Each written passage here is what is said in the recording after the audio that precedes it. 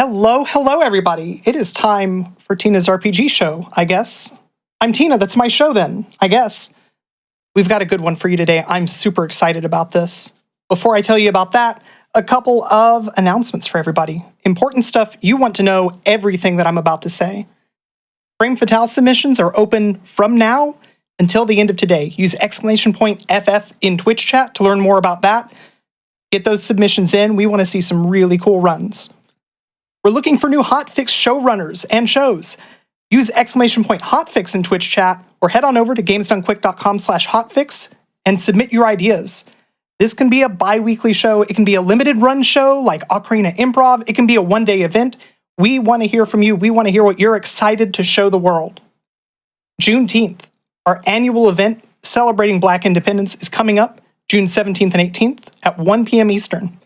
Join us as we highlight the amazing talents of the Black speedrunning community.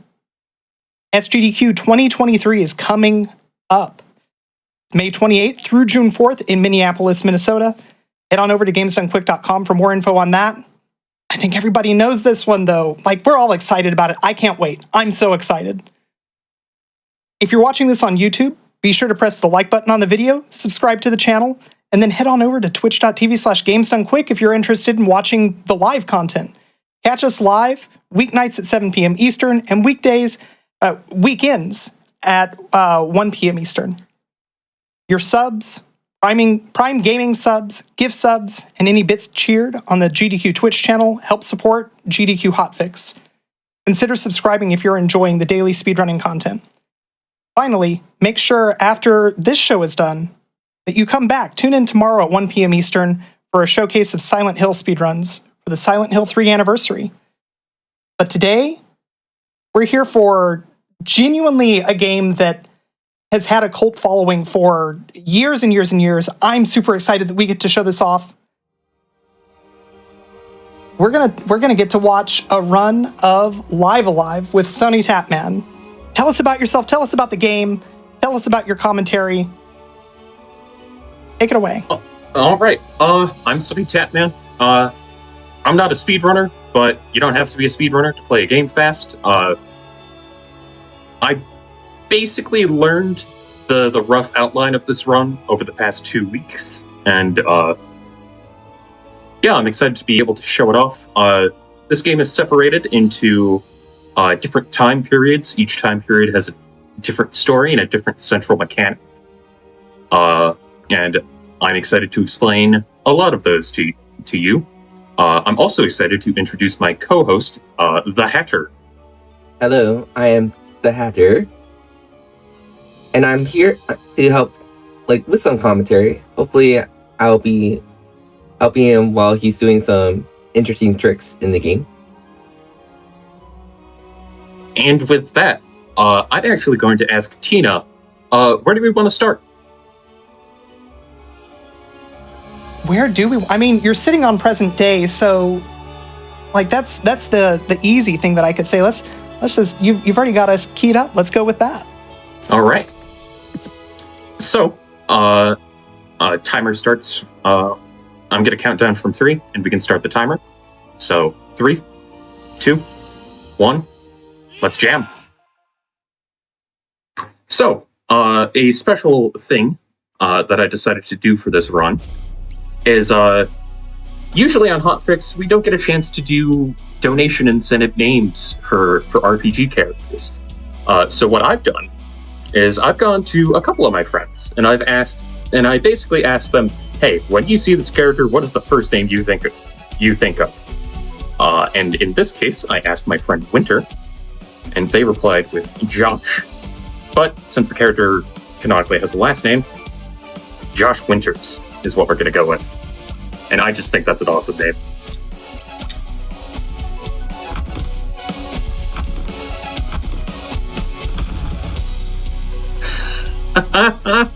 Hey, Chips.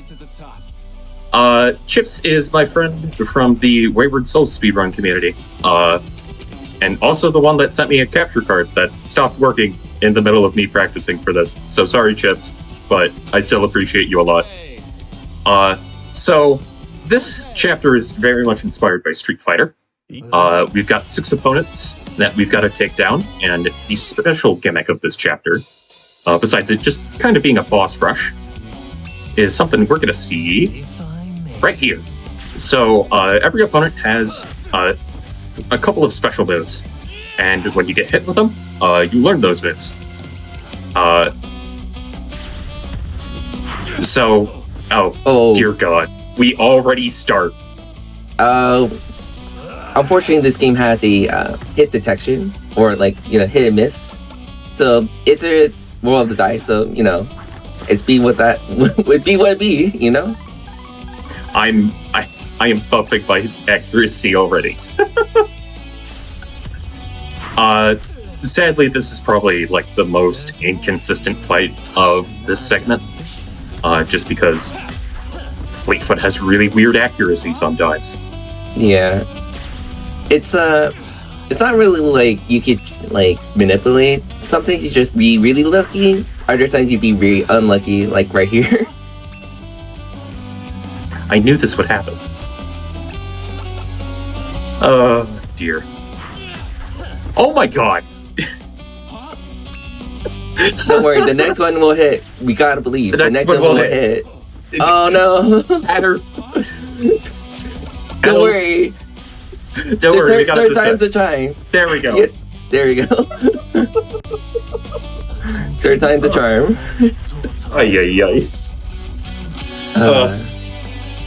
Yeah, this fight is honestly kind of a beat. But we learned Fleetfoot there, which is kind of our main tool that we're going to be using for the rest of the chapter.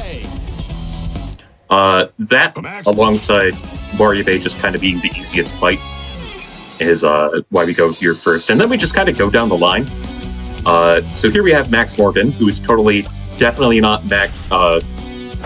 Hulk Hogan, or there was another WWE wrestler with Max in his first name, but I forget what the... I think I remember his his stage name. Was it the Blueprint or something? Yeah, but I forget the guy's actual name.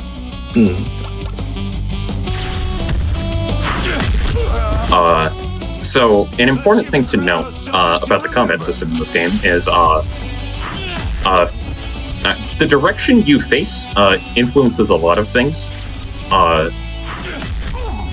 It influences how long it could take to attack, because there's some attacks where there are some situations where your character will have to turn to attack the right way. That also applies to enemies. So what's happening in this case is that Fleetfoot is, ideally, Fleetfoot would turn Max around, and then he has to take a turn. He has to take a little bit to face back, and by then we get another Fleetfoot off. Oh, that went well. Very nice. Yeah, better than one of my practice runs for sure. I did look it up. It was Matt Morgan. So Matt Morgan, that's what it was. So a little bit of mixture of both the wrestlers right there. Yeah. But that's supposed to be our kind of wrestler, kind of Zangief, I guess. And here we have our E-Hop. This time he's in Hawaii though. He seemed like he had vacation here, I'll try not to send you home with a limp. Okay. Didn't do what I was hoping. This is something that's kind of being done for safety's sake. We're trying to learn a specific move from him, but it's a little bit random to get him to actually do it. Yeah. There it is. Nice. Didn't take too long, thankfully. Alright. So, that actually lets me bring up another thing about this game's combat system. Some attacks will take time to charge, and if you get turned or if you have your position moved during the charge time, the move will get interrupted and just won't come out. Again, this applies to enemies too, so moves like Fleetfoot that are able to turn enemies around or something like German suplex that can actually inflict paralysis will be able to interrupt enemy attacks.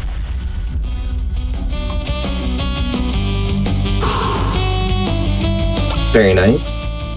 Yeah, not bad. You win.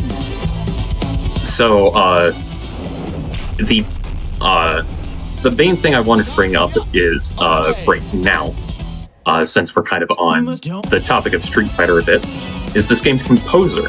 The game was composed by Yoko Shimomura. In fact, this was the first game she worked on at Square, which is very funny for a particular reason. That was a really high roll. Ooh, nice. I've never seen that high of a roll. It's particularly funny that she ended up working on this game because the reason that she left Capcom after working on stuff like Street Fighter 2 and I think she worked on the Breath of Fire games. Yeah. She also did Super Mario RPG. Yeah, but Live Alive was the first game that she did at Square. And the reason that she had switched companies is because she wanted to work on a more typical fantasy kind of game, RPG, I should say. And then she immediately works on this game where there's a chapter that's based on Street Fighter, and she has to make Street Fighter sounding music. I just find that very funny. And to be honest, I didn't even know that.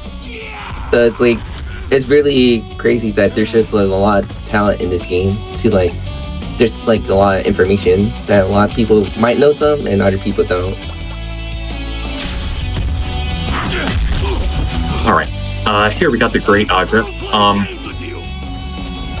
Something I would recommend doing if you decide to pick up this game just casually. Try to push him into the bottom right corner of the map.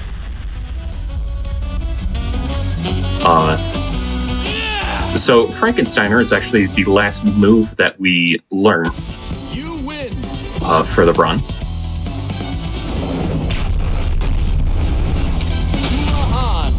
And now it is time for Tulahan, which is like Guile, but he was Russian. It's weird. Yeah, he looks like Guile, but he's Russian, so... And he also does grappling moves like Zangief. Focus now. Yeah, it's a weird hodgepodge. If you intend to carry on my So, you might have noticed, based on just this game's kind of general look, this was made by the same team behind Octopath Traveler. Hence the HD 2D art style. And honestly, it's absolutely beautiful. I love the way this game looks. It's truly amazing. They made every animation worthwhile. I think the later in the chapters, there's a Western one where they animated the horse, and normally it was a 3-frame pixel, but they fully animated the horse to ride the wind. Oh yeah. So after we beat each of the competitors, something happens to them. So it turns out that this man here, Odie O'Bright, has kind of traveled the world after us, and in the process, murdering all of the people that we fought. So, that's not okay.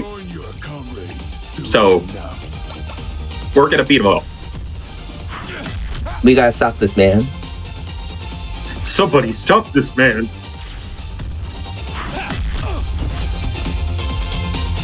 So the start is pretty similar, but we switch to Frankensteiner around here.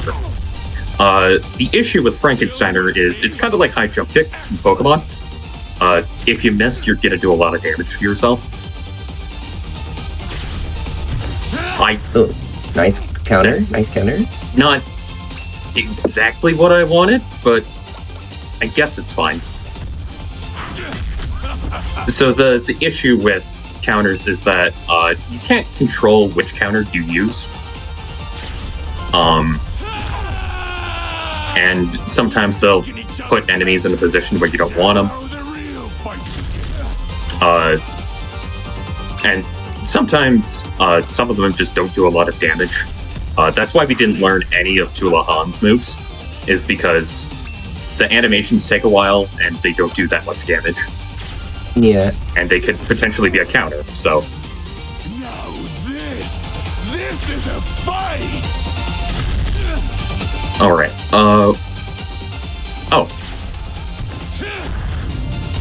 I think that actually added basically an extra turn of damage over the fight. That was a good roll, Yeah. not gonna lie. Yeah. Monarch Toss actually worked pretty well there. But I am the strongest. I didn't want to say anything while it was happening because it's a commentary curse usually, but that was like the amazing fight. Like, it was like perfect in most. Like, it might be like slow with some counters, but that counters do add up over time. So the two counters actually add up for one attack. Yeah. So it kind of saved time in a way. So tell me about how safe this run tends to be. Because looking at your HP, it looked like you were getting pretty low there. Do you have any safeties in mind, or is this just one of those things where you've got to send it and you've got a backup save otherwise? Luckily, this game has like an autosave feature. In the original, honestly, it was does not have an autosave, so you have to make a save manually to like save before the fight. But with this game, like it's every fight, every little section you go through, it has an autosave, so you don't have to worry about like, oh, I didn't save. I guess I have to do 3 more hours of grinding again. So this name was provided by our very own Tina. This is the master of the Charity Fist, which is such a good name. All right, and we're going to be donating we're going to be donating these hands to our enemy. That's right. Come forth and receive these hands. Receive these hands. All right, so right away, we get to talk about equipment, because that literally did not play a role in the previous chapter at all. Equipment, it's RPG equipment. But now is also a good time to talk about how damage is calculated for the most part. I'm gonna move my mouse off the screen. So basically, every move has a set base power, and a stat that they pull from. The stat that they pull from is usually between physical attack, special attack, and speed, I believe. We're gonna play this a little safe. Just, as safe as you can with Tiger. There you go. We're probably gonna have to fight this thing on our way out, but it's fine. No big deal. Running is free. I just don't want to catch the eye of the other one. I caught the eye of the other one. I am afraid Okay. I have nothing for you. So the reason I bring this up here is because the Shifu does have a good number of attacks. However, most of them are based off of physical attack, and Shifu's physical attack, being that he's pretty old, is not great. However, he is quite wise, and therefore his special attack is pretty high. Wise Fox's Grace not only does it have a pretty good base power, it also draws from the special attack stat. So it does a pretty nice amount of damage. In that case, literally. How could this happen? So, darn it. The kind of story of this chapter, the Shifu realizes, he's getting up there in years. He doesn't have that long left, and he wants to pass his martial arts, the Charity Fist martial art down to someone. He wants pupils. He wants people to, share in his passion, basically. And so we're looking for possible disciples. So we've already met Lei, who tried to rob us, which is kind of a typical, bandit to hero kind of thing. It's something you see a lot in movies. But while we were there, we picked up a Nature's Providence, which we have to give to this woman. And then we go down here. Where do you think you're Walk away. Pardon me? And then we teleport? I don't know what happens there. And we're gonna save this young man from some ruffians. Wise Fox's Grace should kill the two mooks. You think you're winning, do you? I am winning.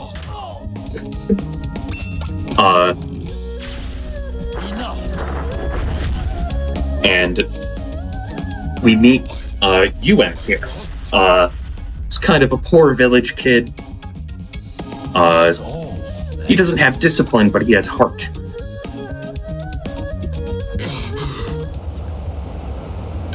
Oops. I'm afraid I must decline. I'm pretty sure I'm doing it. Tell me, Okay, yep. if you insist. So now we have UN.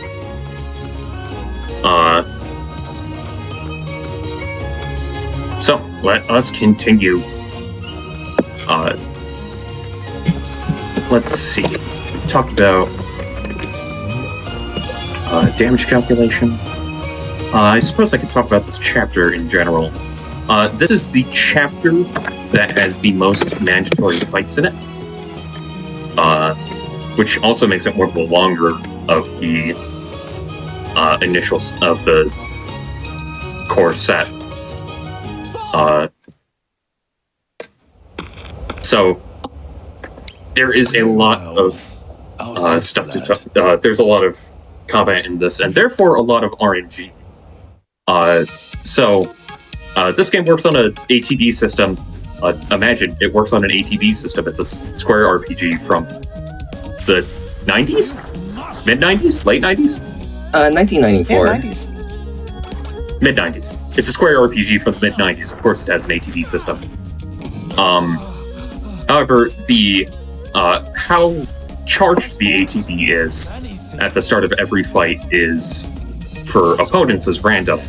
A lot of opponents have random formations as well. Well, it looks as we could do the same fight with Hong there, who's kind of a dine and dasher, basically. But he knows his way around a fight. Sorry. I got no world. I'm stumbling over my words, I'm sorry. No worries. Well, it seems like you got like 3 disciples, but funny enough, they're all some sort of thief with some heart to it. Yeah. It's kind of an underdog. It's actually, I'm pretty sure that's a thing in a decent amount of Kung Fu movies. It's the young ruffian who learns discipline and Wise Fox. thanks to an old teacher.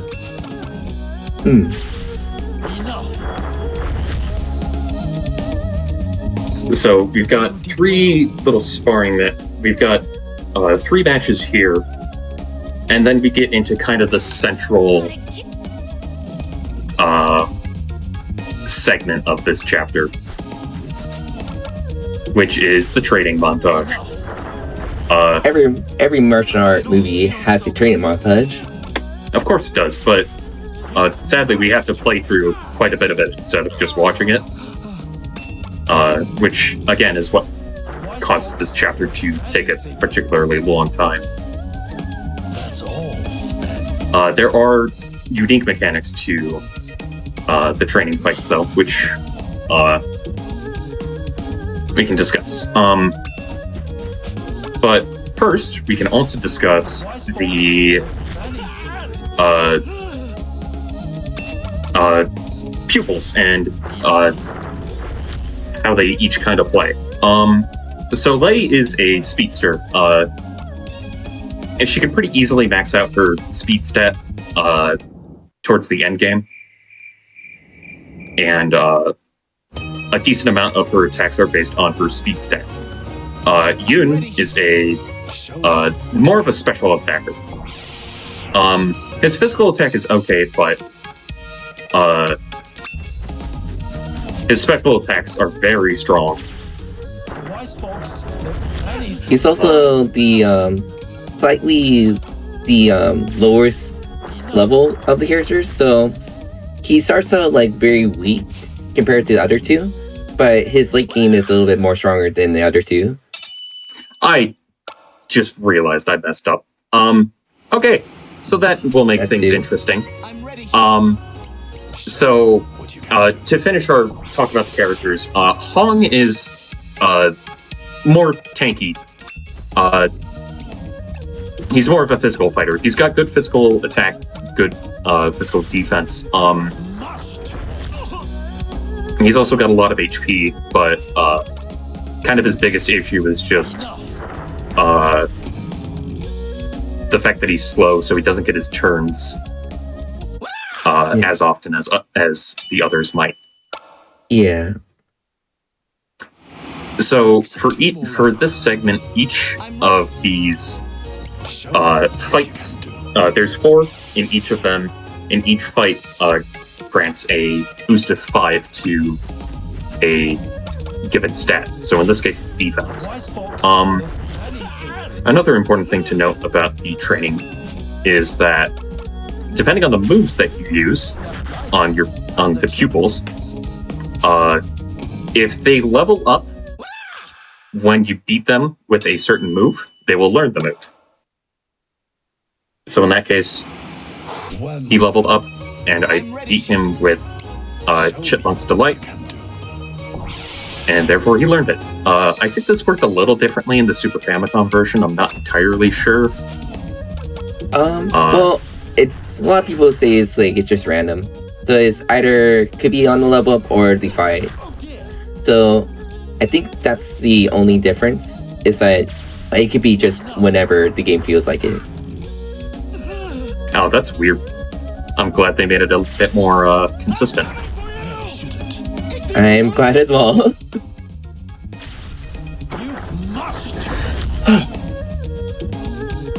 There were quite a few things in the Super Famicom version that were a little rough compared to the remake. You used to not be able to see enemy ATB bars, which means you didn't exactly know when your enemy was going to be going next. Show me what you have. Which sounds like a nightmare. But aside from quality of life things and just stuff to make navigating the game a little bit easier, this is a very faithful port. It's an extremely faithful port, and that makes me pretty happy. There were some localization changes for language stuff, but that's fine. It happens in pretty much any game. Yeah. Stream more. All right. Show me what you have learned.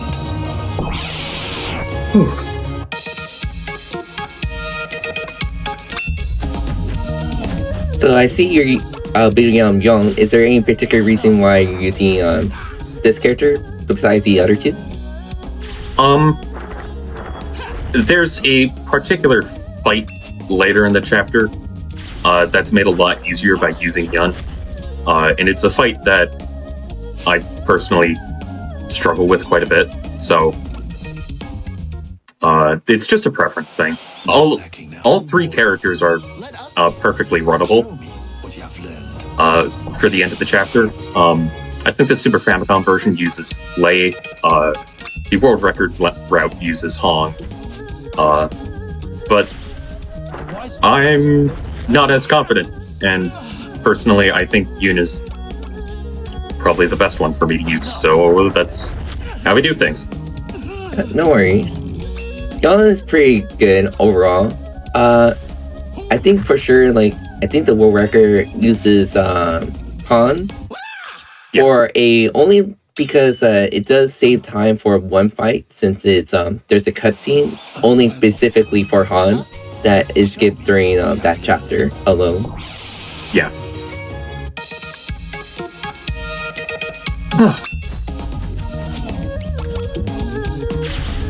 You've must.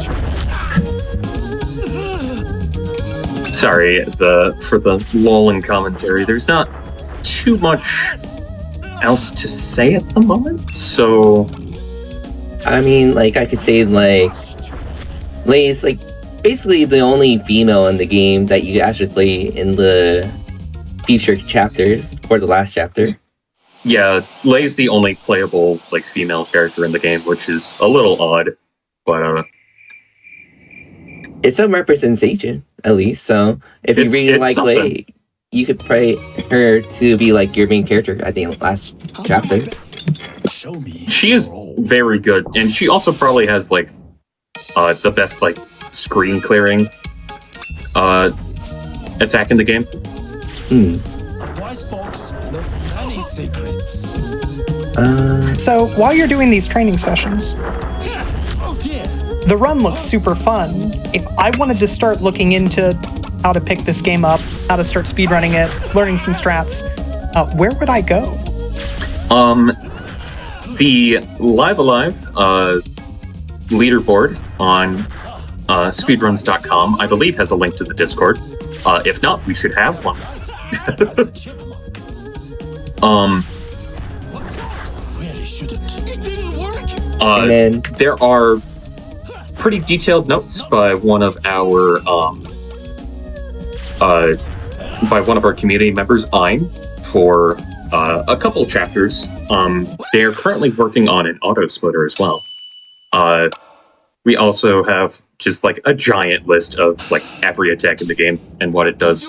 So if you're interested in trying out this speedrun, it's very beginner friendly. You can even just do IL runs if that's what sounds fun. Present day chapter is like 10 minutes, legitimately. So if you want to do RPG speedruns, but you can't sit down for the whole thing, maybe you've got like a job, or you've got like a family that you need to take care of, or that kind of thing, you can still do runs of the shorter chapters and still have a really good time. And I might work on a beginner's guide myself, actually. That could be something. But anyways, we are very close to the end of the training segment here. We've just got two fights left. yeah, we're almost through the training montage. And then from there will be, like, more drama. Drama.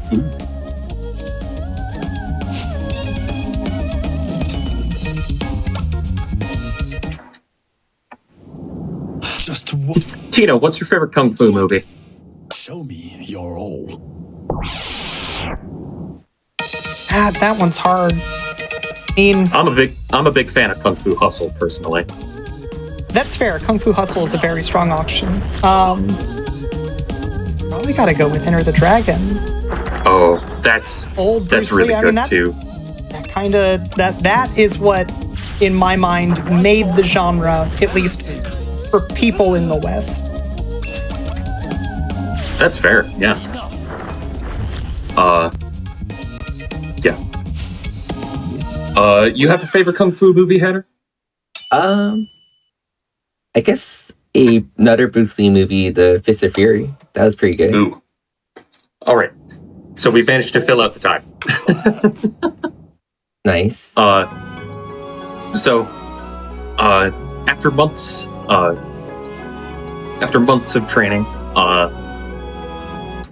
it seems that everybody's gotten a decent hold on the charity fist. However, the restaurant owner from the town informs us that some people are causing trouble. So we should go maybe take care of that. So we are on our way to do so. The disciples are not falling because they still are in training, so they should be training back at the camp, basically. Yeah, they'll be fine. They know what they're doing. So up here is actually a case where just mashing through text is faster than holding the ZR button to skip. I don't know where like all the cases of that are exactly, but I am gonna look into it. You think you're winning, do you? Again, I am winning.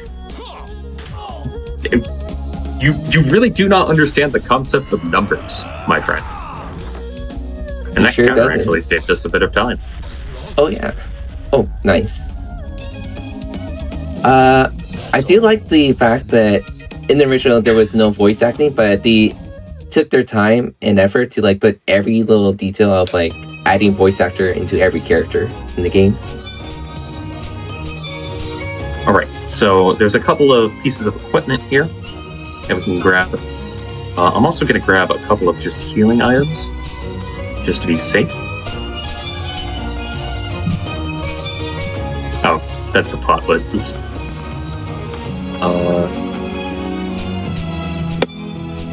Tiger glove, tiger attire, and I think... Yeah, okay. So normally you don't grab everything here, you just grab the stuff that increases your offense and you leave, but this is a showcase run, we want to be a little safe, so we'll grab some extra healing. Because, interestingly, there's not really, like, a shop to be seen in this game. All of the items you either get from enemy drops or you find it in the field.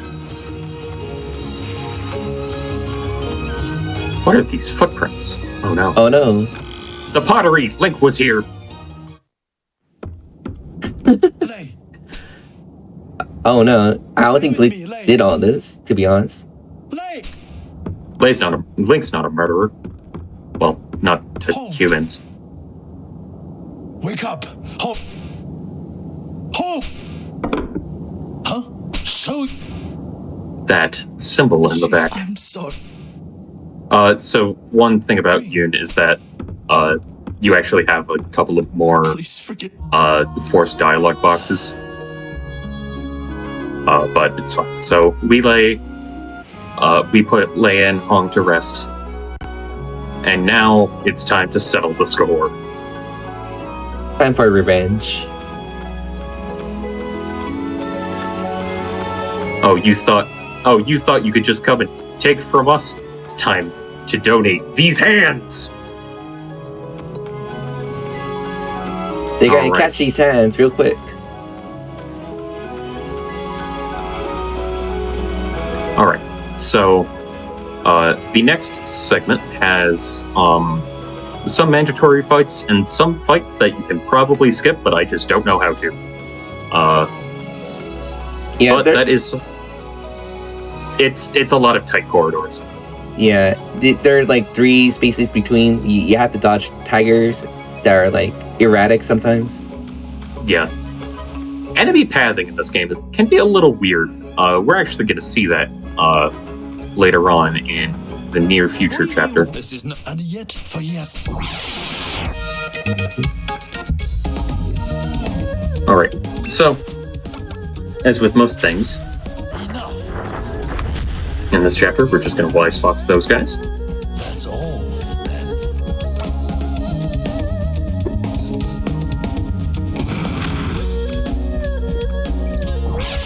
So, at this point, Yoon comes in to help us out. Oh, that pattern is a little bit weird. Not gonna lie. Yeah, that's really awkward. I've never seen this pattern, actually. Well, at least you get that counter Oh, that attack. actually makes things a little easier. Wow, that was actually perfect.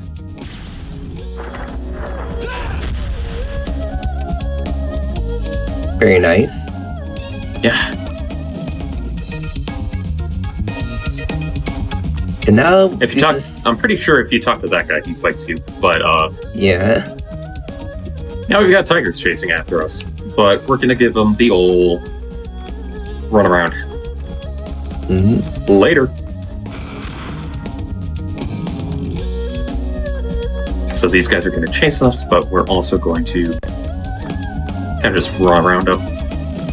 Yeah, and you can see the pattern for this segment here. You gotta run around, or face an encounter right here.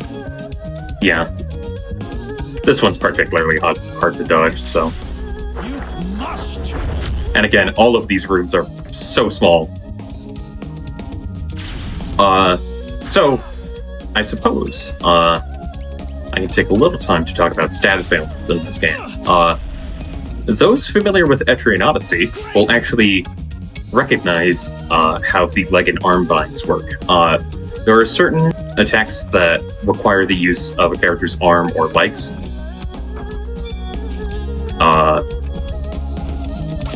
And because of that, if they're bound, they just straight up can't use those moves. There are also some that require both. So if you have one or the other bound, you can't use the move. As well as there are some that don't need either. Ooh, that was close though. Yeah, this is a really tricky room to try and get the fight skip for, so I'm not too upset about missing it.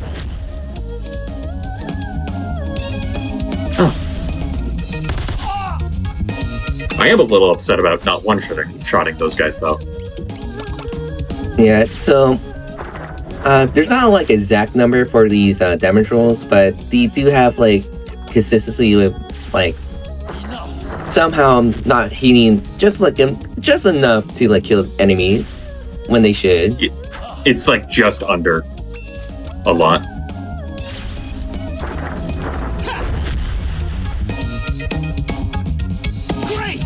But later on, we get better equipment and our stats are higher, so those near one-shots don't happen as often. Yeah. Got another tiger here, but that's slower.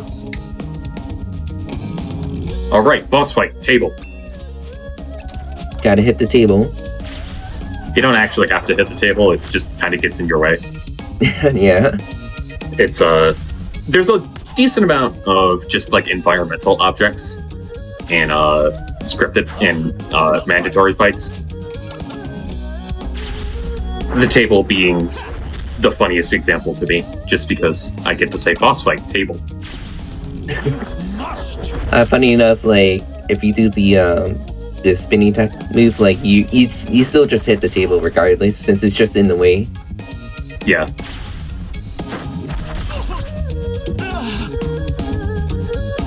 So other status ailments include poison, which is just, it's damage over time. It's based on your current HP, as opposed to like a percentage of your max, or in the case of Etrian Odyssey, it's a kind of just a set amount. Paralysis just prevents you from moving. Same with sleep. However, if you're asleep, getting hit by a move will wake you up, like Final Fantasy in that case. Petrify is basically just an instant kill for enemies, but if all of your characters are petrified, that counts as a game over. Yeah, so there's no return if you get game over like that. Yeah, you can still cure petrification, but it's not like a super common thing to be able to cure. It's usually reserved for the higher end healing items. Yeah, luckily there's not a lot of enemies that do petrify, so you don't usually worry about that in the run. Yeah, it's mostly bosses, if I remember correctly. Yeah.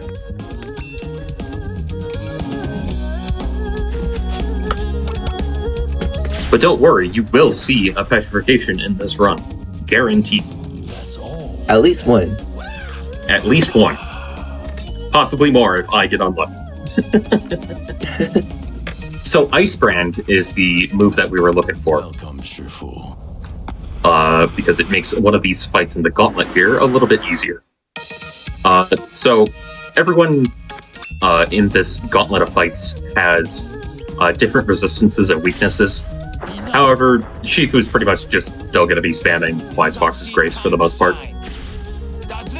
Yeah, surprisingly enough, like, his wisdom is high, but also, like, I think it's, like, in general, like, the move is just, like, overall really good. Like, even if you have low wisdom. Yeah, it's a very high base power.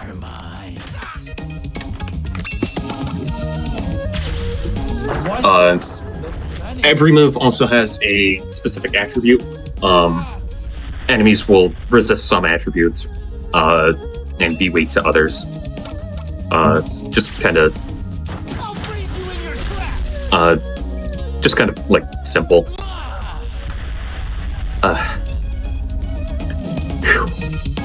And you might think like this is like a theme with the game. It's like there's a lot of boss rushes. Funny enough. Yeah, there are. I never thought about that, but yeah, there's a lot of just boss gauntlets. And we're gonna see another one in the next chapter. Soon all will know the name Urshi. Okay. Oh. We're just gonna keep using Ice Brand. Ishi is number 1. Follow my hands if you can. Ow. Accuracy lower. Oh god. All right. Please no. Please hit. Oh No. my god. This is why I went ahead and grabbed extra healing items. Yeah, can never underestimate the RNG in this game. The moment you do, you are lost. You'll be seeing stars. Okay. That's actually pretty nice.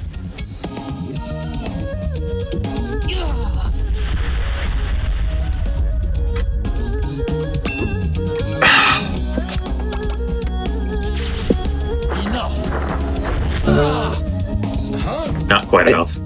Yeah. I do like the fact that they voice act most of these characters. Like, they could have just like made these like enemies like not saying a word at all, but like they like put like some voice actor onto each of these characters to make them very unique. Yeah. I think it's very it's definitely worth praising for sure. Okay. Wise folks knows many secrets. I am Cha-Cha. Remember the All right. name. So this fight should not be too bad. Well, it's not exactly where I wanted. So the other move that Shifu is like decent with is Chipmunk's Grace, because that's based off of the speed stat, and Shifu's speed stat is pretty good. So if an enemy is resistant to grapples, which is what Wise Fox's Grace is counted as, Chipmunk's Delight will do a decent amount of damage anyways. Unless they resist it, like in this case. You were gonna say something? Yeah, so I was gonna say it's like if your speed stat's higher and then the enemy doesn't have too many resistance to the Chipmunk, it could actually stun the enemy. Oh yeah, Chipmunk can inflict paralysis. It's really good for like the next few fights that are coming up, actually. Yeah. But because I have Yoon, I actually have a slightly different way of going about the... Is it the triplet fight you're thinking of, or...? Yeah, think about the triplet fight. Because the triplet fight can be dangerous if you don't like plan ahead on who to tackle first, usually. Well, the Chipmunk is usually a far range attack, so you could just pick out like enemies. Pei-Cha will be your death. I highly doubt that, my friend. All right.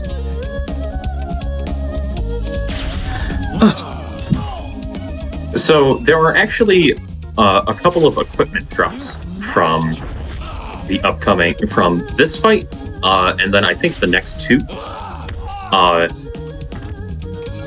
You can get the Dragon's Attire and the Dragon Glove, which, if you do, actually is actually really good because it'll speed up the last fight of this chapter. Unfortunately, it is a random drop, so it's not guaranteed.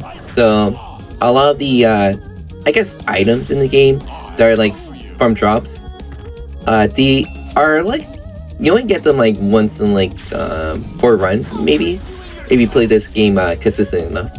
So it's really like hard to say like to implement certain items in the game to like be a main factor to like speedrun it. Like you need to have this item. So, but luckily we have a lot of strats where you don't necessarily need like items that would technically speed up the game to like get a few frames here and there.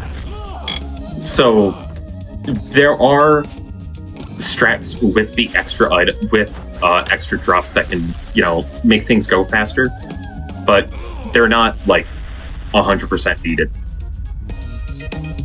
They're nice to have, basically.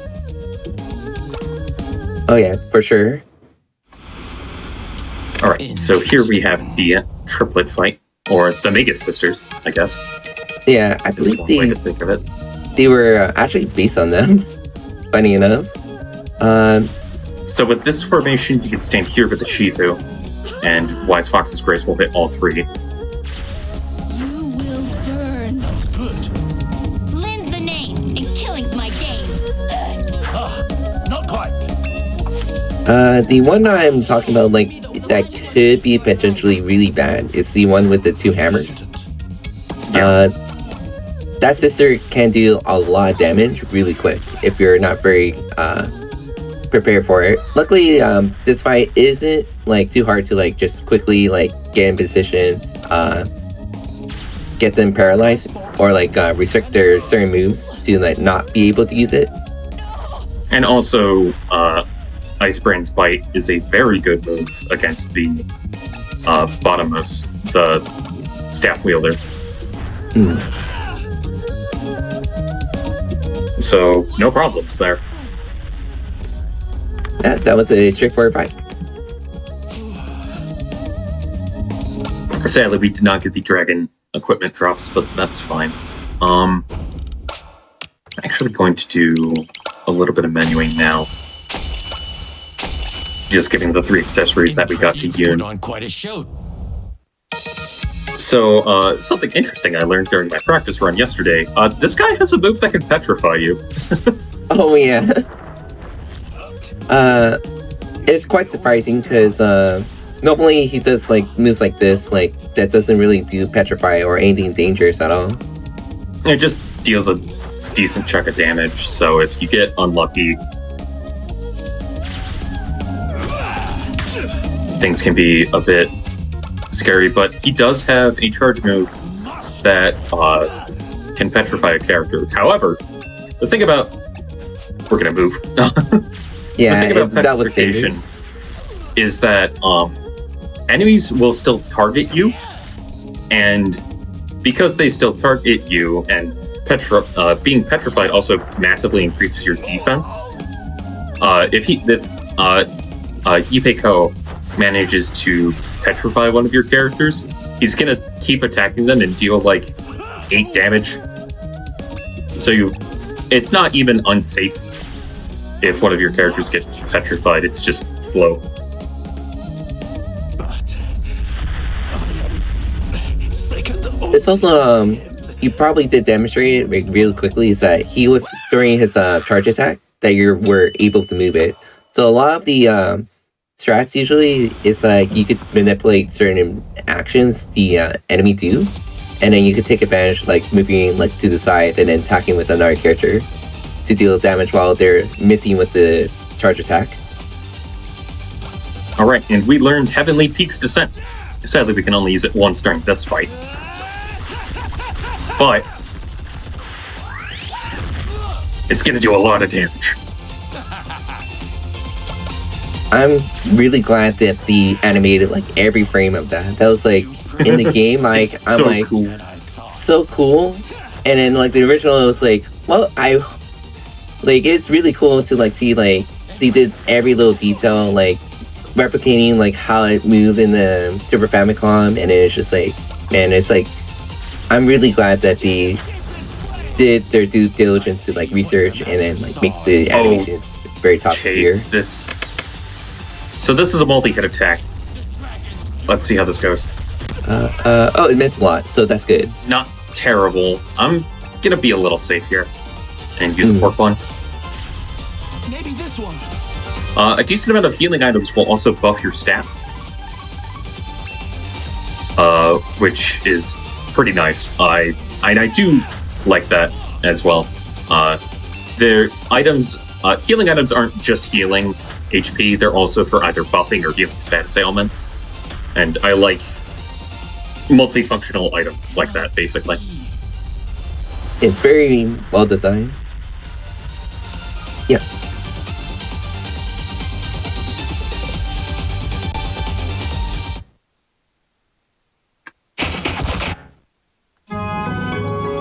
Alright, but we have successfully defeated OD1 Lee. We've preserved the legacy of the Charity Fist. We have donated him those hands. And now we are going to take a little bit of a wellness break. I would recommend standing up, stretching, get yourself some water, get yourself some food if you're hungry. Pet your animals, they deserve it. It's my lines. You stole all of my lines. But yes, now we are going to take a wellness break.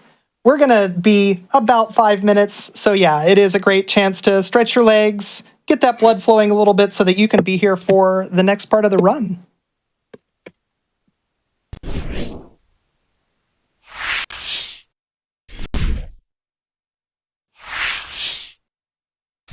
And we are back.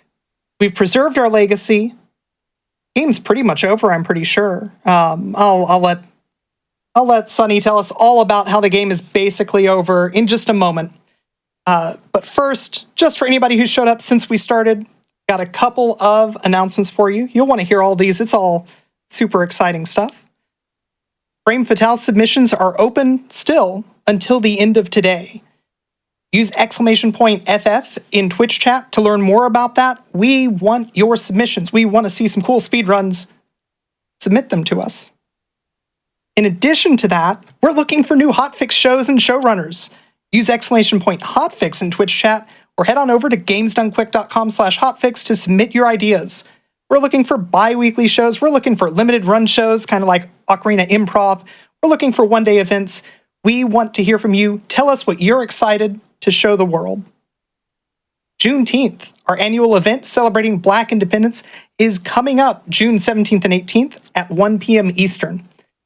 Join us as we highlight the amazing talents of the Black speedrunning community. One that almost feels silly to say, hey everybody, did you know that SGDQ 2023 is coming up? It's going to be May 28th through June 4th. It's right around the corner and I can't wait. It's going to be in Minneapolis, Minnesota, and head on over to gamesdonequick.com for more information on that, but I'm sure everybody who's watching this already knows everything there is to know about it. If you're watching this on YouTube, be sure to press the like button on the video, subscribe to the channel, and then come on over to twitch.tv/gamesdonequick if you're interested in watching our content live. We start weeknights at 7 p.m. Eastern, weekends at 1 p.m. Eastern.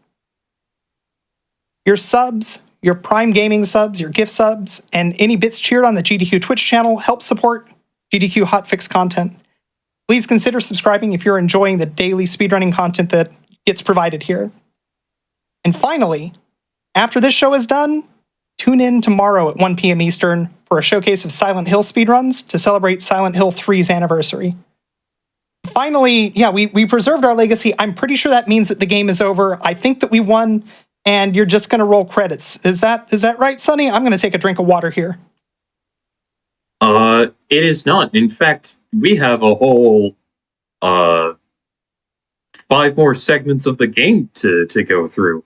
There are 5 more stories here because Live Alive is extremely unique in that its game in that the game is separated into 7 different chapters, each taking place during a different time period. So we've done our modern day. We explored a bit of Imperial Japan, kind of had a kung fu movie showdown. But now, next up it's going to be a real fun one. So are we ready on the timer? We're ready whenever you are. Count us in. All right. We're going to start in 3, 2, 1. Let's go. Right on. So, next up is a particularly interesting chapter. The Twilight of Edo, Japan. This chapter has a very familiar core mechanic, if anybody's been following indie RPGs in the last while. But first, we have to name our character. And this character was named by Chips, who is in the chat, and is a member of the Wayward Souls speedrunning community. We are controlling Kenshin. So. As you. Yes, my lord. Then The main gimmick of this chapter, I will explain it now, because it's kind of, part of the whole thing. There are 100 enemies on this. There are 100 human enemies on this map. Just throughout this entire area. And you can get through this entire, this whole chapter killing as many people as you want, or no one at all. So people who are fans of Undertale might know that Toby Fox, the creator of that game, is a very big fan of Live Alive. In fact, Megalovania, in the Earthbound Halloween hack, was originally supposed to be this game's boss theme, Megalomania, but he made his own track, and, well, y'all know what happened from there.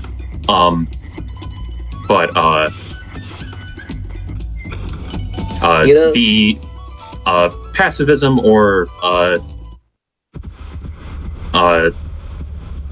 just the true ending. You need to not kill everything. However, that is really awkward to do in a speedrun. Just because there's a particular sequence of events that you need to go through that takes a while. So, we kill exactly 3 people for this run. And certain enemies don't count as people, so that's including bosses. So bosses are not, unfortunately, they don't count as total kill. They're actually your target kill count, so they are actually the necessary kills that you need to do. Yeah.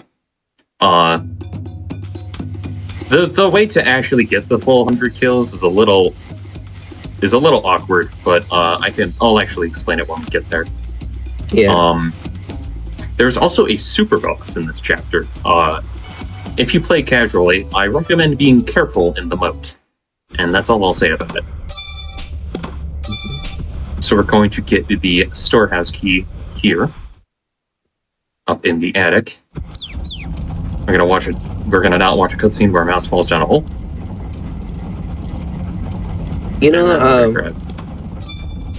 Oh yeah, the hook shot. Nice. The funny thing about when you talked about the Undertale thing, I actually made a comment through Twitter to confirm whether or not Megalovania was inspired by Megalomania. I think it's actually within the Undertale Wikipedia about that. That's kind of funny. And during a Live Alive tribute show, they did a version of Megalomania that had a riff from Megalovania in it. Oh, nice. So we grab a Kotetsu there. That's just doubles our attack stat, which is really, really nice. So there is a bit of grinding in this chapter, but it is mostly front-loaded. So we're going to leave through the entrance. Very well. And we'll be very agreeable. So the reason we went to the attic in the first place is because we want to go to the storehouse here. Use the storehouse key. So now is a good time to explain how experience in this game works. Enemies have a base experience value. However, there is a multiplier based on the difference in your level and the enemy's level. In this case, we are level 2. That ghost is level 7, if I remember correctly. Yes. So we get a lot of experience from them. We're going to be grinding up to level 6 here. Funny enough, in the original, like, these ghosts weren't giving a lot of experience, so in the 80%, we tend to miss these. But if you're doing, like, pacifists, these are the enemies that you would have to grind to get to a higher level, since they don't count as kills. Also, don't speak to the lady here. She's like a optional boss fight, and she's really tough. Yeah, but she also is very important for being alive, since she also spawns more ghosts once you leave and re-enter this area. Oh yeah, if you get rid of her, the ghosts stop spawning. I forgot about that. Mm-hmm. So we're gonna grab everything in here.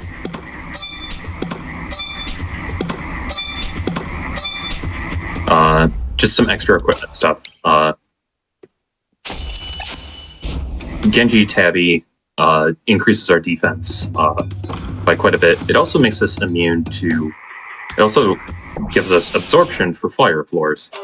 And I suppose this is a good time. We can also talk about, since it's one of Kenshin's main gameplay mechanics, I guess terrain elements is the best way to put it. Basically, certain moves will leave one of 4 terrain types on the field, between fire, water, thunder, and poison. Water does the least amount of damage to enemies, and then it's fire, poison, thunder. But if certain equipment pieces as well as enemies will have resistance to those, and in those cases, they will actually heal you instead, which is nice to keep in mind. There are some bosses, I think a lot of super bosses in particular, take advantage of the terrain fields. So it's something that's decently important to remember.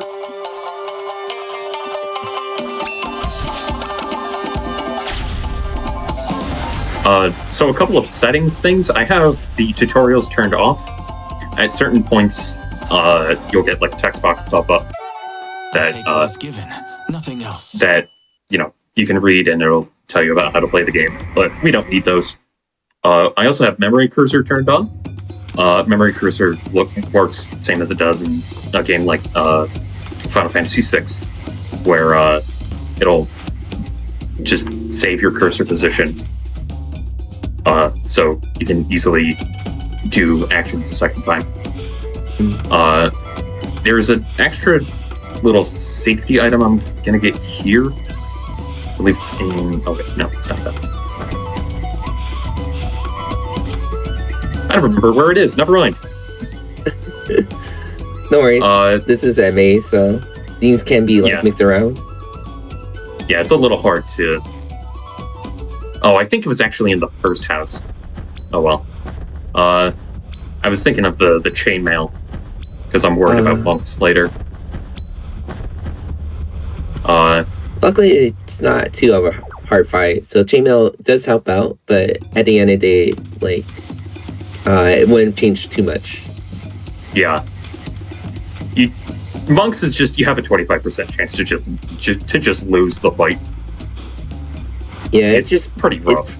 It's just what happens. A lot of the time is like, look, this game is really fast with like, just like going back to like the fight over and over again. But it's like, it does add up like time, like dying. Of course, like it's not fast to die in any part of the game. So ideally you want to not die in any of the fights. But sometimes it's just like the game can be like, today we're going to do a different pattern, and like you can't really do much about it. We're going to do a pattern you've never seen before and just mess up everything. Bye. Alright, so the attic maze is a little slow, but I like doing it because there's a particular item in here that makes a later fight significantly easier.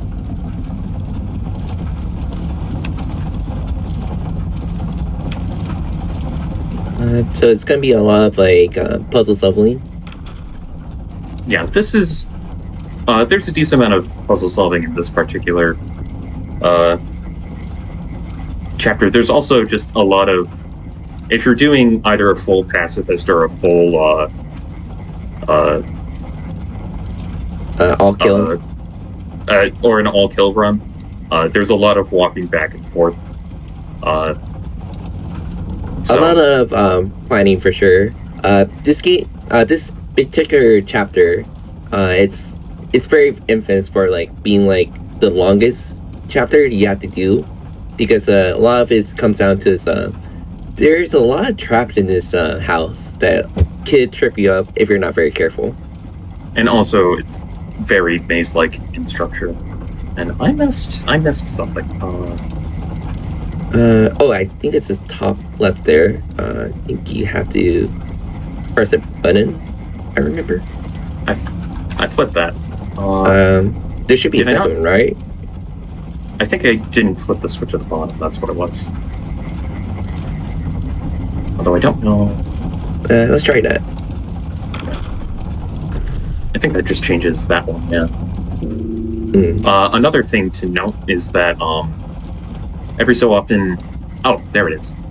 Every so often the bell will ring, and that changes the password between River and Origin. Some NPCs are going to ask you for a password, and if you don't give them the right one, then you have to do a fight. Some of the option like areas, when you do like get the password correct, they do get you more items, either armor or more like usable items, some healing items as well. So it's very nice if you're playing through this game casually. Yeah, Pacifist also, I forgot to skip the cutscene. Pacifist, the main benefit is at the end you get a pretty powerful sword to use in later game chapters. And for an all-kill run, you get it's just more experience, so things are just generally a little safer in an all-kill run. Yeah. I would say like the pacifist is pretty hard to do, given that there's a lot of ways you can like kill someone by accident. Like there's a lot of force fights. You can also just lock yourself out of it if you don't path correctly. Oh yeah. It's the bit with the Kobans. Yeah, the Kobans are really man, they're very evil in that regard. Like you would not suspect it at all.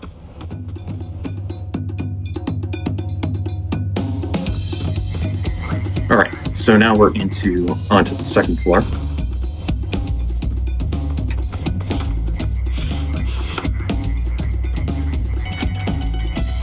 This is right.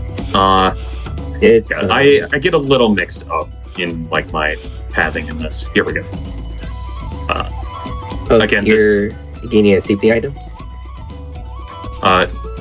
No, this is my route. Oh, interesting. Oh, right, you do skip the I skipped the second floor attic. I see. Yeah, so a lot of people have like their own routes to this particular chapter. It's like literally some of them are like a lot of people usually do is like the second attic to like fight the Genmai, but there's like a lot of ways you could actually go through this mansion essentially, and that's what makes this game very unique. Okay. Yeah, there's a lot of the chapters you can approach in their own way, and even like one speedrunner's route is gonna differ from another in terms of like just how they like to do things. So the reason I picked up the hook and rope set is for exactly this room, because otherwise you'd have to do like 4 enemy encounters, and that takes time. But with the hook and rope set, you just get to skip everything.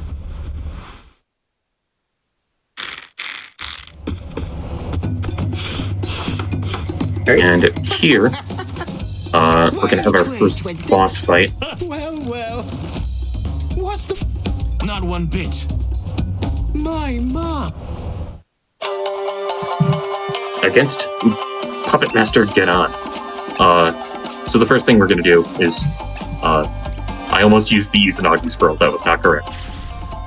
That'll be slightly bad. We're gonna use the Fujin scroll. To just get rid of all of the additional enemies, and then we're gonna zone him. This isn't projectile spam; it's zoning. I swear. He surely is not trying to do a spin on you. Oh, I didn't know he could hit from that far. Only with that move, though. That is a very rare move. He doesn't usually use that one at all. There we go. Very nice. That was a good one. All right. So at this point, this kind of becomes a bit of like a boss rush. At this point, you've got nothing but like boss style encounters. So the way to skip the next fight here is really weird. So you have to get 5 Kobots, but you can only do that by freeing a certain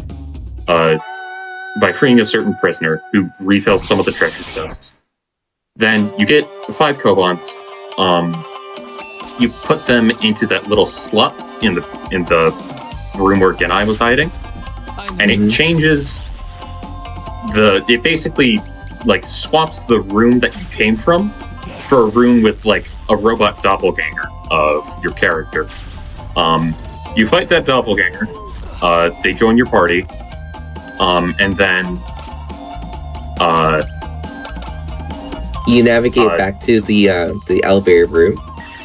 Yeah, you come up to the monks. He does a Looney Tunes style dust cloud fight with them, and he breaks, but he knocks the monks unconscious instead of killing them. Yeah. The main reason why the whole situation happened is that the robot is scared of rats. So if you do take the robot elsewhere in the mansion, there will be certain rats in certain rooms. So if they interact with the rat, then the Koban would like go insane and then just break itself. Yeah. It also can't go in water. It also can't survive large falls. It's very brittle. Yeah, it's very brutal. There's a lot of traps in the mansion. They're like, we intentionally go around, for sure. But in this remake, they do telegraph where the traps are that would do that. So luckily, good on them for like doing that. Because a lot of times in the original, you just go on a space and you just fall down to the basement. Yeah.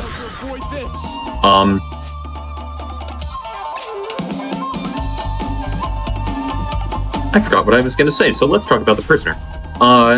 We've got a new party member here, the prisoner. This is actually the person that we were sent to save. I'm going to heal here. Yeah, that would be good. This is the person that we were sent to save.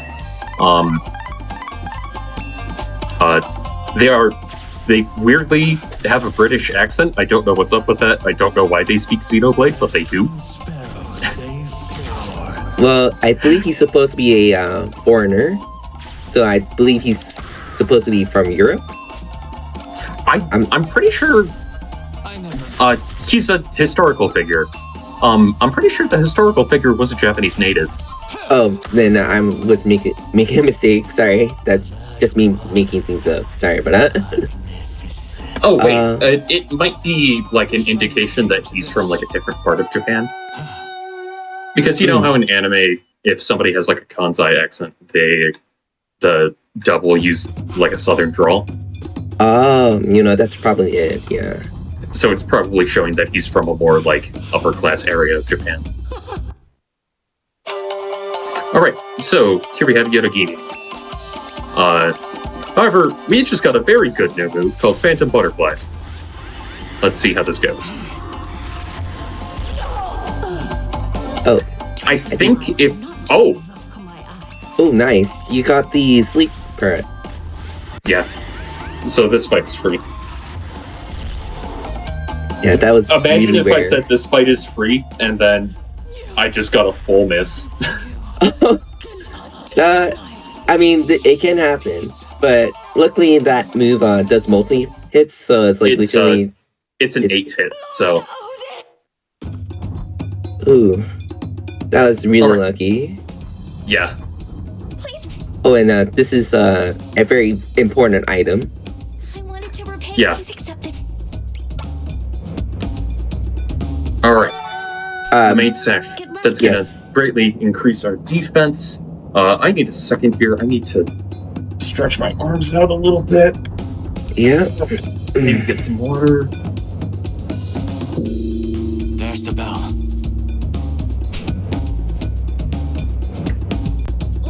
wait. Okay.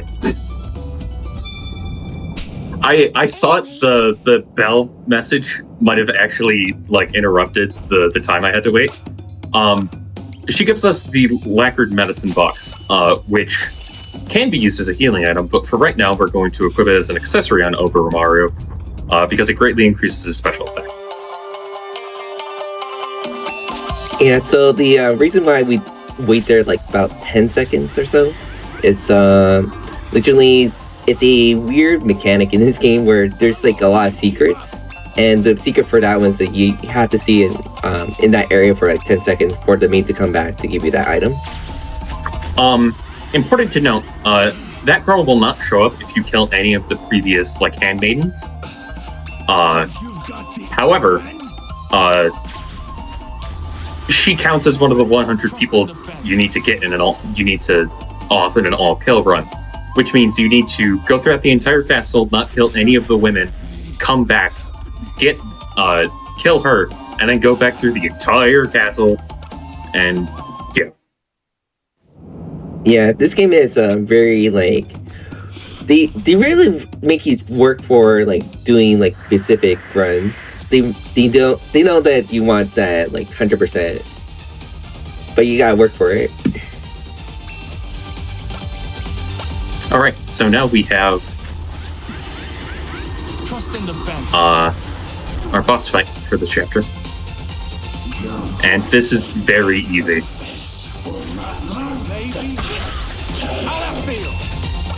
We did it. That's the entire boss fight. Is just repeat these 2 turns. And hopefully the AI does not do what we want it to do, which is go down 1 space and then do its a healing move. Yeah. I forgot it had a healing move. Yeah, basically it's like a drain move, so it's actually pretty dangerous if you that's allow it right. to do it. So what I'm doing on the prisoner's turn is I'm pressing the L and R buttons, which causes the character to turn around. But that takes time, and so it'll advance ATB gauges. So we're waiting until the boss charges up and starts charging up an attack, and then we fire off a warning shot so that we can interrupt them. I think there are faster ways of doing this fight that involve the prisoner actually attacking, but It's very we're playing it. dangerous. Yes, we're playing it safe. It moved one down. Luckily, he's really low now. Yeah. And also he was turned around, so there we go. Very, very intense fight. Like, I've done this fight many times, and it's legitimately it's always scary every time. And Yeah, I made that look really easy. This run can go that fight can go horribly wrong if you don't get turnarounds on warning shots or if you don't hit enough with Phantom Butterflies. It can be an absolute mess. But that is the Twilight of Edo Japan done. So now we move to my personal favorite chapter, The Near Future.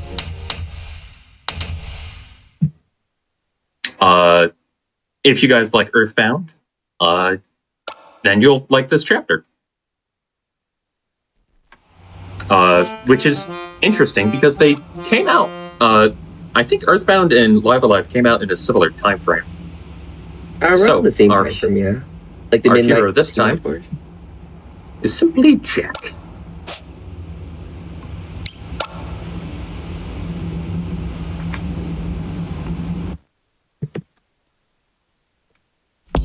So, I think the chat wants to know is that, well, I want to know also is that, would you play through the entire theme song? Should I play through the full? Oh, I probably should, shouldn't I? All right, for you, It's a chat. showcase. All right, for you, chat. We will hear the whole Steel Titan theme.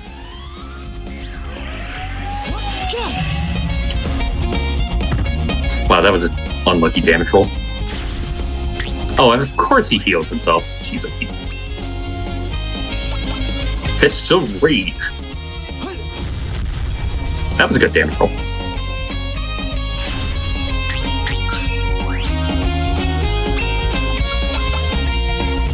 So yes, I will let the Steel Titan theme play. Is the most spectacular opening you will ever see in a Sentai, in a game. And also, I think something made for the re-release, right? I believe so.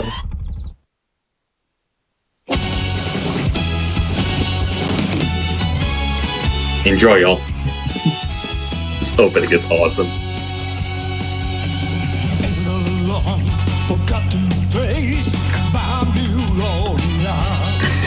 It's so beautifully English.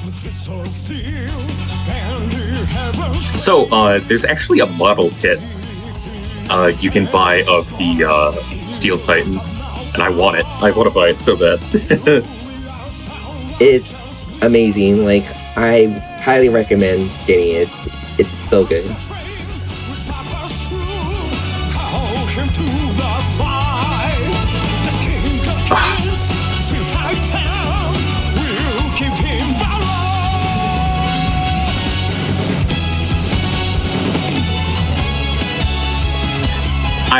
So this is part of the reason that I really love this chapter. But I would say this chapter probably has the best single story out of the best like individual story out of every chapter. Yeah, it's really well balanced with like side characters, the main character being like not like too of like a jerk, but he's like very relatable, like to being like how he's trying to like take care of his sister. It's very like your family's very important to you. Sorry, I'm pulling up notes on my phone. So I'm using the very detailed notes of Ein, one of our community members. He's working on an auto splitter for this game. And he also has a very detailed notes write-up for this chapter, which I have been using quite a bit for my practice runs and even now. So shout out to Ein, Super Famicom on Twitch. They rock. They're like pulling all the stuff for this game. He actually did the data mining for the all the notes in our game data. He's also the person to legitimately put out amazing guides for the ones that Soda Poppy is using right now. Soda Tapman. Sonny Tapman. Yeah, Sony Tapman. Sorry. It's okay.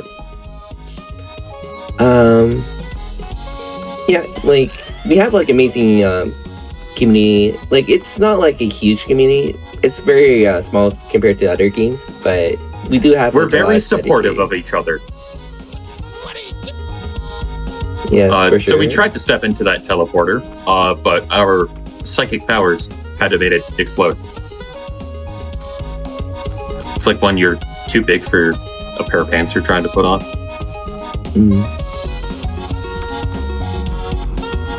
Alright, so I think I messed up this movement. No! Darn it. Alright, it's fine. Imagine if I get the backfire. Let's see.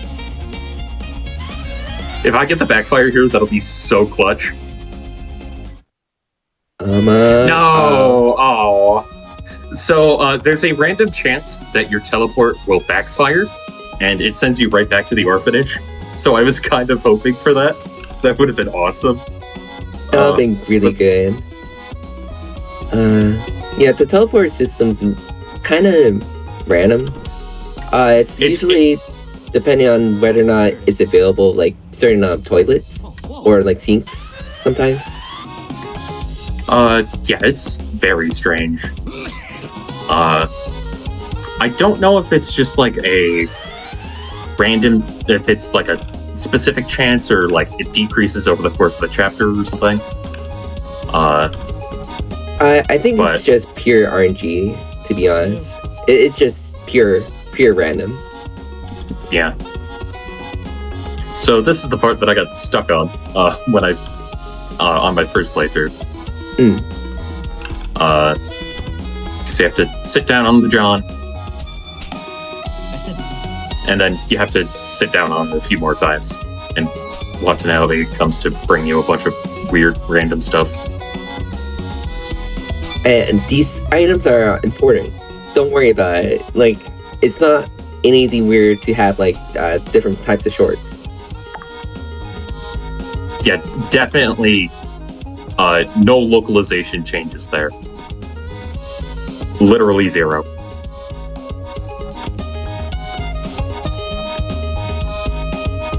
Alright, we're heading back to the antique shop.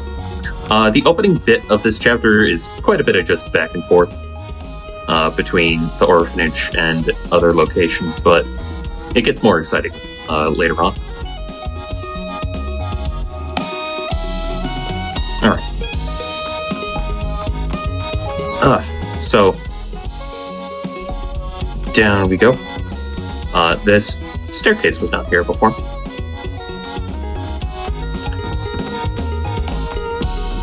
And yes, in the Super Famicom, this is you basically have to keep on going down these stairs over and over again to the very bottom. It does a fade out every time? Yes. Oh, that's horrible. So basically, every floor almost looks the same. You go down, you have to wait for a little loading, but it does add up, and you go back up again. And then you have to come back down and back up again. Yes. In a bit here. I think you only need to do it twice in the run, or in the Super Famicom version. Yeah, you only do it twice here as well. Oh. So Tobey thinks that we might have what it takes to resonate with the steel titan and control it. Why do we... I don't know why exactly he's concerned about it, to be honest.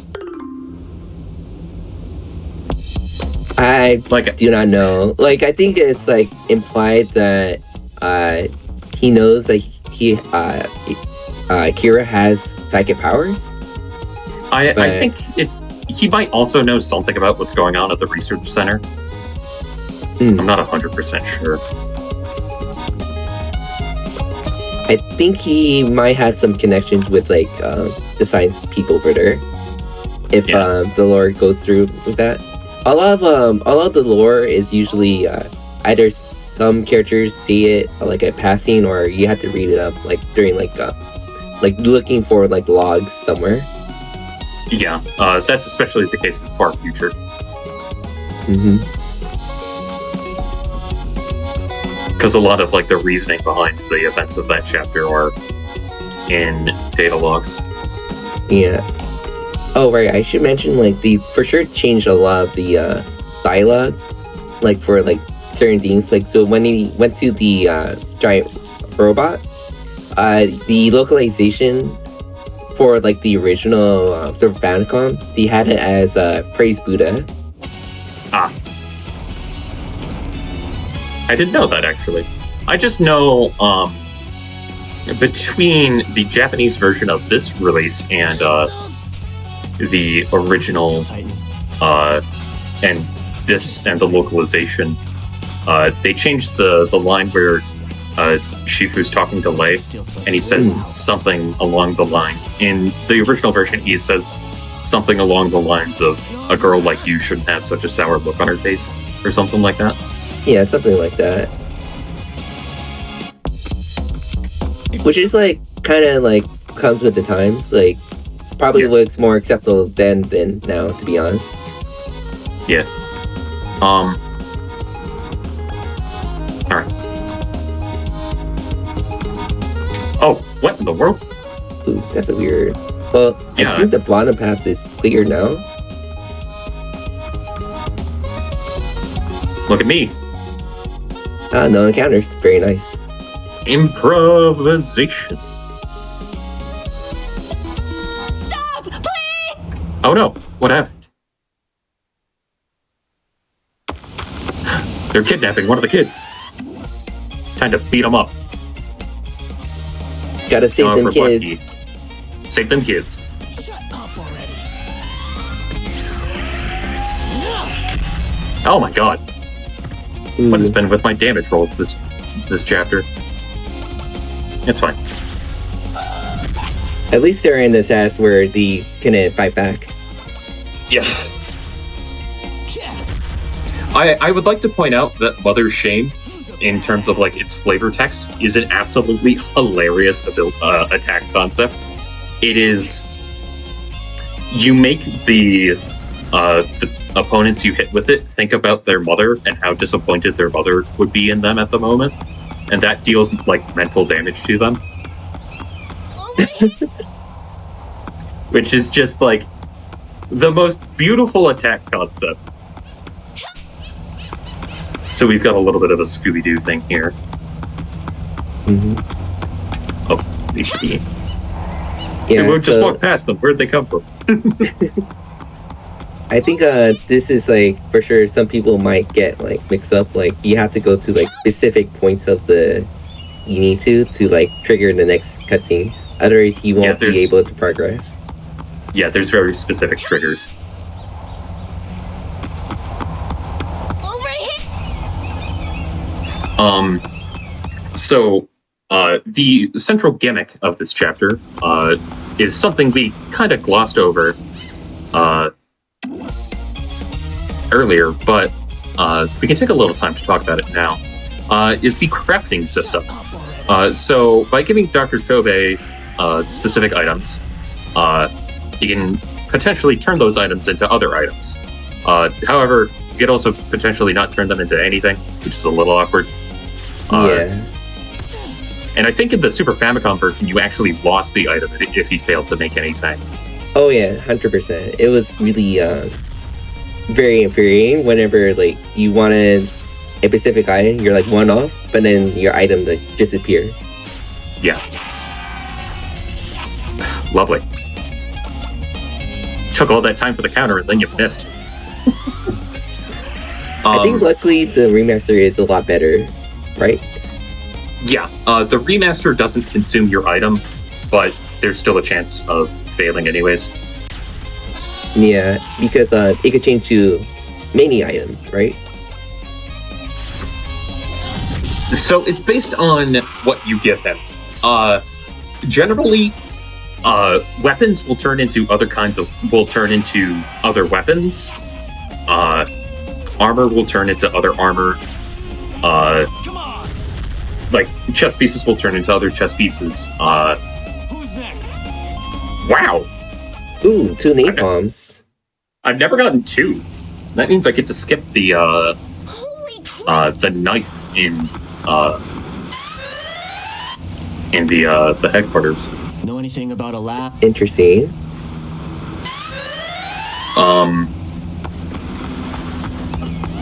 Right. So, for most things,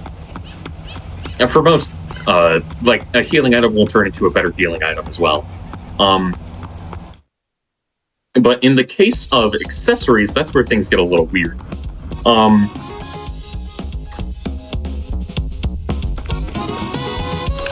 Accessories will either attack items you can either turn into other attack items or they turn into accessories. And the express purpose of those accessories is that they're infinitely reusable attack items. However, you can also equip them to Tarima, our turtle robot here, and he will basically gain those skills to use without having to go into the item menu and everything. Alright. So here is the hardest part of this chapter. There's a lot of fight skits here. Appointment? Nah. And they're very, very close. There's a lot of tight corners, a lot of ways where the enemy could be not notice you at one point, but you want them to move a little bit closer so you can move around them. So we run right through there. We run from this fight, and then we're going to aim for the right doorway. And we're hoping that the enemy does not notice you immediately. Oh! So close. Right there.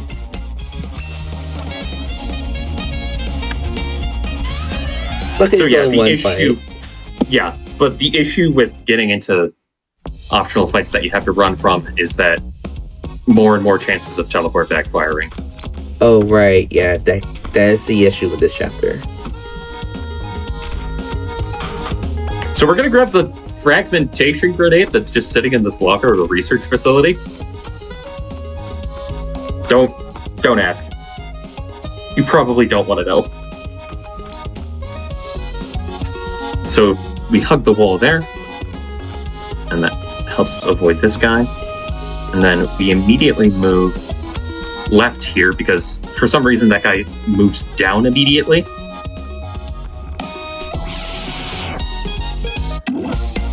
And this fight is why we picked up the frag grenade. Do not worry about the dog. The dog lives. And the guy... Oh, jeez. Well, luckily, what is with my damage rolls today? It's marathon luck, you know? It happens. Apparently. So I guess this is a good time to talk about how characters dying works. So when a character loses all their HP, they are knocked unconscious and they're on the floor. If they get hit again in that state, they are permanently taken out of the battle. Nothing you can do. There's no life spell. There's no Phoenix Downs. However, because there's none of that, it also means that you can just hit them with any kind of healing and they'll be up and ready to go again. Yep. So this fight is why we get the napalm grenade. That is why we want the napalm bomb drop. It can drop from, I think, any of the fights with the Crusaders before here. Yeah. But it's very random. Sometimes they drop it, sometimes they don't. The bigger enemies should drop it, but it's not guaranteed at all. And I just got another one. My god. At least your drop rate is pretty good, right? So that's... Yeah, at least my drop rate's good. So Lawless comes back into our party now, and here is the toughest skip. Alright, let's see the RNG. Here.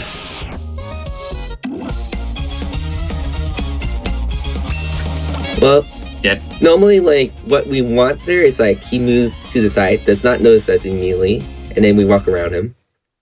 I think it might have been because I took too long to start walking. So we hug the bottom here.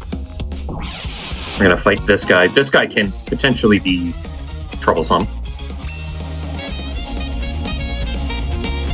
Especially because he's in a corner. So that's the way. Fists of Rage is our best attacking move, but this guy resists it, so yeah, we'll do a little bit of extra damage with the shot. We don't have Rest in Heaven yet. Oh, I almost just teleported. Ooh. Well, good thing you did it. Unfortunately, it's not character... well... I think so? Because the... From our side, it's like Discord, it's stopped right there. Well, you know, I was going to say you didn't have to say the thing before, but that's fun. So I know that you have some safety saves, and you were talking about the autosave system. Thanks to the autos... Yeah, there's the error.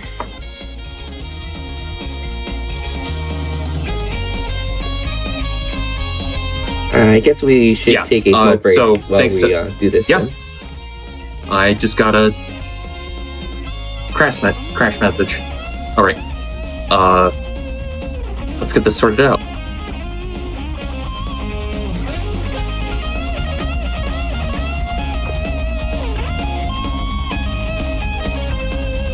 So sorry about that, everybody.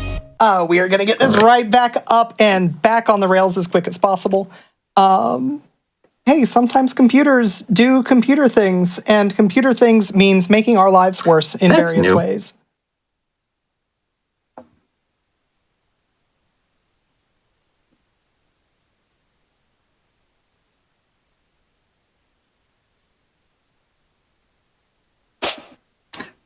Sure does. Okay, let me get my... Awesome. So that really does answer my earlier question as far as what the safety in this game looks like. So yeah, whenever you're ready, count us back in. And thankfully, the timer running again for you. Autosaves are a thing.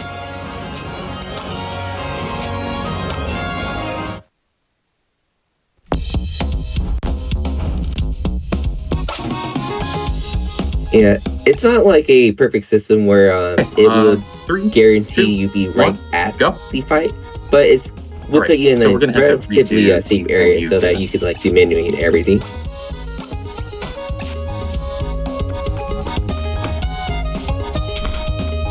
Yeah.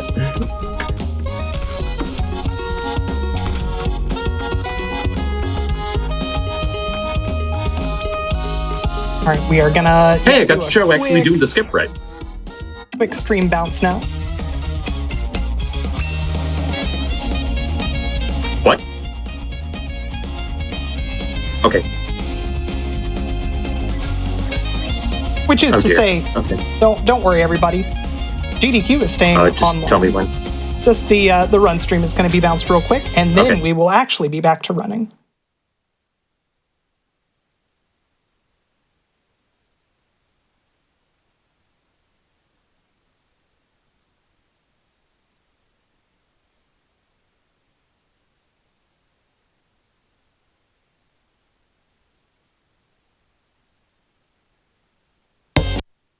Yes. Okay. Okay. Never crash during my practice runs. Okay. Alright. All right, and it looks like we are actually good to go. Count us in one more time, and we will be back on the road. All right. 3, 2, 1, go. All right. So,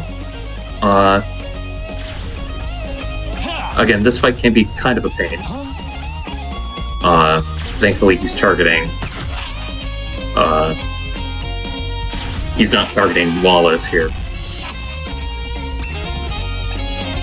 Yeah, Tarma is like legitimately probably the most like reasonable target because he has a good HP pool. Yeah. I think they tend to go for characters that have higher HP. I I'm won't not 100% say. sure. Yeah, I won't say like for sure because this game is. I wouldn't say like it's been figured out. I think we usually have like in our mind for each of us like that run the game like some like stipulation like okay this game does this like half the time and it does like oh this works out for this fight. But the game can throw like different curveballs. I'm positive that's never happened before. I've never seen that Misanga drop. Masanga? Misangu? Yeah, I've never had that drop before.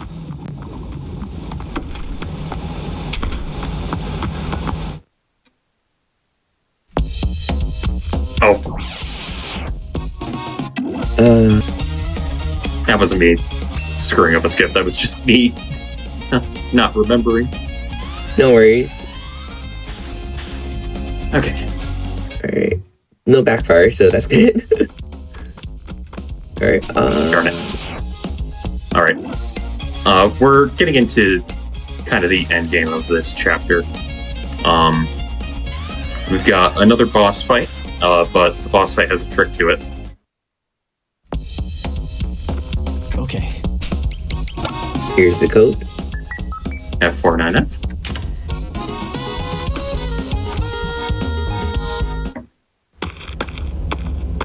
Oh no, it's our 3 villains that we've never met up to this point. Yeah, it is kind of weird to like just finally meet the villains for like a quick second. Yeah. So if you hit this guy in the back, it's something that doesn't move him. It self-destructs. So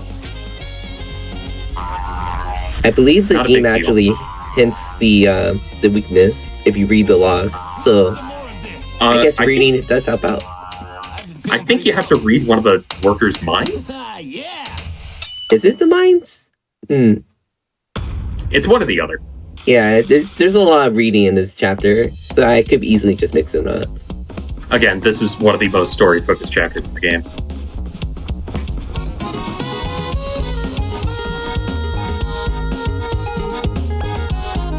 Yeah, so this game just like has a very good way of like integrating story or like things that are like not like necessarily too crazy on like lore, but like they integrate into the gameplay like here and there, which is very nice of them. I would say that there's a lot of secrets in the game. Like it's really up to like you to like go out your way to look for them. Ooh, first try. Okay. Oh, nice. Got something for you. All right. Let's see. No. All right. So again, the success of crafting is okay. No, that's not the one I need to save for. No. It's after this one. Yeah, it's very close. Very close. Wow. So I gotta save for this one. Because we're looking for a specific item here. Got something for you.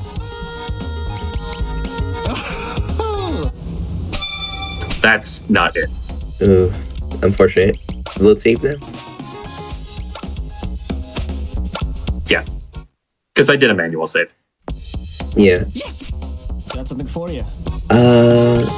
Yeah, so this is like a weird mechanic in this chapter where this old man you give him an item, he gives you a random item for the same type of it.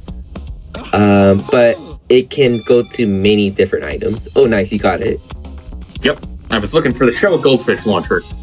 We're going to shoot goldfish at our enemies. And I don't need the food.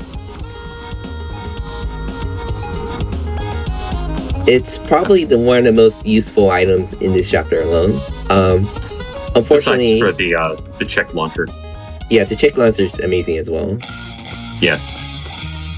The only downside is that you have to do that thing where you exchange items, and it's pure RNG. So a lot of times people would, if you do this run, they tend to skip it because it's just like, well, I don't want to like try to like RNG my way to get this item.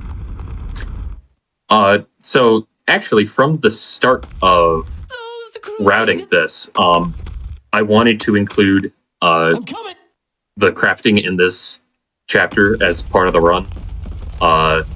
And there was an idea for it, but that didn't end up being faster. But since this is a showcase, and I wanted to grab something as a sort of form of safety, we get to do it anyways.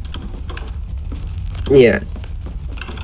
It's a very good safety item, that's for sure.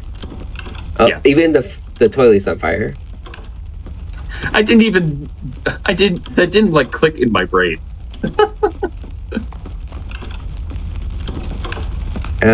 So the reason why we were checking every room is because that's actually a trigger to like legitimately go to this room where Akira's sister's staying right now during the house fire that we were looking for her.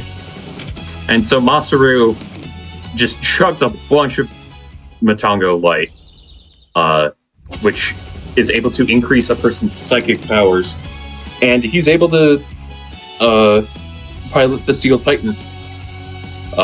Comes to save us, but he's severely drained, and now the Steel Titan's under attack by the Crusaders. However, with his last ounce of strength, he manages to break from them, but that's all he had left in him. And now, we learn the horrible truth that, in fact, Lawless was the man who killed Akira's father. Or Jack's father, in this case. Yeah. And him looking after the orphanage was a sort of penance for what he did. But now, with the with emotions running high, Akira is now able to pilot the Steel Titan. And this is one of the coolest things in the game. And now we're in a giant robot. And this is pretty anime, one might say. Like, you got a giant robot. Oh, it's very anime, but I don't care. It's awesome. It's too awesome. Japan is pretty awesome, one might say. Japan's great. I love Japan.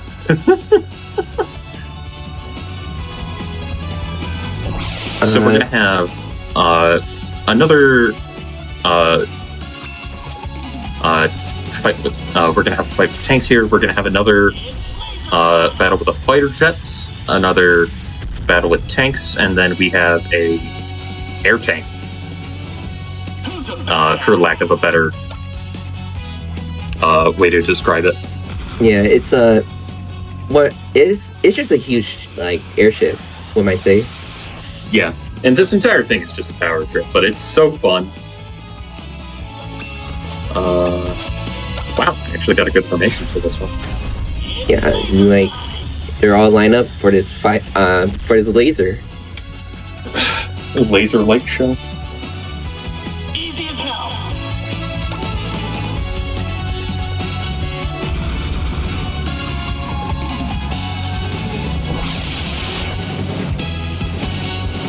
Alright, so this one's not going to be as quick because there's just a lot of them here.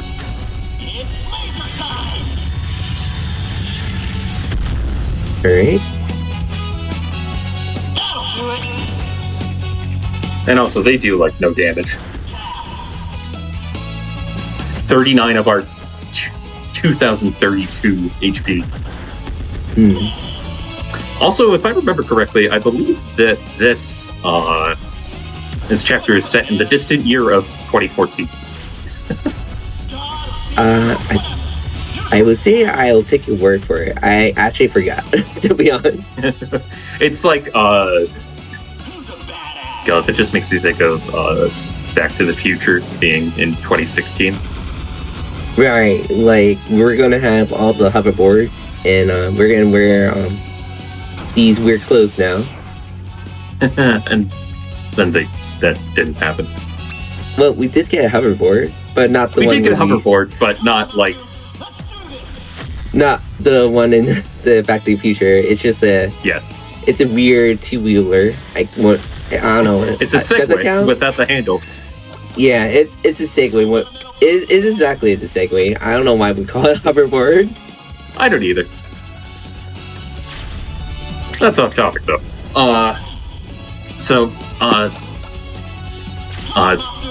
This is our last fight before the boss of this chapter. So I suppose I'll talk a little bit about the story and what we learned. So it turns out that humans, that the soul of any living creature can be distilled into this orange goop.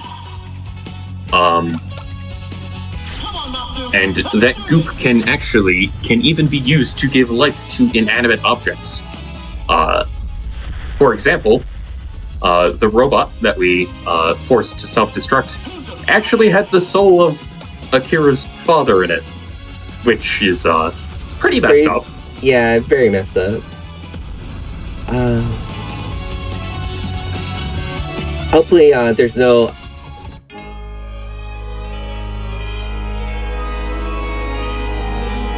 Screw this. That thing's no god of mine, and I'm not building with this. So, the Great Inko, which is an incarnation of the Demon Lord, I believe, in the context of this chapter, is a reincarnation of the Demon Lord Odio, and or Odioto. And people who are paying attention might have noticed the name Odio keeps coming up in all of these. The final boss is always named some variation of Odio. So, what's up with that? Is it an ancient evil that is plagued the ages now and forever? Maybe they just have the same name. It's like, how there's different people with like historical figure names like Alexander. There's just like a bunch of Alexes out there. Oh, I'm just barely out of range. So you don't want to use halogen laser in this fight because it doesn't deal that much damage, and it specifically counters halogen laser. And there we go.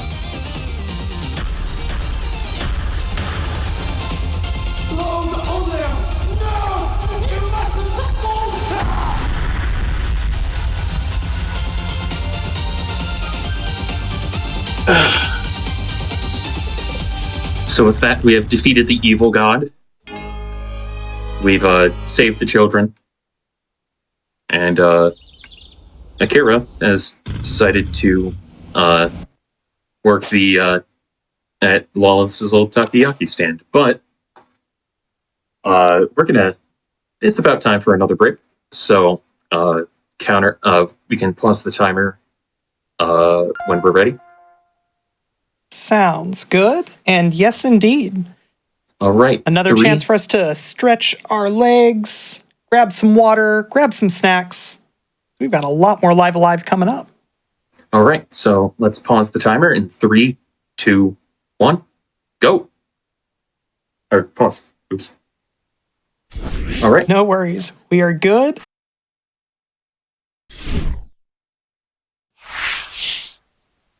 And we're back. Just a little bit of inside baseball for all of you, just to throw me off my rhythm. I was just counting down from 6. That's really messed up if you ask me. Anyway, here's some better news for everybody here. Frame Fatale submissions still open. If you really want to get a run in, do it today, because at the end of today, we're closing them. Type !FF in Twitch chat. Make sure you get your runs in. We're excited about everything that we've seen so far. We really want to see some amazing runs in Frame Fatales. We're looking for some new hotfix shows and showrunners. Use !hotfix in Twitch chat or head on over to gamesdonequick.com/hotfix to submit your ideas. This includes bi-weekly shows, limited run shows, kind of like Ocarina Improv, and one-day events. If you're excited to show something to the world, let us know about it. We want to hear from you. Juneteenth, our annual event celebrating Black independence, is coming up June 17th and 18th at 1 p.m. Eastern. Join us as we highlight the amazing talents of the Black speedrunning community. SGDQ 2023 is coming up. I'm excited. Everybody's excited. It's going to be May 28th through June 4th in Minneapolis, Minnesota. Go to gamesdonequick.com for more information on that. If you're watching on YouTube, be sure to hit the like button, subscribe to the channel, and then come on over to twitch.tv/gamesdonequick if you're interested in more live content. We start weeknights at 7 p.m. Eastern Time and weekends at 1 p.m. Eastern. Your subs, your Prime Gaming subs, gift subs, and all bits cheered on the GDQ Twitch channel help support GDQ Hotfix. Please consider subscribing if you enjoy the daily speedrunning content. Finally, after this show is done, tomorrow at 1 p.m. Eastern, we've got a showcase of Silent Hill speedruns for the Silent Hill 3 anniversary. You won't want to miss it. It's going to be a ton of fun. Speaking of a ton of fun, hey, Sonny Tapman, we've got more game to go? There's more game. There's so much more game. I can't wait for some more game. All right. If the person on the timer is ready, then let's get into the more game. Yeah, count us in. All right. 3, 2, 1. Let's go. So, after our interesting kind of half Earthbound, half Sentai chapter, we're going to the Wild Wild West with, I think, the best, what might be the best of the character names that I was given. So, our character this time is the infamous Moondance Kid. Very fitting. Yeah, and also partly a reference to I think it's a Western movie character by the name of Sundance. Yeah. They really put a lot of thought into these characters. Funny enough, like most of the westerns that are made like in, I believe in the California, is called like spaghetti westerns because most of them are made by Italians. Oh yeah. Little historical fun fact for everyone here. So something I forgot to mention: every character actually has an innate resistance to a certain type of attack. In Moondance's case, it's actually he has inherent resistance to projectiles because he's a cowboy. Makes sense.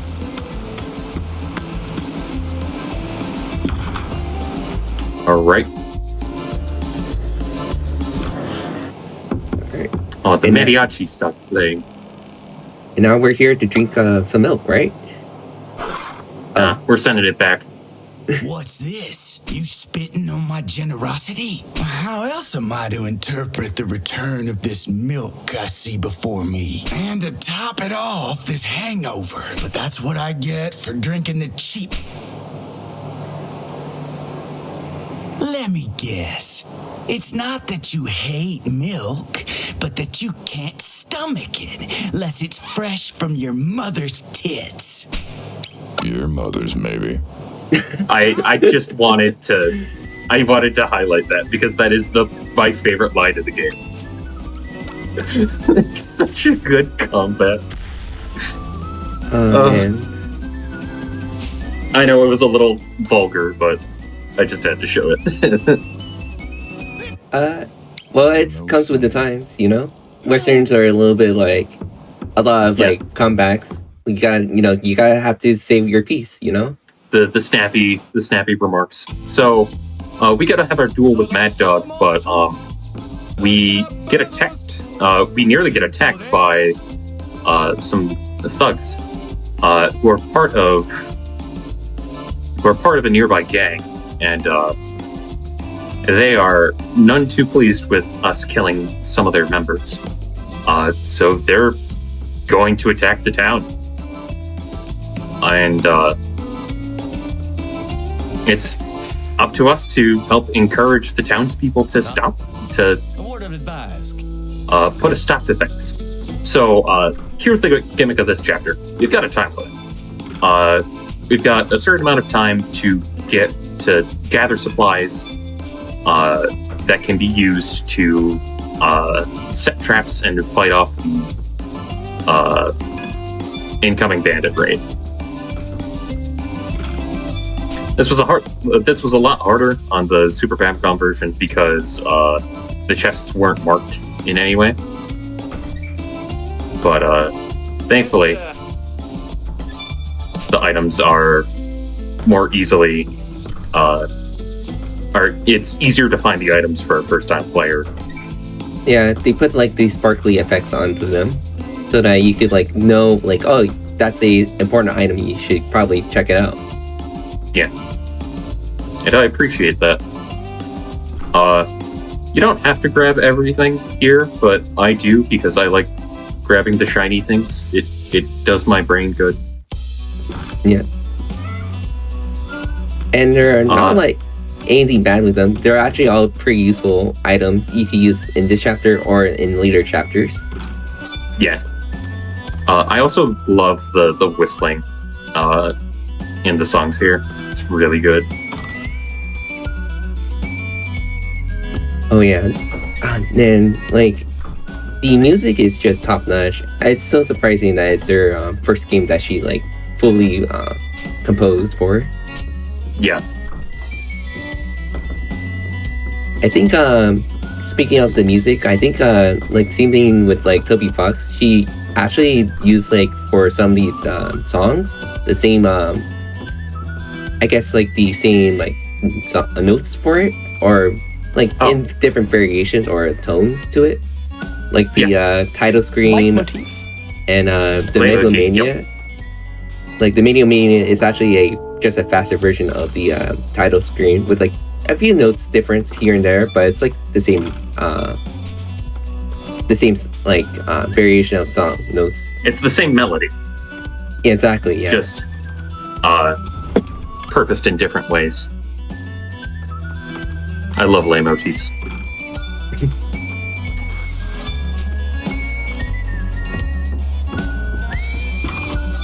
Oil and it'll take a month. Okay. So the bottled fire is both an item to give to somebody to set as a trap, and as well as just a combat item you can use. So they're pretty nice.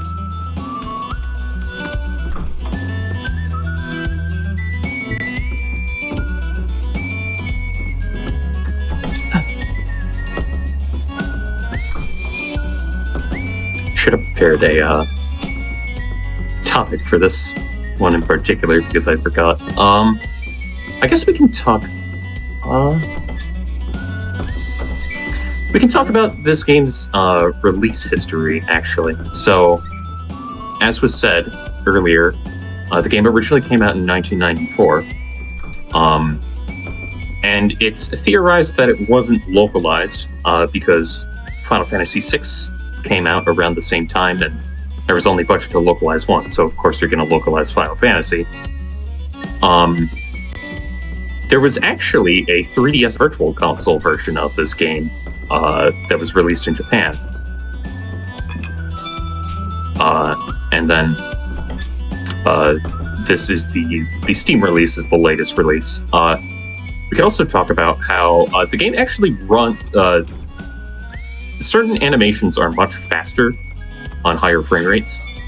I think attack animations are the big one. So we've been doing some testing with variable frame rates and that kind of thing. Oh, right. We kind of like skim over it. What frame rate are you using for this run? I'm playing at 60. There you go. The Switch version runs at 30, and I can't go back to it. Yeah. To be honest, I'm the same. I can't go back. Yeah. I think it's a PS4, PS5. It's also 60, so that's also a good indication that if you want to play the game on console, a PS4 or PS5 would run pretty much the same rate as like a PC in the same frame rate. But of course, PC has higher frame rates like 120, 240. I believe Super Famicom or Ian tested both of those, and they run the same, and they only run about like a few things faster than the 60 frame per second. But of course, like we're still testing it. Yeah, a lot of testing, and also we're probably just going to do is like if it does speed up the game, we're going to probably do like different categories for each frame rate if possible. Yeah, category separation it's a thing you can do, and it's nice.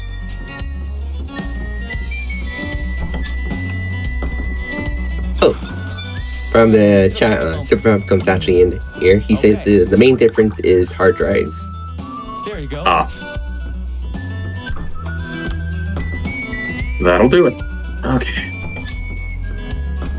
So we've gone and grabbed everything. It's inevitably going to take a little while to get all of the traps set up. However, you can speak to the bartender to skip time automatically. However, he also needs to set a trap, is the issue. So, we have him set the... we have him be the first to set a trap. Oh, yeah. Oops. I mismenued. No worries. Alright. She is the frying pan. So, like, the frying pan, the slingshot is character specific, right? They can't be, like, set up by other characters, I believe. Yeah. There's some stuff that anybody can set up, but I just follow what it says, basically. Dynamite. Need you to set a trap. What kind of... You get the bottle of fire. Need you to set a trap. You know, like, a very weird side segment is, like, if you send the marching band to, like, do, like, a task, there'll be less music in the room. Yeah, the music is diegetic. I love that. Need you to set a trap. What kind of trap? So the guy with brown hair here doesn't set anything, isn't, like, especially good at setting anything up. So we ignore him. And then we give one of the mariachis a carrot. Need you to set a trap. What kind of trap? And then give him the Coltar. And now we just gotta wait a little bit. With this song sounds so lonely with just the maracas. Oh my god. Oh, there's a bell. There's one.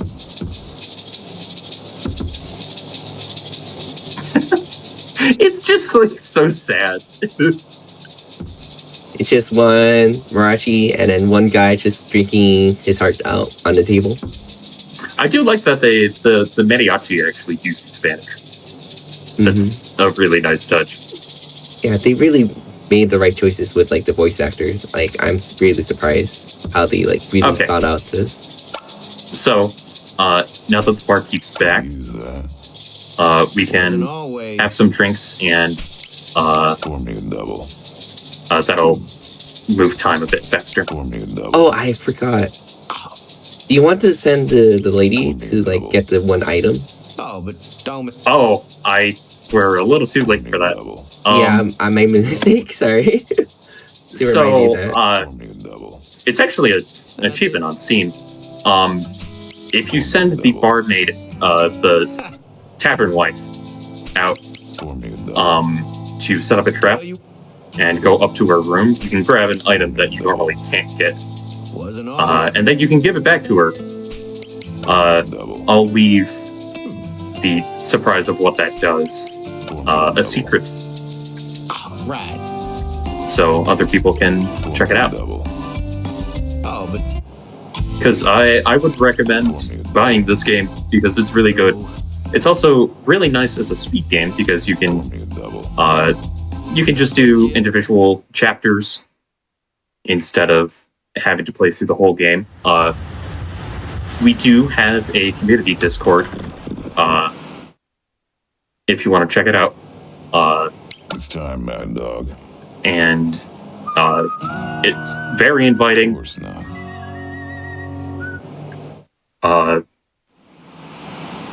Just a really great group of people to work with on this in particular. But enough of the niceties. It's time to shoot a guy a lot. Yeah. So Mad Dog carries this fight because of one move in particular. Don't ask for mercy. He'll do a Trozu here. Wow. Oh, that's kind of fast. Oh, Early. a lot of misses, but oh man. I got Ooh, those rocks.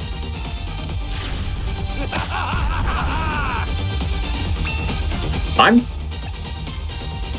Safety. let's play things safe. here you go. you. Said yet. All right, he's doing the kind of thing. Do you want to move or? I think you need. Oh, I should have moved. Yeah,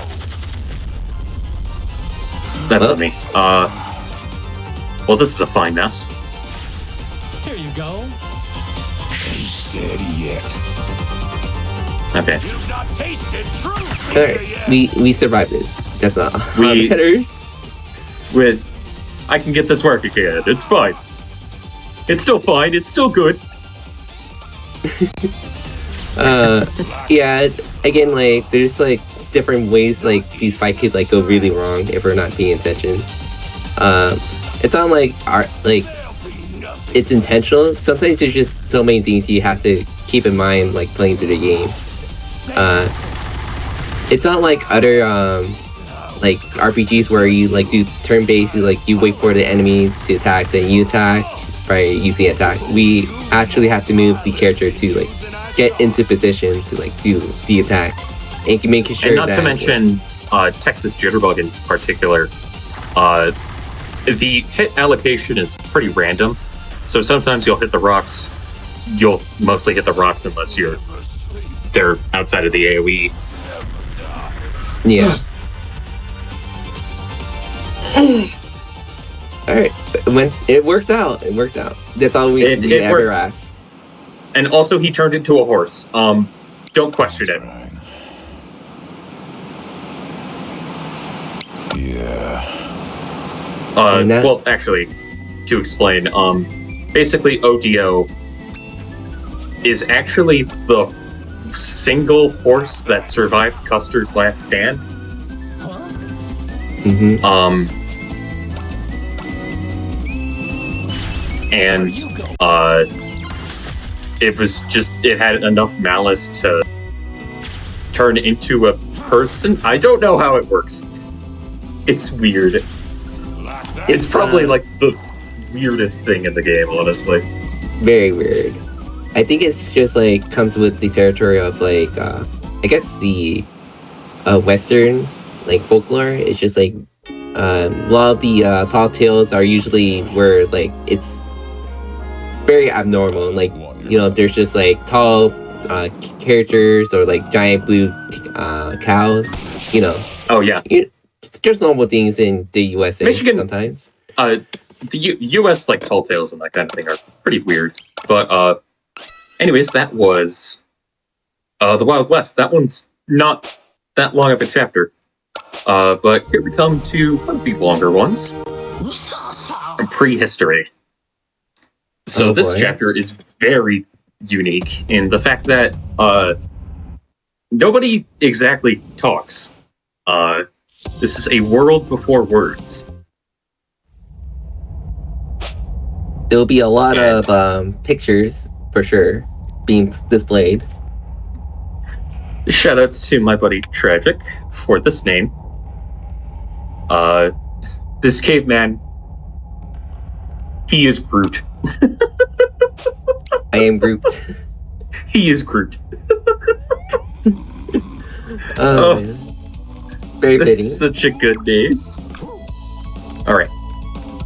So, we grab the stick out of the storage area there. We equip it. We wake this guy up. Mhm. And then we go in here. There's a little mini game that we play in here. They for sure changed this mini game to this one. I feel like this Oh. is the better mini game of the Yeah. Famicom. This one's basically he picks like whatever the asks. So this one's high. So you have to pick the one that has the highest of the achievements. And I am pretty sure it was the one on the right. All right, let's see. Yep. There we go. So for this, we get a stick, a bone, a beast horn, a beast fang, a pelt, a set of dried skins, and a hard rock. So you may be wondering, Sonny, what do we do with all these? Well, those are related to the central gimmick of this chapter, which is a more in-depth crafting system. Well, okay, near future, it was the inventions. This is just straight up crafting. Mhm. So, Dude. if we put the bone and the hard rock together, we get a stone knife. We're going to do 2 more of these real quick. We combine the beast horn and a bone. We'll get the rough bands, which is something we're actually not going to be equipping. It's a bit of a weird thing. And lastly, we're going to combine the stick with the stone knife and get ourselves a quick spear. And that's all the crafting we'll be doing.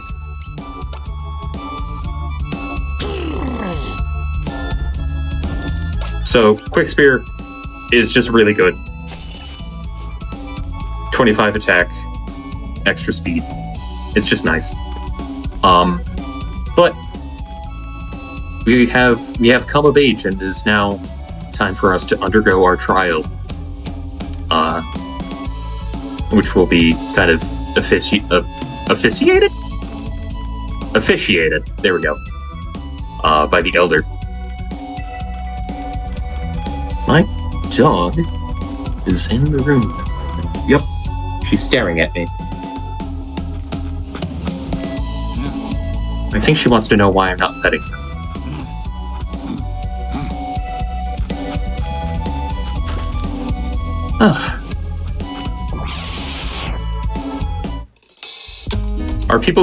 Are people still here? I didn't crash, did I? No, you're still here. Okay. We were I got wondering really what's scared going for with a the second. dog.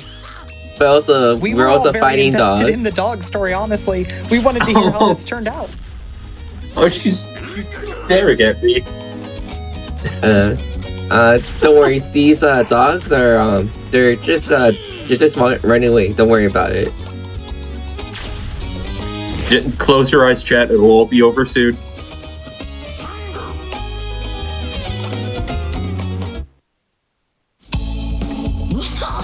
And now we got meat somewhere. Meat. I don't know how we got that specific cut of meat from dogs, but okay. Oh. So, encounters here aren't random. They're invisible. Which means they're basically random. Luckily, there's in this chapter you press Y and you can smell where they are with a smoke cloud. But it's not super consistent. Wow, I actually got a good roll on that for once. Usually when I do that face, I don't get the time roll. Oh yeah. seen like too many eats for like to ever go for that. Yeah. But it worked out. So, something people may note. We're going to be very low level for this chapter. That's because many of the fights in this chapter can just be manipulated so that we don't have to worry about it. We don't have to worry about like taking damage. Except for the last fight. The last fight has something in particular. Something that I find very fun. It's a very funny fight, for sure. Yeah, it's by far the strangest of any of the final battles in this game. Yeah. Alright. But we got the last haunch of meat that we need, so we're gonna return to the Elder.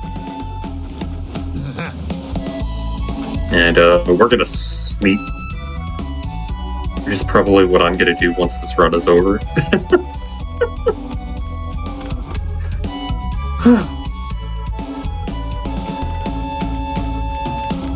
Are there any questions from chat? Because this is going to be a section where we're just kind of walking around talking to things. And Right now, chat's mostly talking about dogs, your dog, the dogs on screen, how we are really just petting the dogs, and then they're bringing us meat as a gift as a result. You know what? I like that. Let's go with that. I greatly prefer that. Yes, we are petting the pets of the for the dog, for sure. We are petting the dogs. We are not actually hurting the dogs. Trust. Just trust.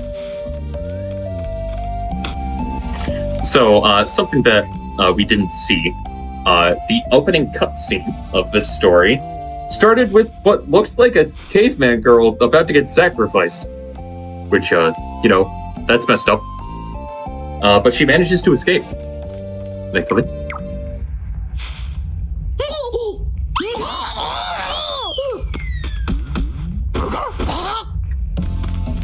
And right now we're playing a little hide and seek. Was it that one, or if there is? And then we have to smell for the last one. She smells like flowers. And then we have to, the way to any person's heart With food. is food. However, she doesn't seem to appreciate it, so she throws a bone at us and then we leave. But then we come back. And she has eaten the food. I believe she has forgiven us. Something, why do they call it an oven? Mhm. That's just what came to my mind. I don't know why.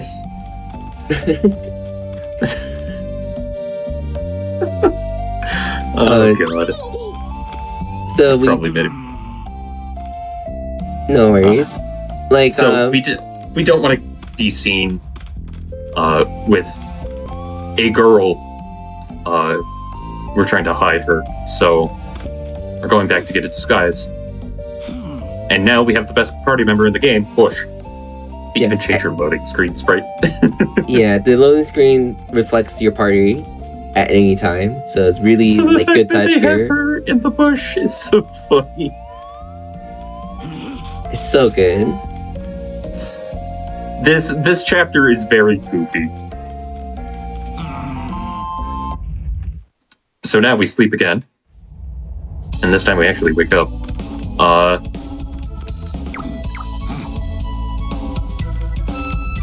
So we're trying to get her to come out. Usually you're supposed to give her a haunch of meat, but for some reason you can give her shoes instead, which is very odd. I That guy's mean, out cold. realistically, like, one might say, like, giving a girl some shoes is a very good gesture. I mean, a girl you met the previous night, though? I'm pretty sure that's like a fifth date kind of gift. She's accepted it, so it seemed like it's a pretty good gift for her. Fair, she is a cave woman.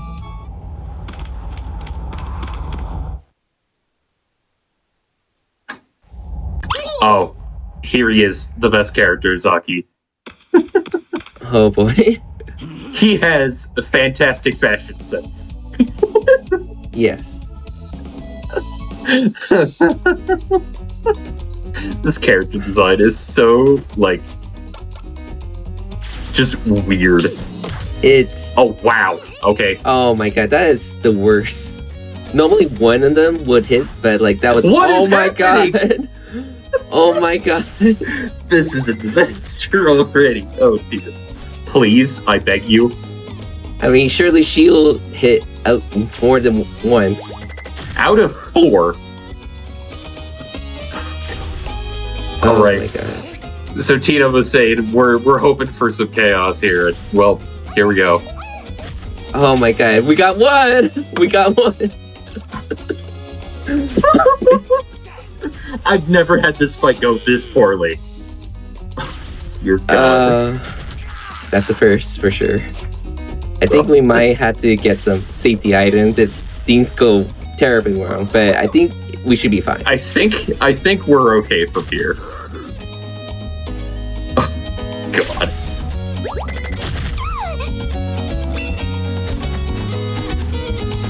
Criminy. Oh, God. Alright, we might take a death here, but... Oh. Jeez, oh, Pete's. This, out of all of the fights I expected to go poorly today, this wasn't one of them.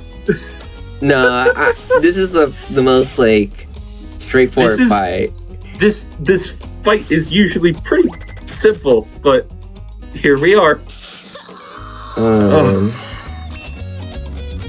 It's always the ones you least expect. Yeah. I mean, we Gory probably carry? Yeah, Gory carry? carry. Gory carry, please. No. Oh, wait. He's still alive? Alright. Wait, we can do this. We can do this. This is so silly. Alright. Alright, if we get a good damage roll on this. This one has to hit. Okay, it hit. Okay. Alright. Right now, we just... Oh, whoa, no. He can hit me from there? Oh, wait, no. It's a sleep one. Oh, no. It's sleep. Oh, wait, you gotta turn. Okay. You gotta turn. Okay. Get behind him. Yeah! Gory carry. Gory carry. That fight's not supposed to be that hard. Oh my god. What a mess. Okay. Zaki is much simpler. So this fight, you're supposed to like make sure he's not facing you directly so that he can't do a counterattack when you attack him. But also he does this, so yeah, don't think too hard on that. You don't think too hard about it. I would like to point out that the name of that move, Fly Lizard Fly, is an amazing pun. It's a amazing move in general. Yes. Man, I wish we could use it.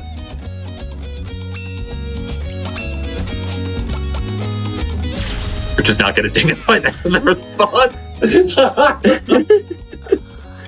Well, at least that fight went through pretty well, as expected. The thing I'm worried about, though, is that I'm pretty sure Groot's supposed to get a level up from that. So, things might be a little sketchy later. Do you want to do like a safety level up here, or do you want to just go as is? You know what? Let's find it. Oh, that's not a fight. No, that's a random. That's a fight. Item. Alright. I think we can do this one. Yeah, as long as you don't immediately die. Okay, maybe you might want to switch the fight. That missed hella hard. Never mind. Let's just leave. Alright. Maybe a different one. I'll be fine. No, I'll be fine. I won't do it extra. If you generally move around the edge of this area, you won't get that many encounters. That's true. Luckily, at least this chapter is relatively straightforward. So you could probably just do this without leveling up. Not doing this anytime. fight. No, that is Get very me out of dangerous. here. So the thing, the reason I'm not too worried about not getting the level there is because Zaki has a very manipulatable pattern. As long as you're standing at a certain in a certain way from him, he's always going to turn to face you. Yeah. And we have like different ways to like kind of manipulate him to like so that he's guaranteed to be like legitimately always turning when you're attacking him.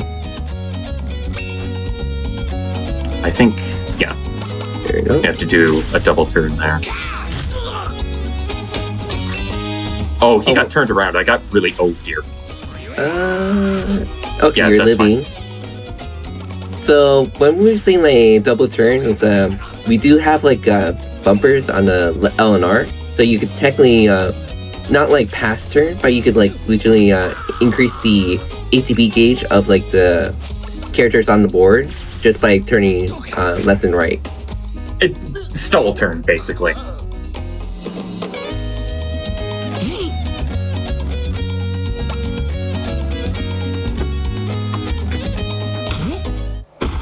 Alright, that's Okay. exactly fight. Oh, wait. Oh, gory. That's the wrong thing first. Oops. Yeah. Okay. So we wake up Gory. Break the wall.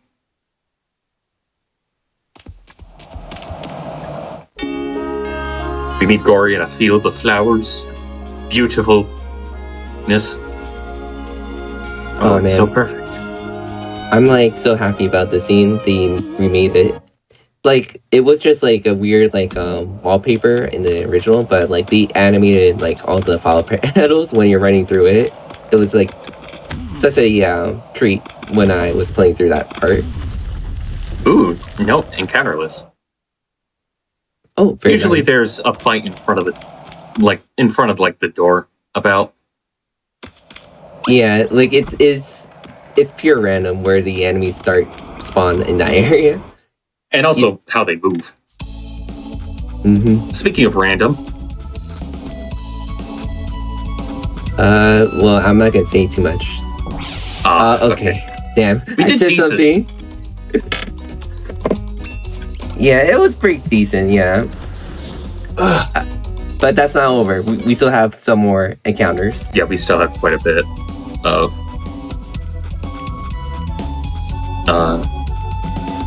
Oh, 2 encounters is not bad. Yeah, not bad. Well, that might be asking too early. We still haven't gone Oh, through. you're right. It's not over until you're actually into the cave. Okay, thank God. We're good. Okay, we're good. 2 encounters, not bad. That caveman walking around below the entrance is able to craft items as well. It's not just the one in the village. I love Gory's little shuffle. Yeah, It just looks really silly. And now he's like running towards in that direction. He's going to meet some female gorillas. One might say. He's gonna meet the hot ladies, Mm-hmm. hot lady gorillas, and you can tell that they're lady gorillas because they're pink.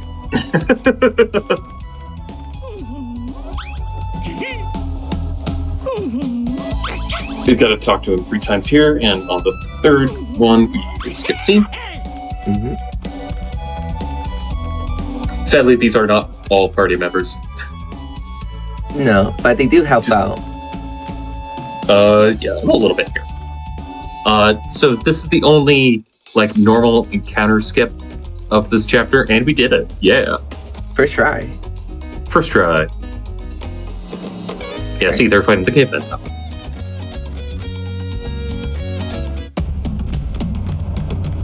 All right, we are coming up on the end here. Alright, good luck. Yeah. There is a fight before the last boss here. This gets interrupted But we do still have to do some damage to trigger it. Yeah. So we're going to do the same manip we've been doing against Zaki.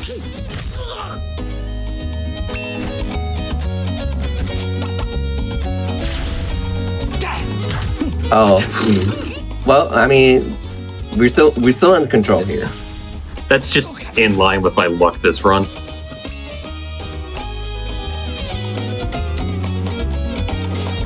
I can't tell which way he's facing. He's facing up.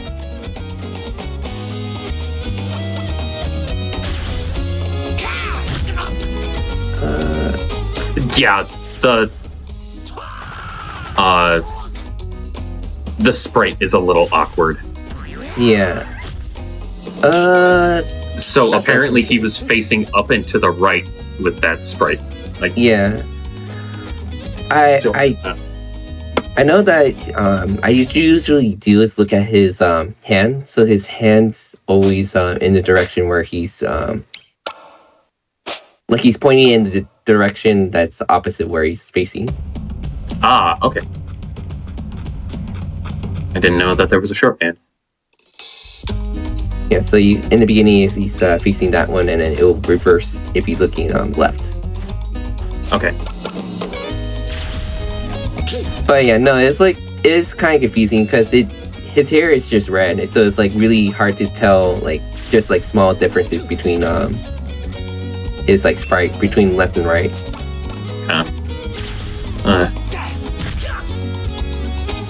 So hard to do damage apparently. Single hits. All right, that didn't push. That's good.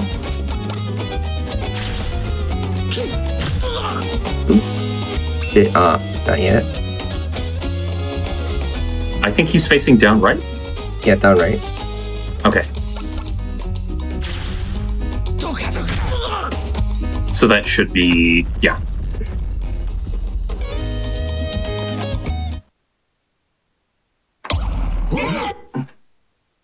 Surprise! Tyrannosaurus Rex!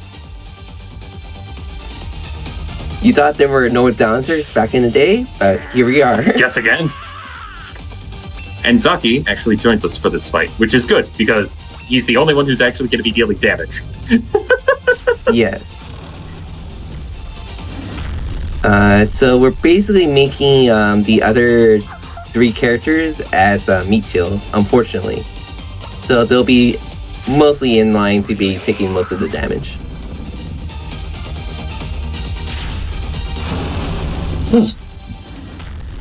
Now it's like mostly we're just praying for good rolls and hoping for the best.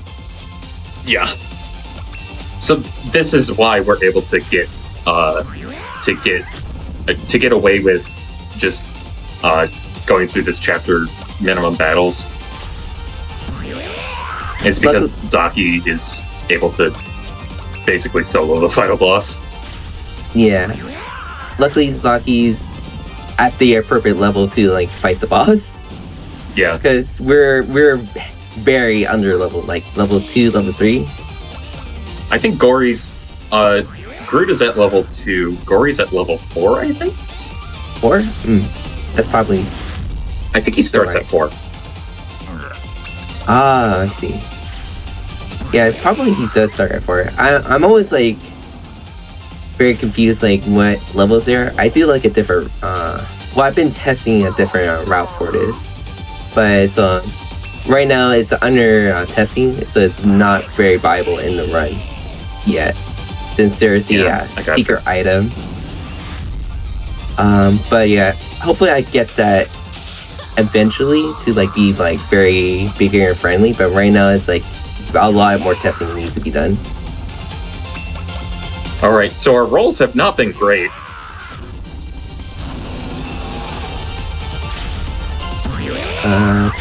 He's almost there though.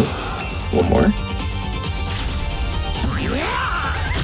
Yes. Whew. I was a little worried there. Because we got that 100 at the start. Which is like probably top of like your possible damage range. Let's see. But we've beaten the T-Rex, and now we can go home and learn the first spoken word. He's just checking just in case no one's around to interrupt. Oh. I forgot about that. No worries. No. I guess Gory was trying to take his peek. But Gory is not allowed. He's got his own ladies. He's getting escorted. Oh no. Oh dear.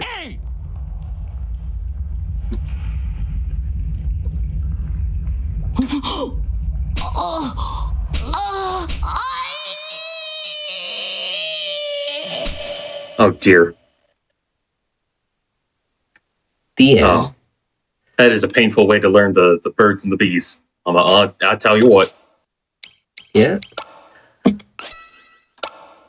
I think the Famicom, like with the translation, they translate the whole situation like the first word is love, which is very fitting for the chapter. Tina, how are we doing on time? Got about 20 more minutes. I think that we can get a pretty good amount into the distant future before taking another break. All right, so What do you think? I think we're gonna go for it. I need to scroll my notes down. So this chapter is interesting in that it doesn't have any battles. It is entirely an exploration-based chapter. So we are aboard a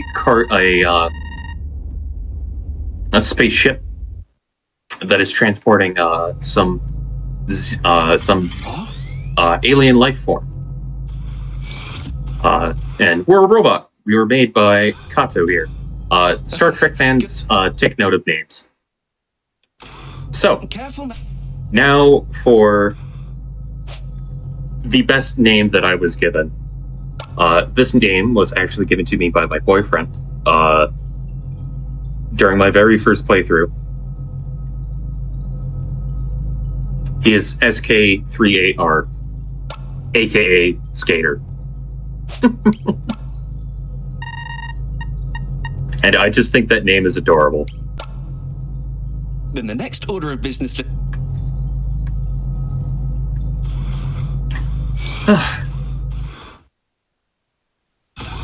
So it can be possibly said that well, actually I'm gonna wait a little bit to say that. In the meantime, we are waking up Darth, Huey, I think and Kirk. Rachel is the girl's name.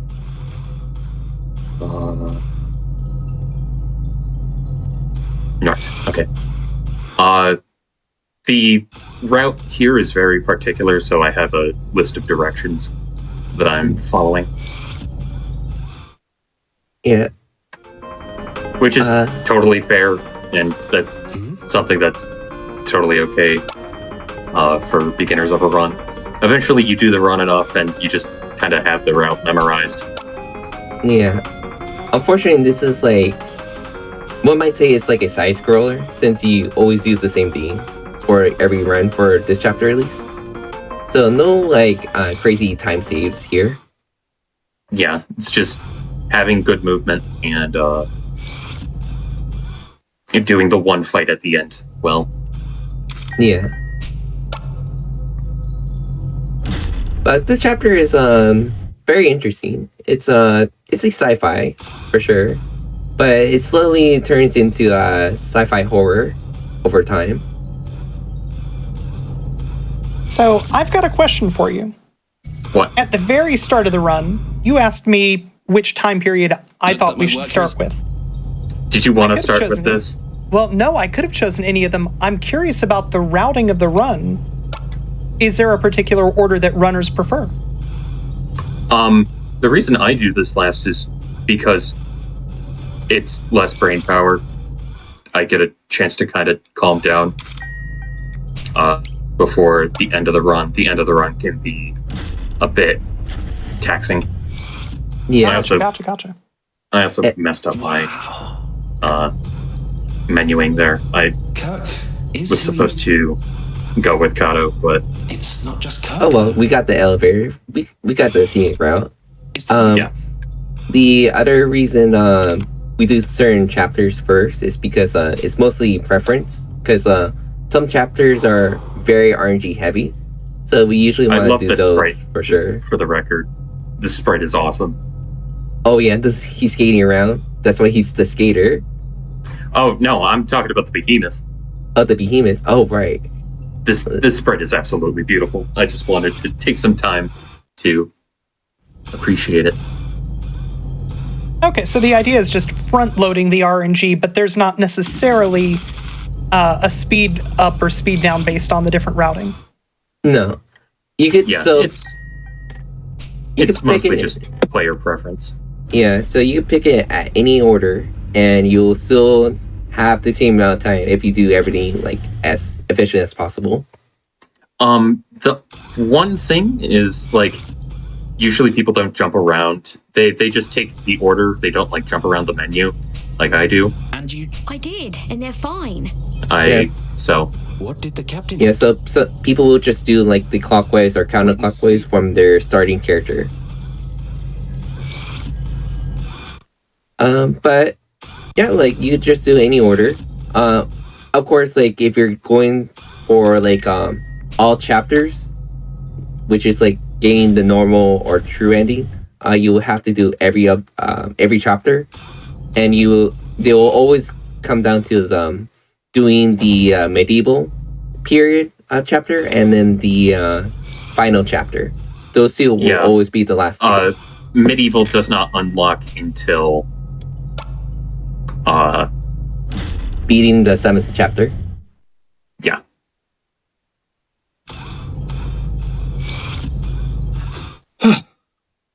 So the communication antennas are a bit on the fritz. So Kirk and Huey have gone out to check them, but something happened with Kirk's spacesuit.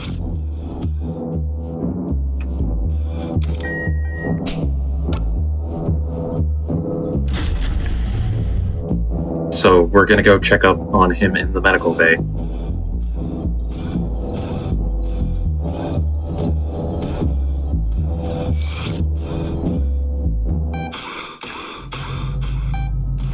Seems that he's not doing very well.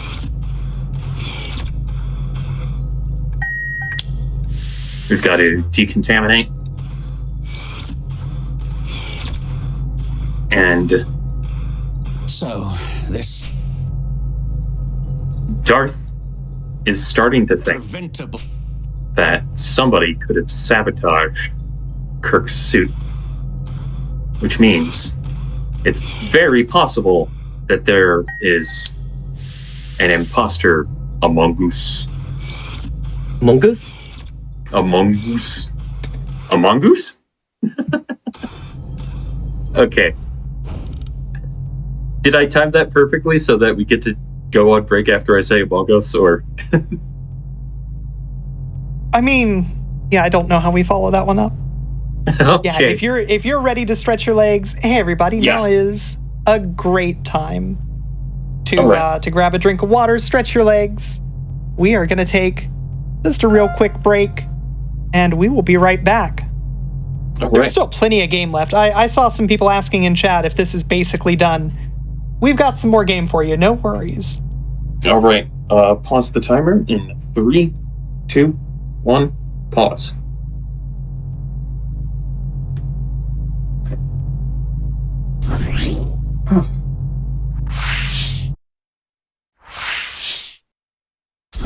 This time I got counted down from 10. Last time it was 6, Yay! this time it's 10. Next time I get counted down, it's going to be from 30, and I'm just going to blow a gasket. Hey, welcome back, everybody. We're back. I've got a couple of announcements just for anybody who's shown up since the last time that I made sure everybody was aware of this. And then we're going to get right back into some more distant future gameplay. I figure this is probably at least the distant year 2020, maybe even later. Frame Fatale's submissions are now open, and they're going to be closing at the end of today. Use !FF in Twitch chat if you want to learn more about that. We want your submissions. Tell us what speedruns you want to show off for the Frame Fatales. We're looking for new hotfix shows and showrunners as well. Use !hotfix in Twitch chat, or go to gamesdonequick.com/hotfix to submit your ideas. This includes bi-weekly shows, limited run shows like Ocarina Improv, and one-day events. We're looking forward to hearing what you want to show the world. Juneteenth, our annual event celebrating Black independence, is coming up June 17th and 18th at 1 p.m. Eastern. Join us as we highlight the amazing talents of the Black speedrunning community. SGDQ 2023 is coming up May 28th through June 4th in Minneapolis, Minnesota. Go to gamesdonequick.com for more info on that one. If you're watching on YouTube, be sure to press the like button, subscribe to the channel, and also go to twitch.tv/gamesdonequick if you're interested in looking at our live content. We start weeknights at 7 p.m. Eastern and weekends at 1 p.m. Eastern. Your subs, Prime Gaming subs, gift subs, and all bits cheered on the GDQ Twitch channel help support Games Done Quick Hotfix. Please consider subscribing if you enjoy the daily speedrunning content. And finally, tune in tomorrow after this show is over at 1 p.m. Eastern for a showcase of Silent Hill speedruns for the Silent Hill 3 anniversary. Now, something weird's going on the spaceship. Indeed, it is. Man, and what's going on? You gotta tell us. We gotta get to the bottom of this. I made a horrible joke, and now chat hates me. That's true. Okay, so we're pretty unsure of what's happening. Rachel thinks that somebody might have tampered with Kirk's suit on purpose, possibly even Huey, because Huey and Rachel were in a relationship before Rachel started dating Kirk, but I don't know, sabotaging the dude dating your ex's spacesuit seems a little much, don't you think? Yeah, so too extreme. We're bringing everyone to the recreation room to just chill out, take a breath, and drink some coffee. We're getting pretty good at serving coffee.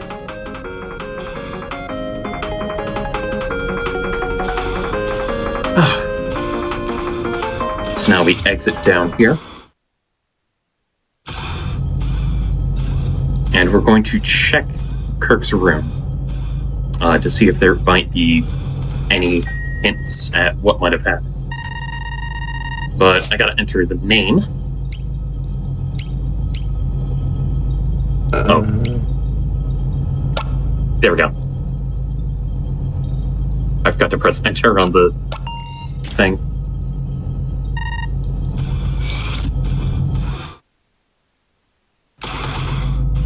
Hopefully in the near future, if we ever get this into a marathon, someone will not donate for a very long name for this chapter alone. Oh god.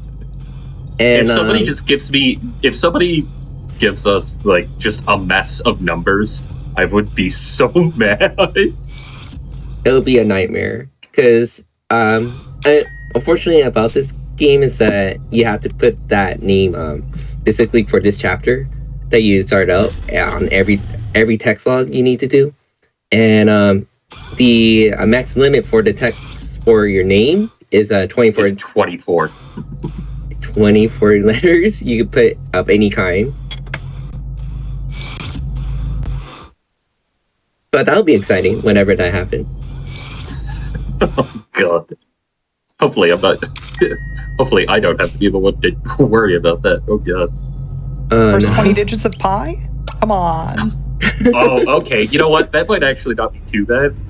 I just have to memorize the first 20 digits of pi. Oh, wait. 3.1415926. No, I'm lost from there. Too many. So, Kirk's body is gone. Which... That's not good. Very odd indeed. Oh, wait. I was supposed to take the north elevator. I like the song, by the way. There's not too much music in this chapter. But what there is tends to be these really cool ambient sort of pieces. Mm-hmm. Sets the mood for like the whole chapter. That was the wrong room. Oh, right. It's on the first floor, yeah. Yeah. I was like, airlock, 3rd floor. Wait. Luckily, there's these handy objective markers. Very nice of them to do that, because you could easily just like get like lost in this like whole game. Like there's just so many things you could interact, which is like very fun. But when you're like trying to progress through the story, it's like not necessary. What's it, 2nd floor? I think it's 2. Yeah.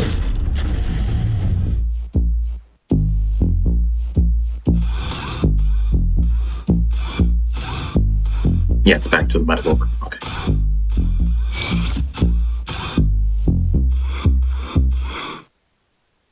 So Rachel has ended up cooping herself up in her room with Kirk's body, but we talked her out of it. Told her to think rationally. But for some reason, the computer started acting like it's Kirk from the dead. Telling her like everyone's against her. Yeah. Thank God you remembered that. But now we're going to the airlock to try to like stop her from opening the airlock. Rachel, this isn't. So, we get told to check on other parts of the ship, but I don't like that noise. I don't like it either.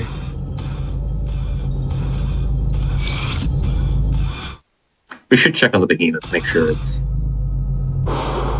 Uh-oh. Oh, it's open. Oh, dear. Oh, everything's shaking. I like how you caught yourself there. So, if anybody's ever played Mother 3, and is familiar with the Ultimate Chimera, this is the inspiration for that. If this thing touches you, you die. Mm-hmm. No way to, like, go around doing a battle. You just automatically die when you touch it. I think the reasoning is that it has some sort of, like, electric powers that... What do you mean, the... mess with, the robot's, systems. So now that the behemoth is out and about the ship, we're gonna try to stay safe in rooms that I can't get to. Such as the recreation room. So we're gonna give Rachel some coffee, and she runs out to try and get Kirk's body. Huey goes after her. We're told to stay here, and Kato decides to run out and try to help. But, sadly, too little too late. They are heavily damaged for sure. Now that we're going to the med bay, I believe. Cryo bay. Cryo bay. Huh? Oh, right. I forgot it showed up there. Oh, right. We sent for a distress signal from the main console.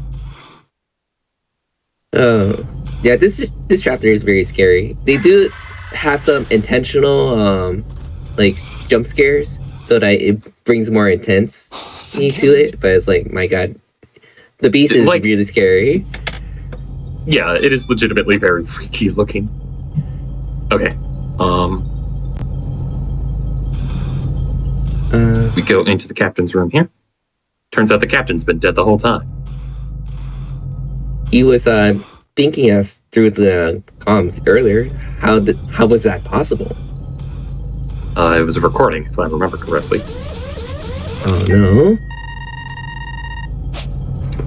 Alright. I gotta put in the name again.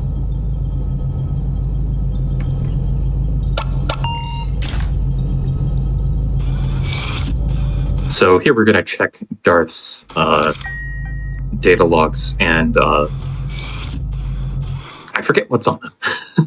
It's basically like he said sent a message from the headquarters that by any means necessary kill the other teammates if they are getting out of line and interfere with the mission. Oh, that's right. Oh god. Here we're using the pry wire to like go through these doors because now we're starting to realize that the ship itself is starting to try to kill you. Mostly the motherboard. So we're only allowed to do specific things that it does want you to do. So we have to go around by using exits left and right. I believe the motherboard is 0D 10.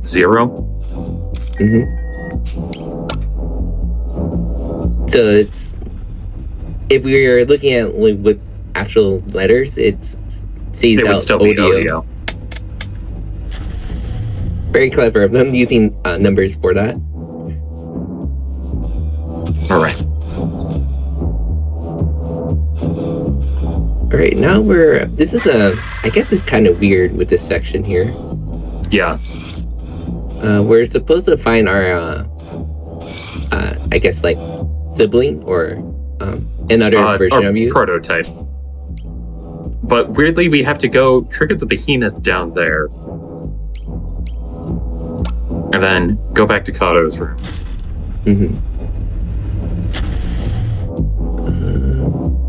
I think this is where we start to see it.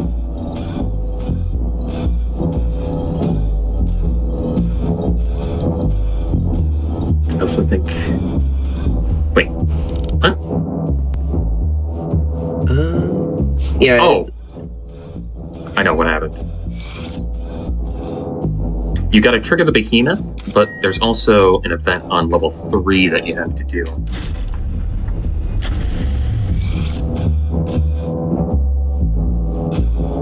Yeah, this chapter is a lot of small things you gotta remember. There you go. It's a lot of just trigger hunting.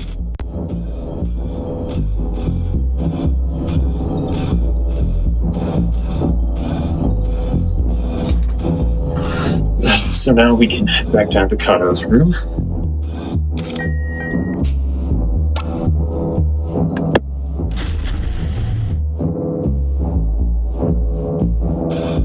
All right.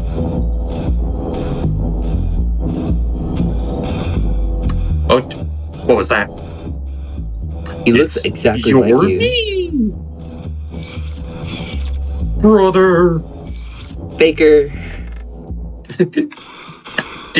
Do not start the Sonic Adventure 2 speech. I swear to God. All right, so Kato originally wanted to call us Roundy. Let me make sure that's right. Is that right? I thought it was round, or... Yeah, it's Roundy. Gotcha! So now we're locked out of using the elevators. We've got to use the vents. Yep, time to use the vents. I did not even realize, I swear to God. Is chat mad at me again? They haven't said a good while. Not yet. They will be, I imagine. They will be. Oh dear God. Okay. Got to talk to Kato. Okay.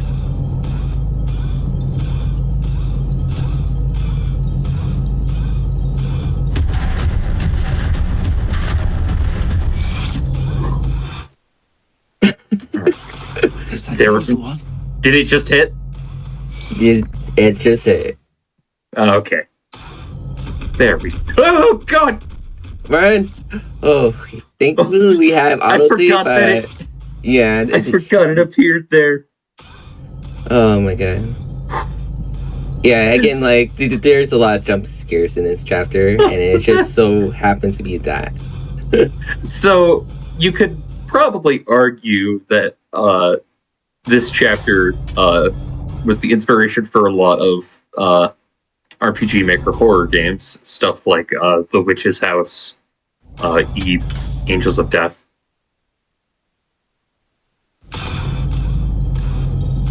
A lot of that inspiration can arguably be traced back to here. So Darth is going to give us a communicator, and he's heading off to the central control panel. We're going to hack into the system via an outside. This is Darth. Where are you? Via a connection that's outside. And there's really only one piece of technology that's like not connected with the main motherboard. Yeah. Which is kind of funny because it's a video game within a video game. Yep, Captain Square. Seriously? So Captain Square is actually a little mini game you can play if you want to do battles during the during this chapter. This is the only mandatory battle, and it's extremely easy.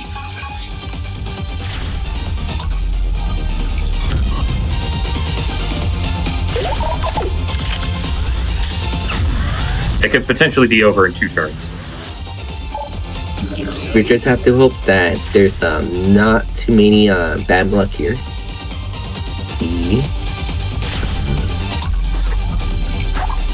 The first roll was good. Alright. Let's see the second one. So we just have to do 206 or higher. There we Nice. Alright, 2 turns. Let's go.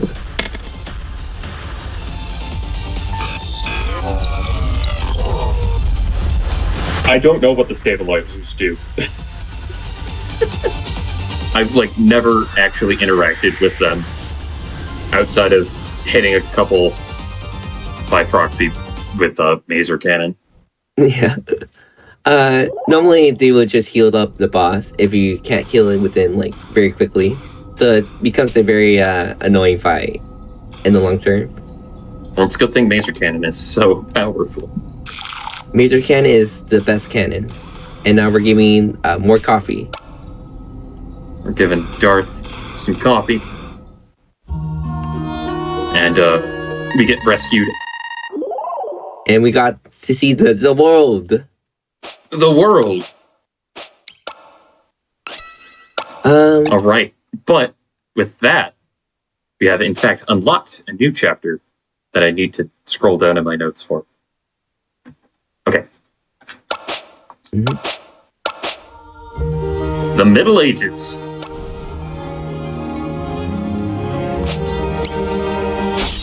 Let's go. So this is the most traditional RPG segment, I would say. And this name is given to us by our very own, by the Hatter himself. This is Cloud. He is the Cloud. He's Cloud. Just trust. Man, Final Fantasy VII Remake Part 2 looking different. They've already done a lot of things to the game. Now it's they went to back in the past. Oh dear. So, jokes aside, this first fight is pretty simple. Not really too much that Armstrong can do to you.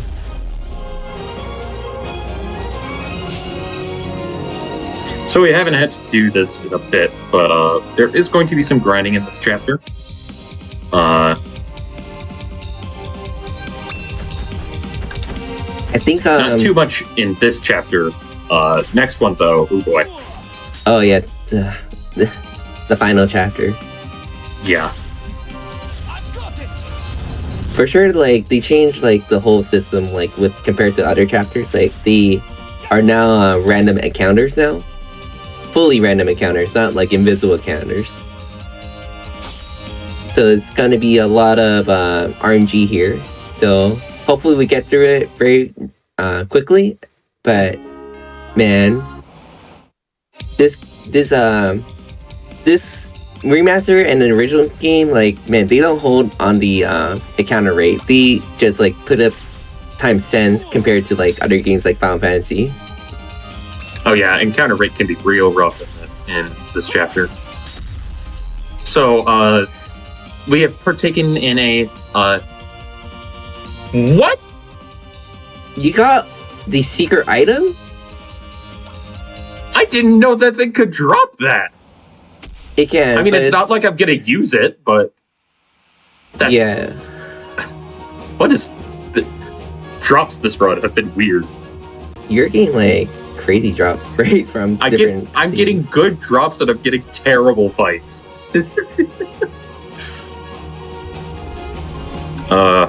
God. You know, I think this run has gone exactly how I wanted it to go. It's kind of a beautiful mess. So, chat's asking about that sword. Tell us about that sword. It's rare. We've figured that part out. Well, I think so the issue with the Sword of Marvels is that, actually, you know what? I'm pretty sure. Oh, actually, yeah, it is better. yeah, it's slightly better. I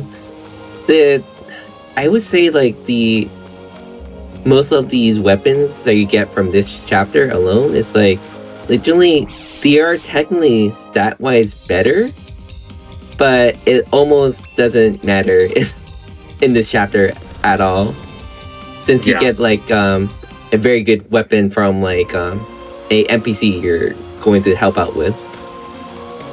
Yeah. So it is a weird drop, but it's legitimately it's just like, well, it's not really good item either. Well, it's a good item. It's just we're not gonna. It's just a nice to have kind of thing. Probably in like if I were trying to do world record attempts, which I am not even close to that, but maybe one day. If I were trying to go as fast as possible, I wouldn't even take the time to equip that, just because the benefit, there's not enough of a benefit from it.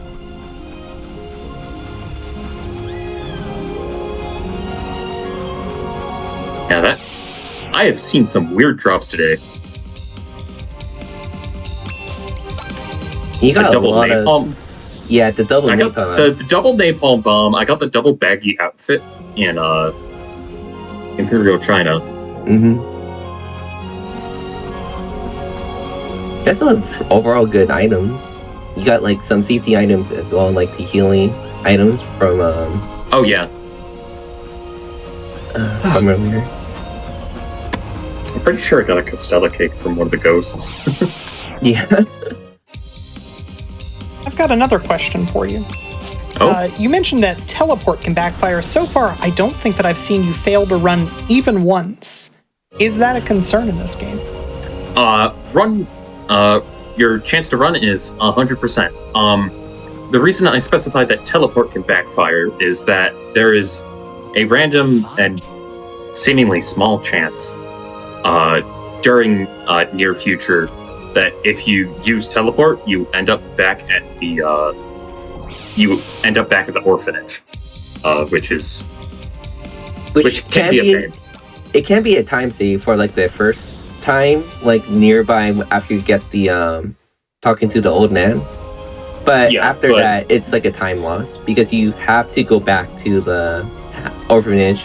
So if you're going to the building where you're fighting a bunch of security guards and you teleport back to the orphanage, then you have to go back through the whole dungeon again.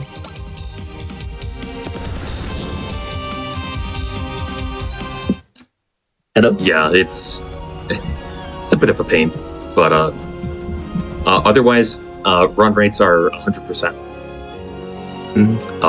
which I greatly appreciate. What I would appreciate more would probably be a Bravely Default style turn off encounters. Yeah, that would be amazing in this chapter alone. More games need to do that. Because I love that system. So, we heard the former hero, Hash, lived on top of the mountain, but he doesn't want to talk to us, which is fair. He's old and tired, and we're a bunch of young, plucky adventurers. Kinda doesn't want to deal with us. That's fair. I don't want to deal with me on most days. Well, we're going to this village. Hopefully, like, we meet someone to, like, convince him. Otherwise, maybe somebody he knows is here.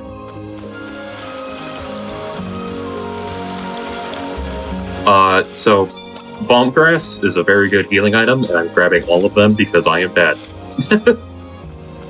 This chapter can be kind of rough. One fight in particular is a real pain. So this man adventured with Hash the first time to defeat the Demon King, Uranus, and I expect chat to be very mature about this man's name. So now we're going to head back up the mountain and see if Uranus can convince Hash to fight the Demon Lord once more. Oh, right, I forgot the inciting incident to this all.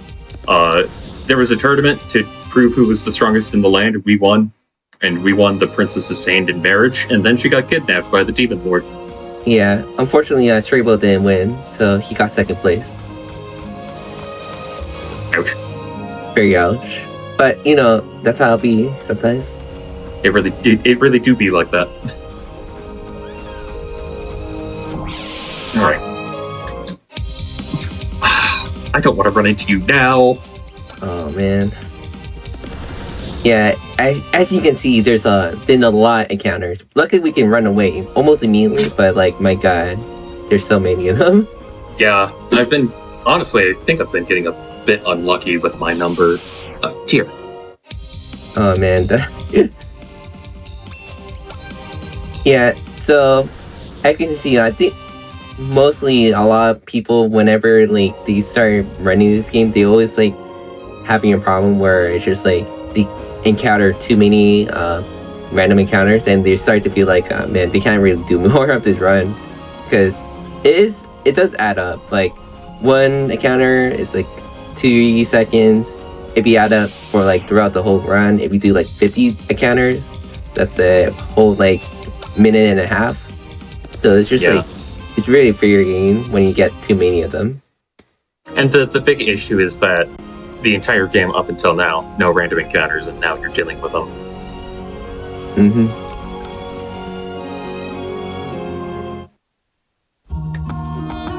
So yeah, so most of our runners now Ash has joined us.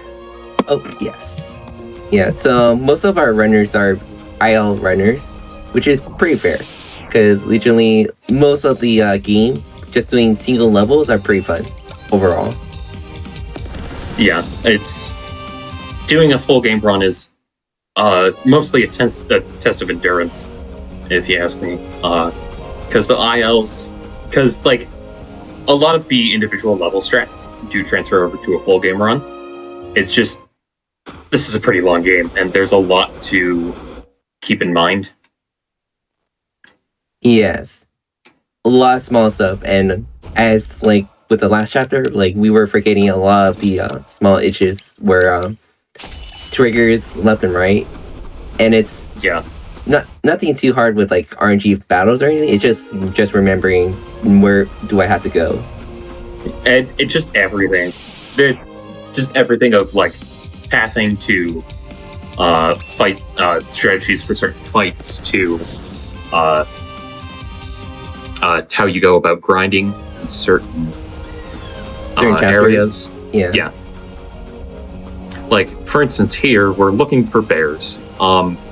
Shout out to my practice run yesterday where I ran into 5 bears before getting Bree on. I was very upset.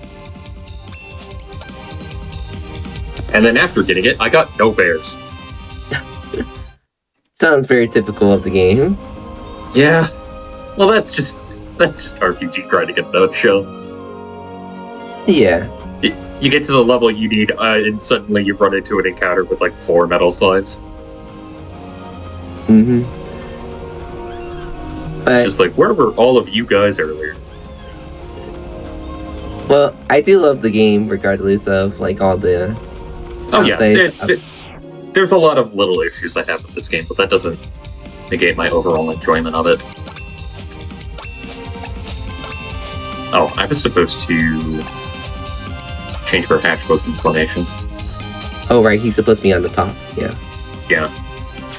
Well, it's a good thing we had time to hash that out. I'm not sorry. Don't be.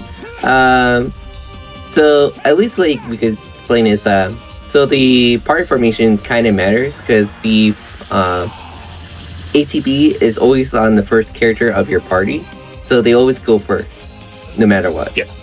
So when we quickly change it to the top character, we want Hash to be there so that he can automatically use his ability first. You know what? I almost forgot and continued running around in circles until you said something. That is... Oy, oy, oy. And now when I want an encounter, I can't get any. God. Oh my god.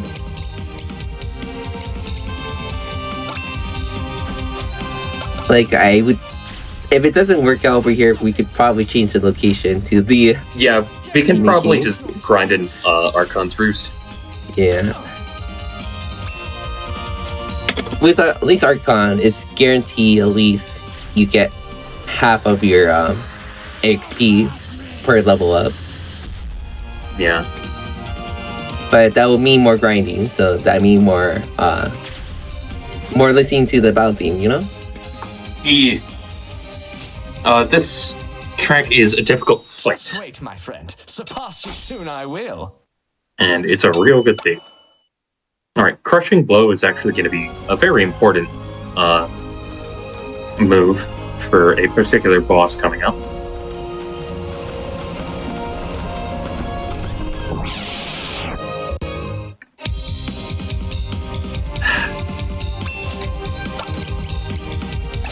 They Just really gonna run love from this fight. They really love the 2 slime and 1 jellyfish.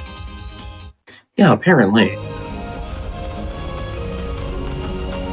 It's a frostball, actually. It's not a jellyfish. It's a plant. It's a plant? It's made of chlorophyll. Oh, man. You say that like chlorophyll is some kind of like scary thing? I do, but... Yeah, you said it like, oh man. But it is attacking you, so I mean, like, it should be scary. And to be fair, in Pokemon, chlorophyll is a pretty scary ability. Okay, if we don't get a bear after this, I'm just gonna go to Archo's Roost. Oh, hey! we got our answer. Just complain. That's a true strat. Complain, the game will answer for you. Just complain. It'll get. Shoutouts to Jupiter Clap.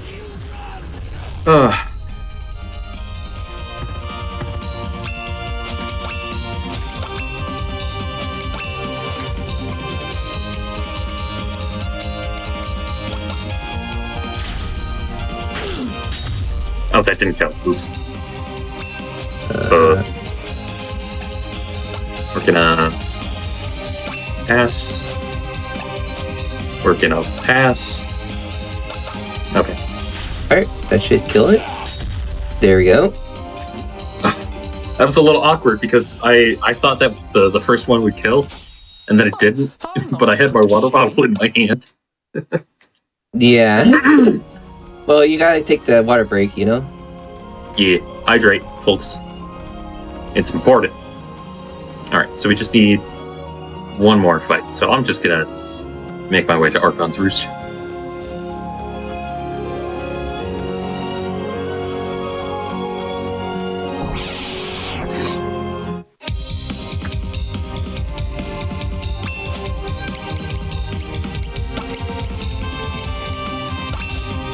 You know, I think like it was playing a little bit when the princess was like being taken. I believe that the song like notes were like the gummy ship theme, if I remember correctly.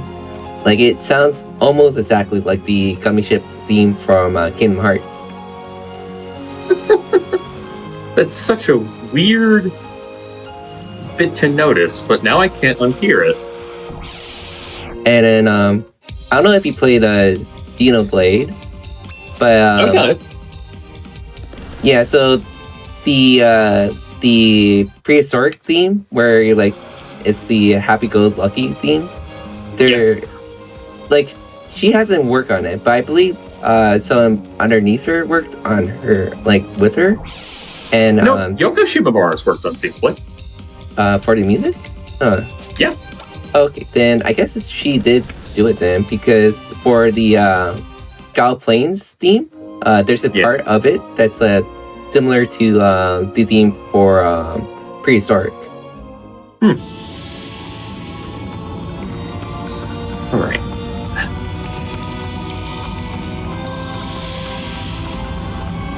So that's just my little tidbit of like the music, like just Musical like similarities. I think that she just like brings her like music flair to like every game she has. Like it's not bad to reuse music, but like if you notice, like the thing is like it makes it a lot more special. Yeah, sometimes a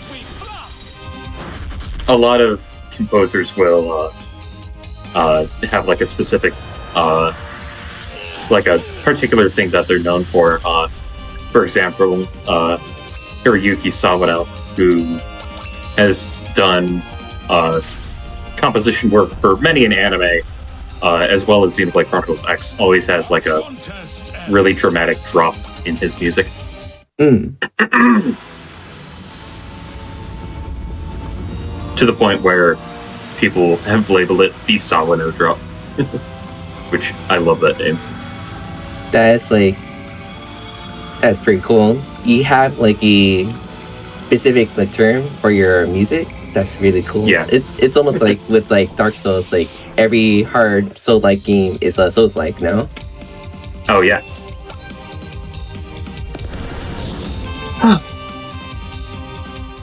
Not getting a lot of good encounters here. I'd like to be level 5. Yeah. By this point.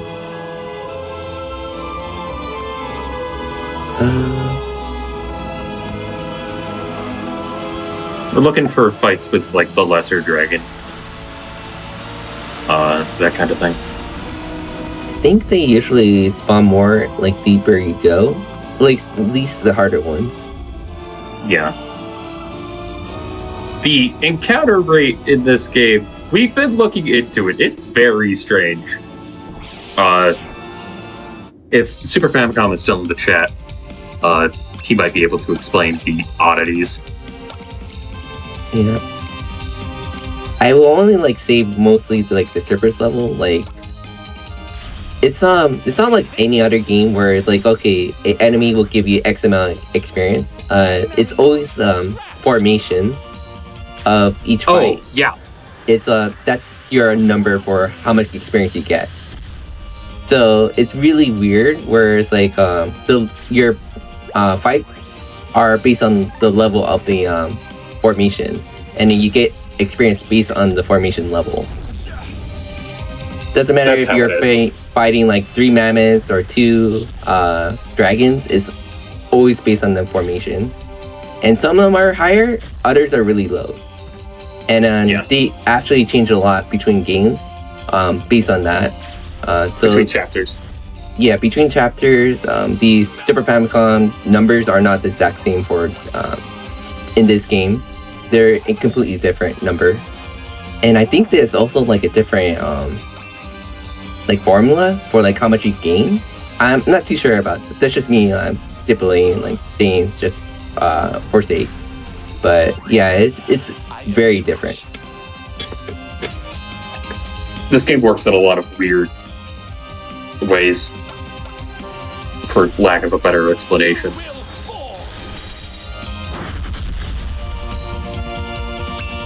A lot of oddities. But that's kind of why I love it. Yeah.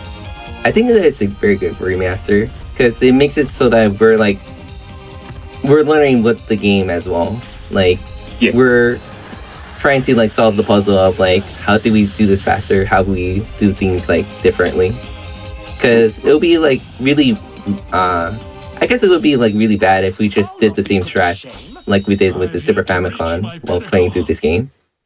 Yeah, the evolution of the route from just copy what the Super Famicom does, it's fine, to like becoming its own thing has been super interesting to see. Mm-hmm.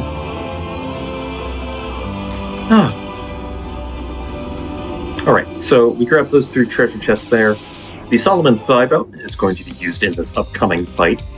The Holy Water is just a safety item. And then the Unicorn Horn is another safety item.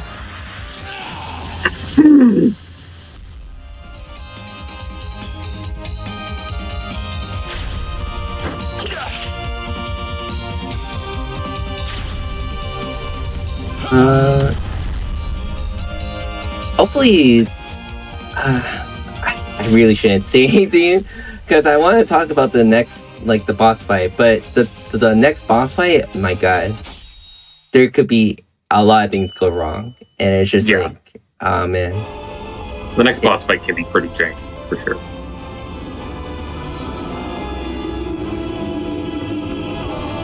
But we're not too far from it, so.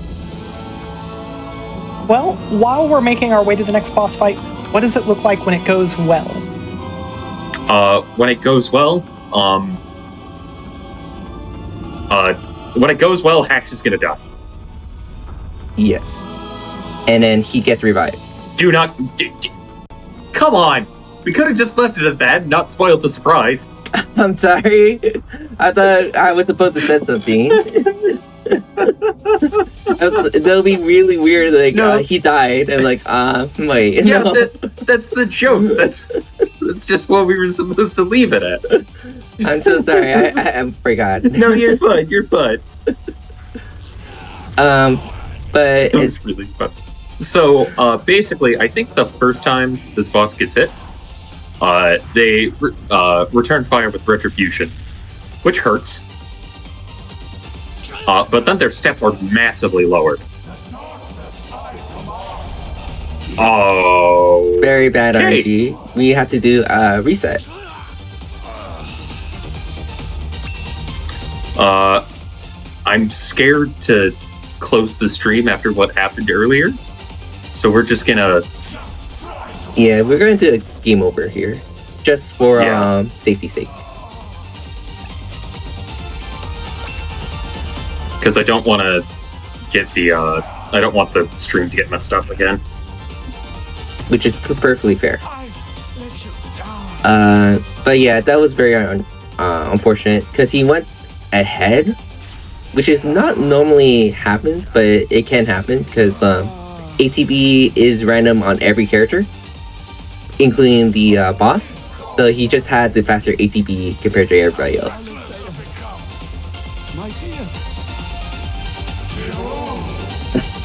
If it goes well, Hash dies. If it goes poorly, everybody dies. Exactly. Well, but I was going to follow up with the question of what happens when the fight is totally scuffed. Maybe I won't ask that one now. Yeah, like, this is where, I guess commentary occurs. It's like, if you commentate on, like, a very hard fight, it's like, legitimately, things can go really bad real fast. It's like, I'm confident in this fight, guys. Alright, let's try that again. And this time, Okay. He has like no ATP.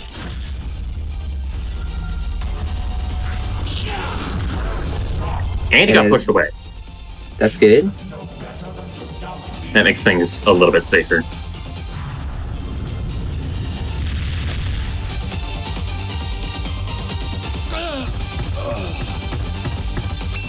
Okay, good.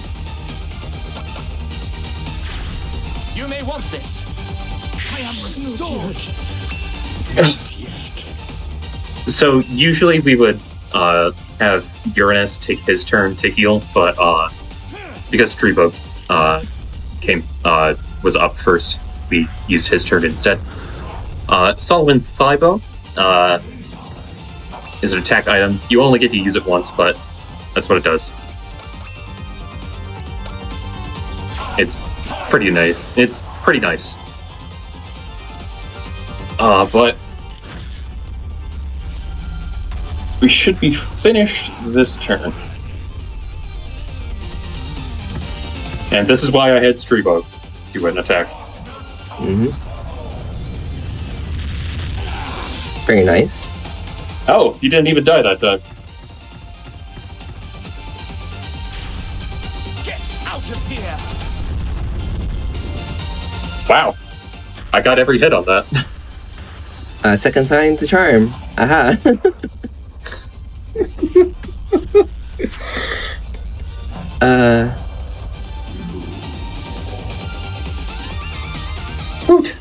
And this is just classic live a live moment right there. So Hash has fallen, and it turns out we didn't even save the princess. So, and now Stribo's dead. Oh no! Oh no! We can't go back. We can't save him.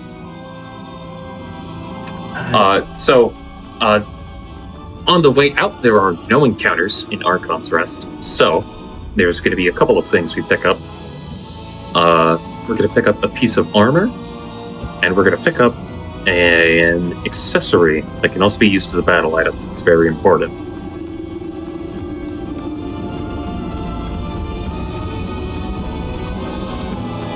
So inside this door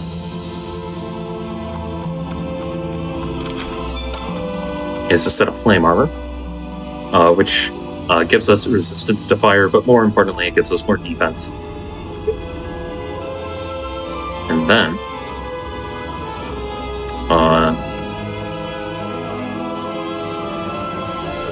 here, not that room. That room has nothing in it, which is really weird. Yeah, very weird indeed. In this room over here,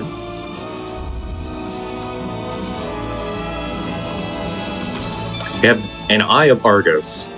Now, remember what I said about there is going to be at least one petrification in this run. The Eye of Argos is an item that when you use it in battle, it has a chance to petrify the enemy. We have one fight where we use it. We'll be also gaining... Yep. I also don't know if we've ever if there's like any ideas for another place to use it.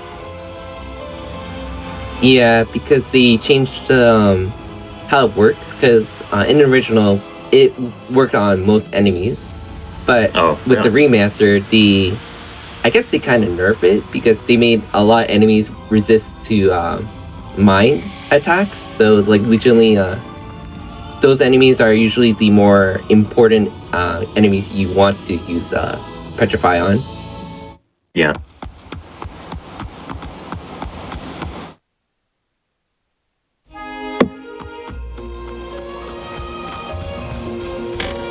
Alright, so we're gonna head back to the castle and tell them about what happened. It wasn't very pretty.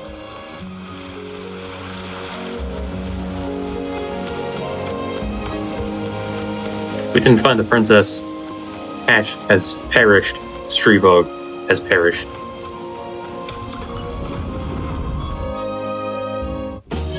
And yet, the villagers are still happy to see us, even though it feels like we really don't deserve it.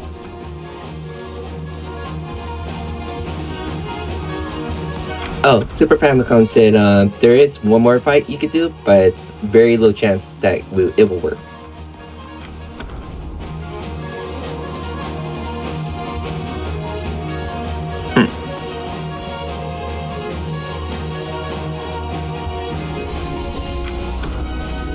Okay.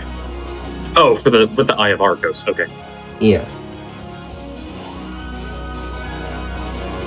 Is it claustrophobia? Please tell me it's claustrophobia. Oh god, that fight. Well, we'll see when Super Famicom replies. We'll see what he says. All right, but we failed many a time. We're gonna go to sleep and see what we can do about this tomorrow. Oh, hi, Streebug. How are you here?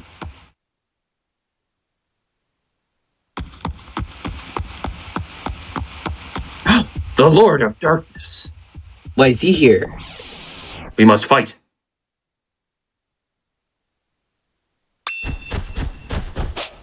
Why does he only have 64 HP? I guess it might be reference to the Nintendo 64. Which wasn't out at the time? I don't know. Maybe they were protecting it. The future! Surprise, it was the king. We just murdered the king. Oh no. Oh god. And now they think we are the Lord of Dark. Yeah. Super Famicom said it is the claustrophobia. Okay. It's probably like a 5% chance or something ridiculous. Must be. God, I hate that fight. That's coming up. The Lord of Dark! Alright.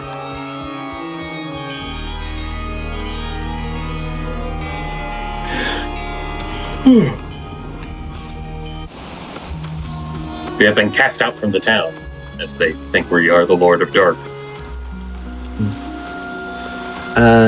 For this part particular, it's very open-ended on what you're supposed to do. There's no checkmark marks. There's just empty map indication. Oh, this is a good fight for experience. I didn't do the equip. Oh, well, it'll less damage, but It's you'll fine. be fine. This fight isn't that bad. What was I going? Oh yeah, right. This chapter is like open-ended because originally there's no indication where you're supposed to go. We'll mostly do the faster run of the ones, but you could do like almost any direction you want to go. Obviously, it will be more time wasted depending on which one you do. But on a casual playthrough, you're not going to care about how long you take. Yeah, that's for sure. So a lot of people usually get really lost, maybe angry if they're like, where am I supposed to go? But oh right. No, but it just brings like the whole like feel like you're very lost. You're feeling what the main protagonist Cloud is feeling right now. Cloud. I forgot we named him Cloud until you said that. Yeah.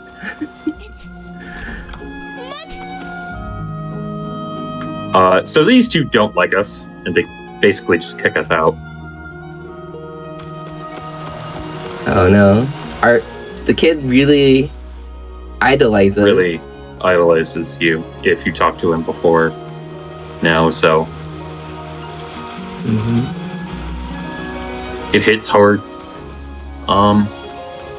So, there's two things you can do here to progress. You can either go to, go back to the town, or you can enter and exit Archon's Rest. And, that'll also progress the story.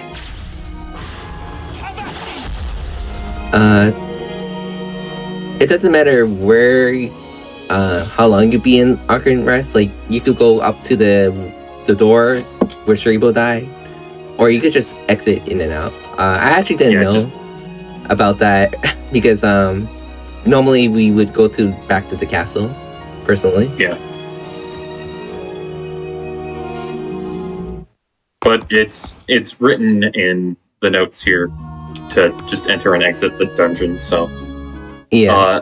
the notes that I'm following, by the way, were written by Neoslash, who is one of the other full game runners of this game. He's pretty good. I think he's currently second or third on the leaderboard. I can't remember. Yeah. I can check out for you. All right. But yeah, like we don't have a lot of full game runners. But we always welcome more people to run the game for sure. Because generally, like we actually need more people to play through the game. It was harder. Thank you. It was a little bit harder to like convince people to like play the game because it was only on the Switch, and the Switch is a little bit slow compared to other games or other system or PC. But now that it's on PC and other systems, it's great. Yeah, it's fantastic. Like more friendly for like people to like actually enjoy the game. Alright, Neoslash is number 2. Okay. The number 1 is actually from Japan, Bikoni Liki. Their time is like insane. Oh yeah, the good 3 minutes. But they do like different strats, and I think if you actually watch how they play, it's insane strats. Like they minute like every boss like almost perfect. Yeah. Absolutely crazy stuff. I got you.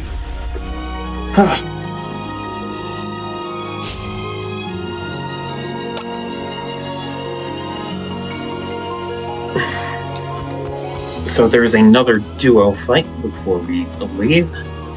You can't enter any of those houses. I was very disappointed in my first playthrough. Yeah. Because I was like, oh, maybe this is finally the chapter with an item shop. No.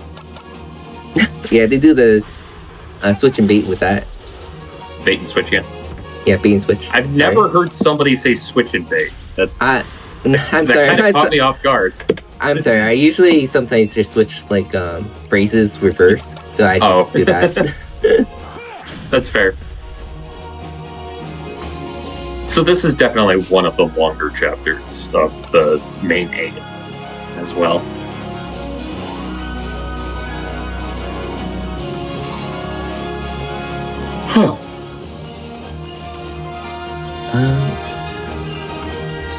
So we're gonna take a shortcut. Get down to Archon's Rest. Mm-hmm.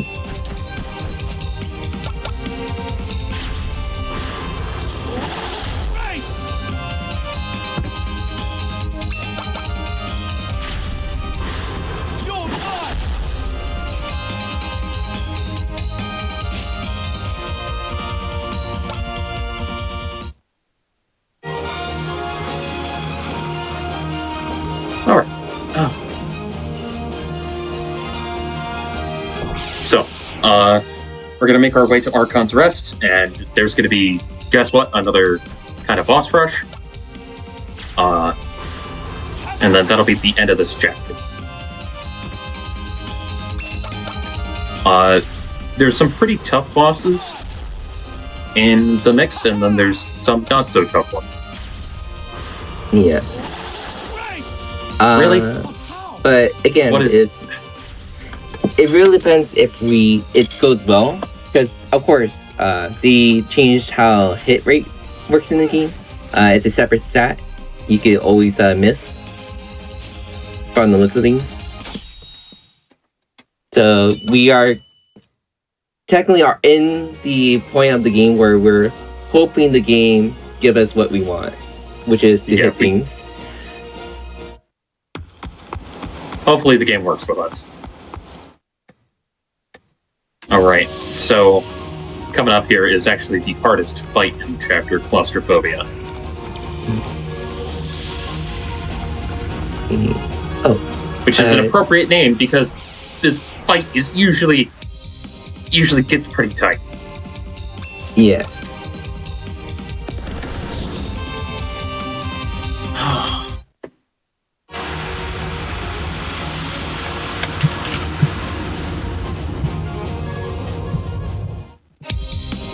So you don't want to be at a diagonal from claustrophobia, otherwise they can use a very powerful attack.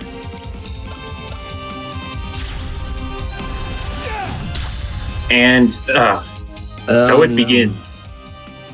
Wind Slash does not have very good accuracy. So it's our best bet to be honest, because it does give the vulnerability, so it does damage. Yeah. Ooh. We also don't want claustrophobia to move too much. Yeah. We much prefer Earthquake to come out. We're going to Bomb Grass.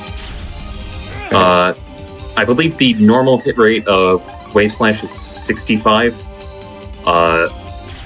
Taking a Bomb Grass boosts it to 85.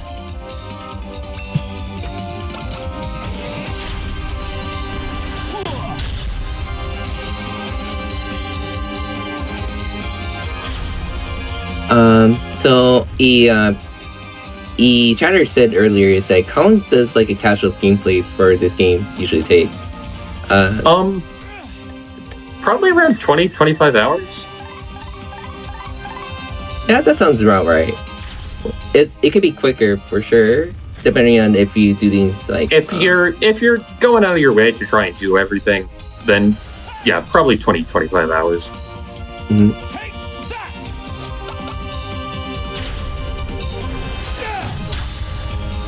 Come on.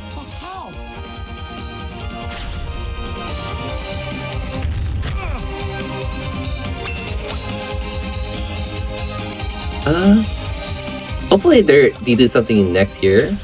The game is actually about to be 30 years old.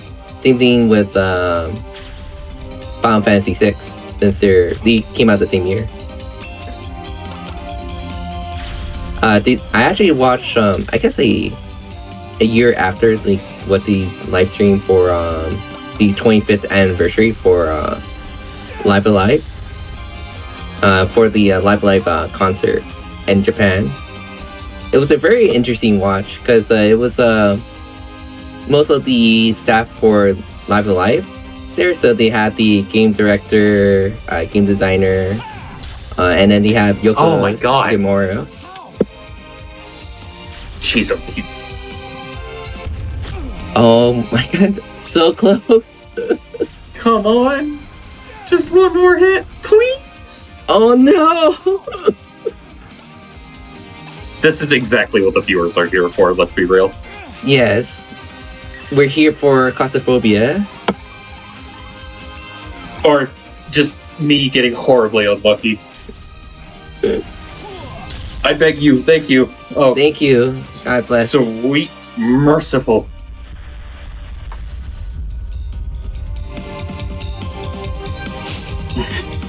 Oh my god. Alright, we made it through. What was I saying? Oh right, I was talking about the live stream of rewatching the concert. Yeah. So what they did was every song they brought out like a little piece of like food for each chapter. Oh, that's so cool. So it's really sweet. Like literally they had the chicken wing for prehistoric, they had the red bean fish for the near future, or no, modern future. I forgot. But the giant robot. Yeah. Area, and right. then so just to sorry to cut you off, but scotophobia is also a pain. Oh right, because he heals. Yeah. Oh, that was a good counter hit. That's he basically net nothing from that. In fact, he actually took damage. Oh. Oh, that didn't work out. That's not right. Please don't kill. Please don't kill. Please don't kill. Okay.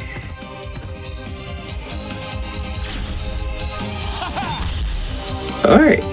Not More bad. damage. We're gonna heal.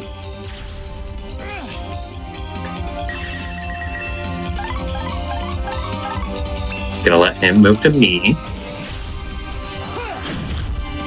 All right, and we're just gonna hope we can keep getting turns. Oh, dang it. Let's hope for a counterattack. Oh, 69. Nice. Good damage. We're gonna do a Valorous Slash. Okay. Oh my god, this 3 health. Holy mo. Holy moly. Alright.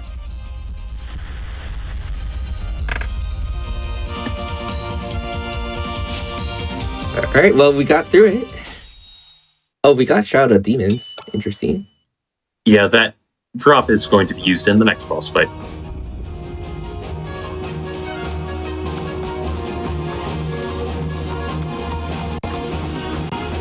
Which is coming up very soon.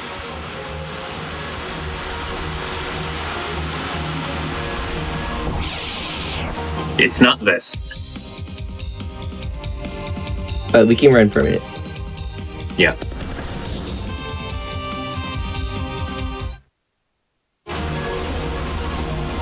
So this next fight is immensely easier.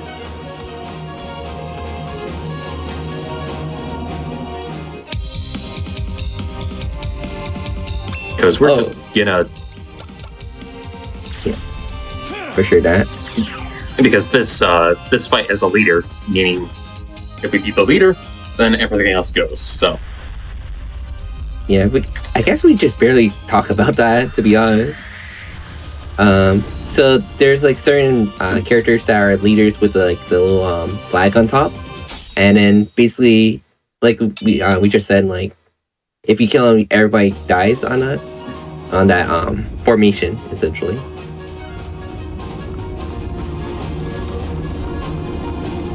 And now we're coming up to the next fight, right? Yep, it is before the room with the statues of all the previous boss fights, which is weird. Like, why is that there? I do not know. Alright, agoraphobia. Which, hilariously... Oh, wait. There we go. They can be petrified. It's a 20% chance. Did we get just hope we don't get... Alright, okay. That's fine. She can't hit me in the square. Or... Wow! Well, she got double turn there. Please hit. Please parry. Yes! If I lost at that fight, I was going to be very upset. That was very close. Like, she moved and then she attacked. That should not have been that close. Hi. But you got this. We're almost there. We're going through this really, really good. Alright.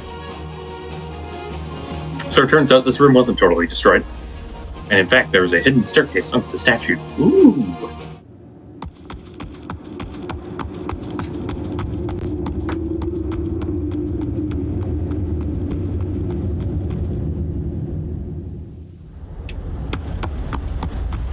And it turns out,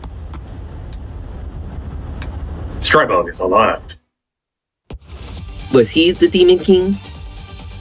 The whole time? Maybe the Demon King was inside of us all along.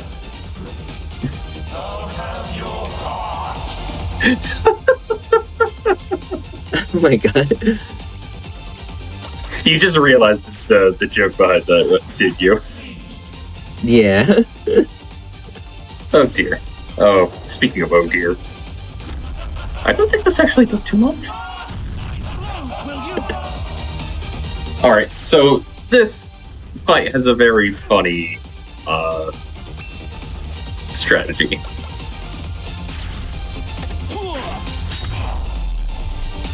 It turns out he can't attack you if you're behind him. So we're just gonna keep scooching around behind him.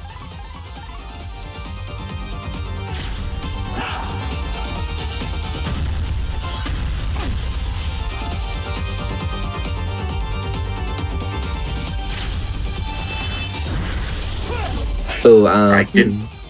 Oh, wait, that turned him around. That was perfect. Oh, nice. My dog just got up off the couch where she was sleeping. She walked a couple of feet, and then she just flopped down on the floor. I do not understand this creature. I also don't understand the Strebo RNG right now. He's doing a lot of weird things now.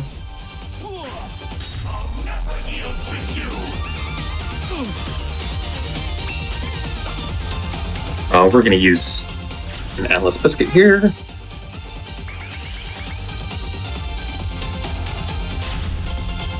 The move, I think he just started with more ATB than usual, so I messed up my movement a bit. That makes a lot of sense.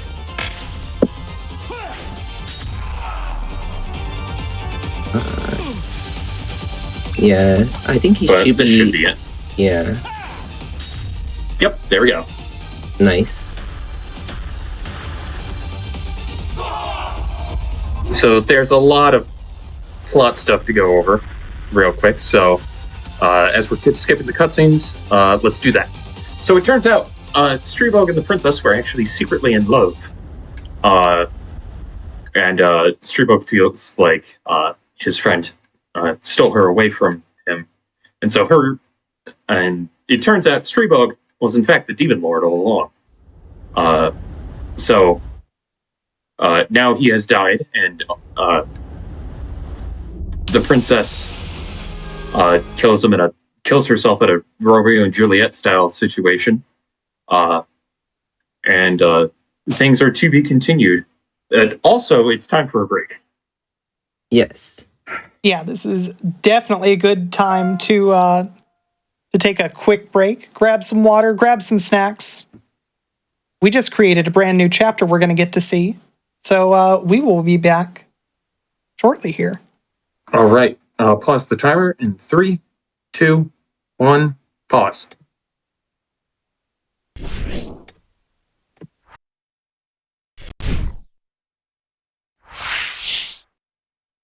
And we're back. It's time for even more Live Alive. But first, just a couple announcements, just for anybody who's showed up since the last break. Frame Fatale submissions are open now until the end of today. Time is running out. Use !FF in Twitch chat to learn more about that. We want your submissions. We want to show off some cool speedruns. We're looking for new hotfix shows and showrunners. Use !hotfix in Twitch chat or head on over to gamesdonequick.com/hotfix to submit your ideas. This includes bi-weekly shows, limited run shows like Ocarina Improv, and one-day events. If you've got something that you're really excited to show the world, tell us about it. We want to hear from you. Juneteenth, our annual event celebrating Black independence, is coming up June 17th and 18th, starting at 1 p.m. Eastern. Join us as we highlight the amazing talents of the Black speedrunning community. Summer Games Done Quick 2023 is coming up May 28th through June 4th, Minneapolis, Minnesota. Head on over to gamesdonequick.com for more information. I know you're excited about it. I'm excited about it. I'm looking forward to just not having a life for a week solid. It's going to be great. If you're watching this on YouTube, make sure you press the like button, subscribe to the channel, and then come on over to twitch.tv/gamesdonequick. We've got live shows just about every day, starting weeknights at 7 p.m. Eastern, weekends at 1 p.m. Eastern. Your subs, Prime Gaming subs, gift subs, and bits cheered on the GDQ Twitch channel help support Games Done Quick Hotfix. Please consider subscribing if you enjoy the daily speedrunning content. And finally, after we're done here, tomorrow at 1 p.m. Eastern, tune in for a showcase of Silent Hill speedruns for the Silent Hill 3 anniversary. But right now, there's a new chapter. We gotta learn what happens. Sunny. Indeed. Yeah, take it away. So, upon learning of all of the pain and suffering he had caused, Orsted became the new Lord of Evil and took on the name Odio. So everything that's happened in all of the chapters is a direct result of what took place in medieval times. And I think we got to fix that. So when you're ready on the timer, I'll count us in. Whenever you're ready. All right. 3, 2, 1. Let's hit it.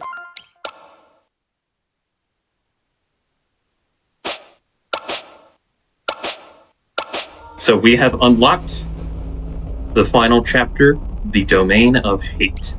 So you can bring anyone that you want as your leader. We are starting with Moondance because recruiting him is a pain if you don't leave with him. Yeah. So you have we are to... in infinite void of blackness, except there's also a staircase. Anyways, as you were saying, Hatter? Oh, yeah. So the main reason why it's either this character or the martial arts, because it's really very annoying to like look for Sundown or Moon Dance, essentially. Moondance. Yeah, Moon Dance. Because he pops up in the same order, but you have to go to these 7 locations every time just to get Moon Dance. But now we're trying to like navigate through the this chapter specifically to like recruit most of our party members, if not all. So, in the couple of weeks since I knew this run was going to happen, my first thought immediately was, what team am I bringing to the last fight? And over time, I have tested various teams, and I have come up with a team that is very specifically made for one fight of the last boss in particular. And hopefully it goes pretty well. I'm pretty excited to see that. Oh yeah, you haven't seen how I do that fight. Yeah, because I guess it's really weird because every runner has their own like last chapter strat. Because the last chapter is very open-ended, what you want to do for like grinding or like who you want to bring. Because every character has their own strengths and weaknesses. We do still use Moon Dance a lot because he does have the most useful ability, which you did see within his chapter being used by another character in that chapter. Yes, he has essentially his own version of Texas Jitterbug. And it's just as powerful in this as it was in that chapter. So, once again, I'm grabbing the extra palm grasses because I am scared. Yeah, more healing eyes, the better, usually. So, if you say you don't trust Jack here, he's gonna fight you. If you say you do trust him, you avoid a fight, and then he joins the party. So, Jack is here as a damage dealer for the first phase and a debuffer for the second phase. Of the final boss, I should specify. Yeah. I remember you also said, like within the Discord, that you're doing some new strats where you use the teleport.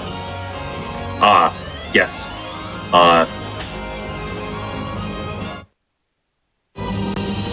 Okay. I'm hoping for a backfire at a specific time. That, of course, shows you to one of the extra dungeons. We're not going to be going to this time. Yeah. When you play the game yourself, you can go there. So, if you check the sign, Kenshin will attack you.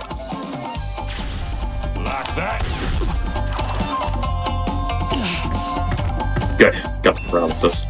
Very nice. So every character that you need, they have all the stats, all the items you equip with them from the previous chapters. So you have to keep in mind to like be careful not to have them with super OP items, one might say. Another thing is that the stuff that is in their loose inventory is not perfectly carried over. I think they give basically an approximation of what was there. It's very strange. Yes. So we are looking now. We're looking for a teleport backfire. And knowing how my luck has been this run, it's not going to happen very soon. Well, don't say it too quickly. We might get it this one.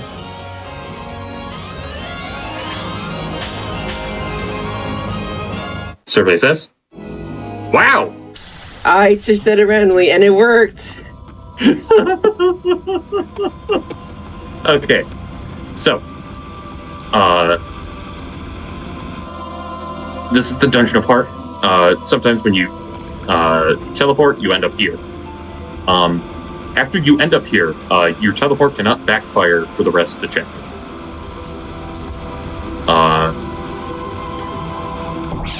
That's the wrong one. So, the reason I'm a little turned around is because the starting point is a bit random. There's like 3 or 4 places you can start this dungeon, and so yeah, I get a little turned around in here.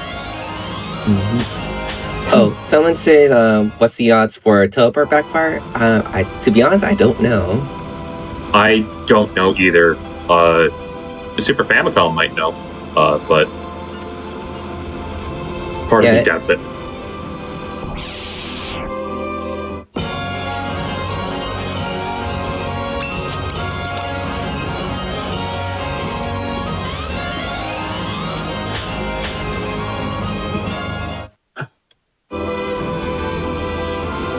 So what fight are you looking for particularly from this? Oh, I'm not looking for a fight here. Oh, really? Yeah, I'm just getting to the end because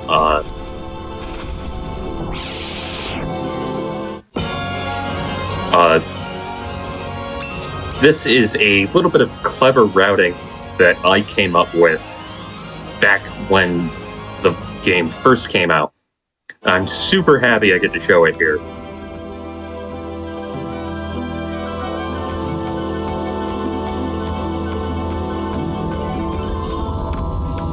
I'm excited to see this in action because I'm very curious about exactly the rounding for this. Oh right, you get the glove. Yeah. So the Guts and Glory glove is Akira's ultimate weapon, or Jack, sorry, and it gives him immunity to every status ailment except for petrification. That's amazing. And what else is amazing is exactly where we are. Oh, we're in the middle of the castle. Now we got our 4th party member right here. Yep.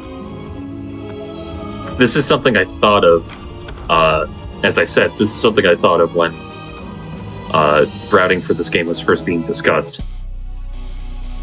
And Josh Winters is here. On some characters, you'll have to fight him. But he straight up says, "Oh, you've got a gun. I don't want to fight you," which is reasonable.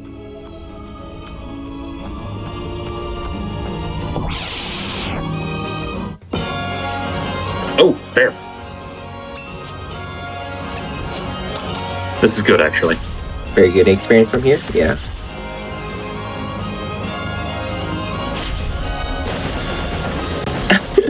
I love how they do that animation. I love the spin. The spin is so good. All right. So this is part of why we got the show a goldfish launcher, actually. Easy as hell. take what is given, nothing else. Yeah! Who's next? Who's next? I love that. I forgot what was the stats for the goldfish? Like, what stat is the one you want for using that? Physical attack. Physical attack. So you don't have to grab everything in here. I do because ADHD. If I don't grab the shiny, I will be sad. Yes.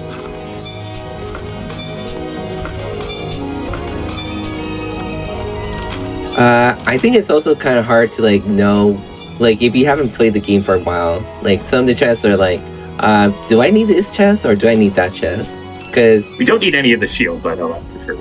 Yeah. All right.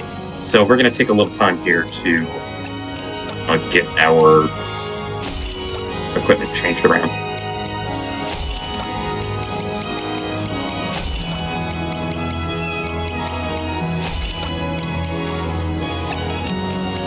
There is like a auto sorting, but there's always like some downsides with it. Like it doesn't give you specific like items you really want. Like you want like attack, you get attack, or you want a special attack, you want that. You can't specify the stat that you're looking for. Yeah, so it will just always go for highest attack, no matter what. Or just highest stat, basically. Yes.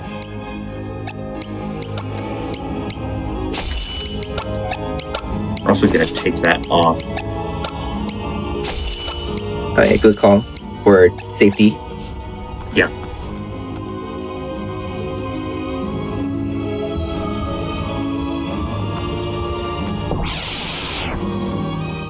Fair? No. These guys aren't as good with experience, so we're just gonna teleport out. So, we are basically on our way to the grind spot for my personal route. But in order to get there, we're gonna have to beat a pretty tough boss. So I'm gonna end up saving beforehand just to be safe. We're probably gonna take things a little patiently. I was gonna say slowly, but not quite. We're in the mercy of the game. Yeah. Also, this is like not literally very rarely it happens.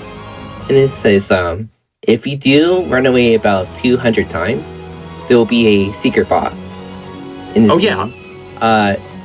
Of course, it's 200 is a lot, but it can happen, especially on like the Super Famicom, since that game is like, whew, so many counters in that game. All right.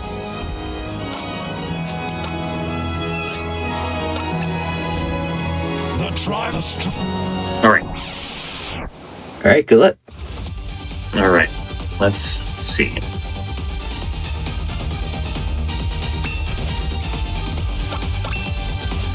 This guy is mostly dangerous if you get close to him. The issue is that he's weak to kicks, which means, and most of those you have to get close to use. And now your trial begins. Ow. I would like to point out, Masaru is very low level at the moment. I think he's level 3. Yes, level 3 for sure. Is he going for him again? Oh, he's dead. Or nope. Like, oh. How about this? That can bind legs? Barely. That's news to me. This'll do. So if anybody wants dog updates, she was playing around with her toy during the break and now she's laying down on the couch again. Oh, well, I'm reading chat. They're saying 100, so I was a little bit wrong on that. 100 retreats. Then you get the special boss. Oh dear, I should not have moved everyone up. You're fine. The bars shouldn't kill. Yeah. You have potential, at least.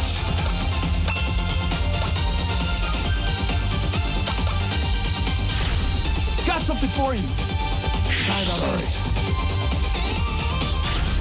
How about this? Oh, armbind. Oof. That's probably good.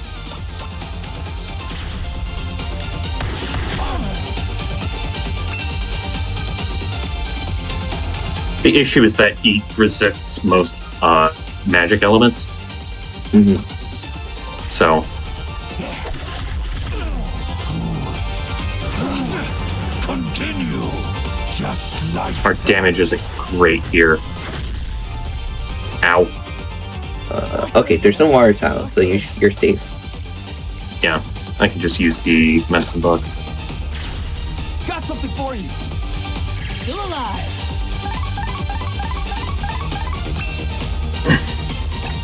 So, as you may know, like, there is like the final boss, but there's a lot of side stuff you could do in this chapter. There's like side dungeons, side enemies that you could like interact with. It's this chapter alone has I think there's like 7 different dungeons, one based on each. 7 dungeons and 7 kind of super bosses. Oh no! Sundance down. I mean, Moondance is down, but he's not the most important person that's in this particular fight. So. Yeah. More heal.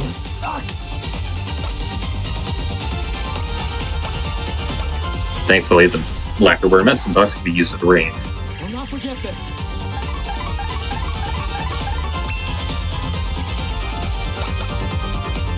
Come on, Fleetfoot. Thank you. Nice.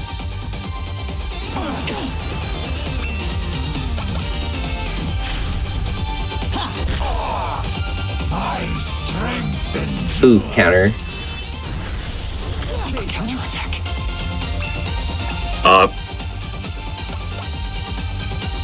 Oh dear. The fangs of silver. I don't think this will kill Masaru.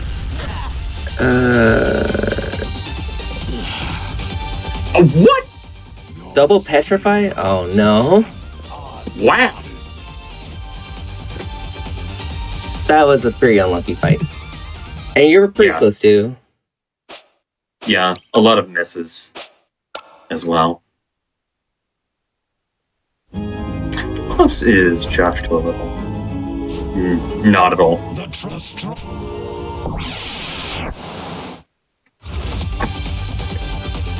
Well, that's zombies. The RNG is RNG.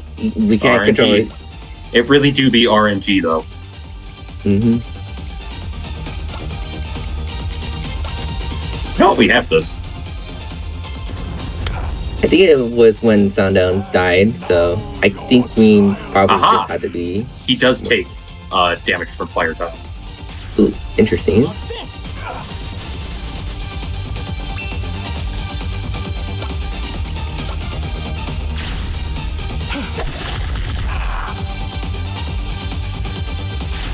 The fangs of silver bite most deep.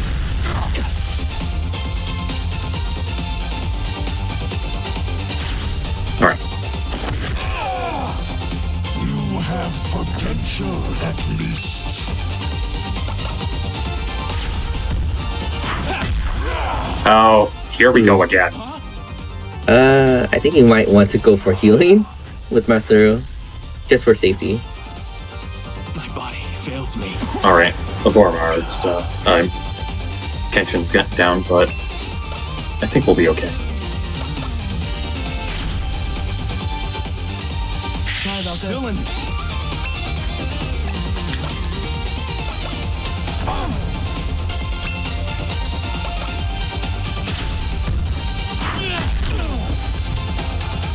Hell yeah! All right, a flourish on just one is okay.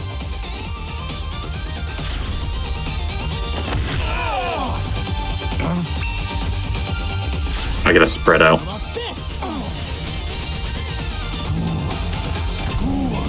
Continue, just like that. Oh, for true ending, it's a different route for sure. For true ending, you have to interact with all 7 characters. And of course, you can. You only need 4 of them in your party, but you have to interact with them to actually trigger the true ending. If that's what you're wondering about. Zero names, ZX. Okay, I think we got this. Got something for you. Ain't dead yet.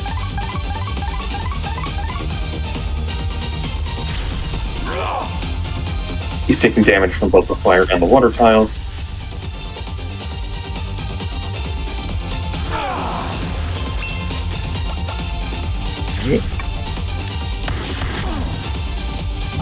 Oh wait, and he also has how long it would be. Okay then. It would be. And it's really hard to say for like this last chapter. So the estimate difference is really depends on. You were saying that it was grind related, most of the difference in time, if I recall. Yeah. Yeah. So in the final fight of the true ending, you use every character. So that means every character has to be at a level. Or at least prepare for the fight in any way. The another issue is that they actually added another fight after you do the boss rush. And that requires most of your party to be like doing decently, like can do damage. Because the boss fight is basically 7 versus 1 for small areas. But legitimately, it's a very hard fight in general. So it's really hard to estimate the boss rush and that fight because it's really RNG. It's really hard to say. It could be like 30 minutes. It could be an hour. It's really bad sometimes. And preferably, the quicker is the better. All right, so we are in the Dungeon of Power. Yes. Champion's hand wraps are Monsteroo's ultimate weapon, and man, are they ultimate! A full 52 is its physical attack stat and 42 is physical defense. Pretty crazy.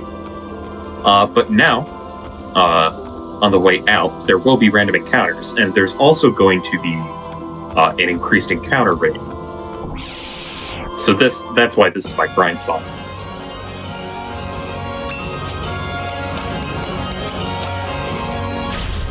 This'll do.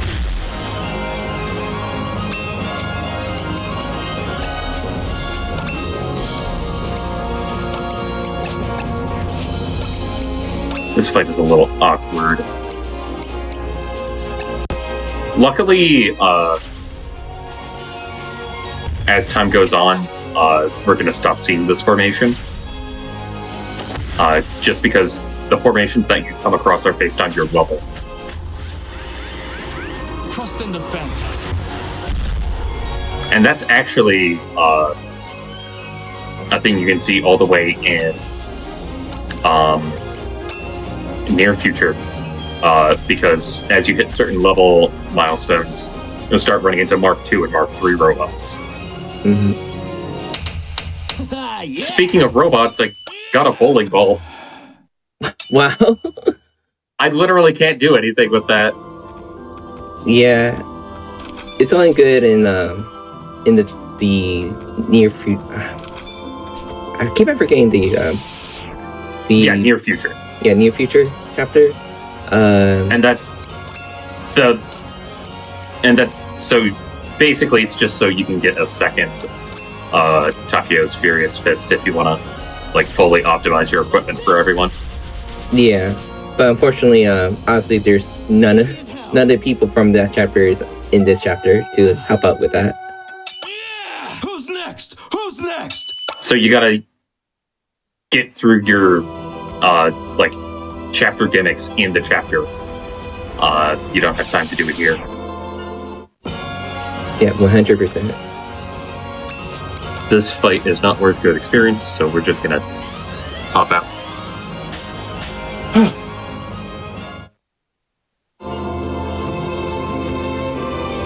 That's 8. I think 7 is 7. I have the chest like marked down and numbered, but I forgot to mark down one of them, so.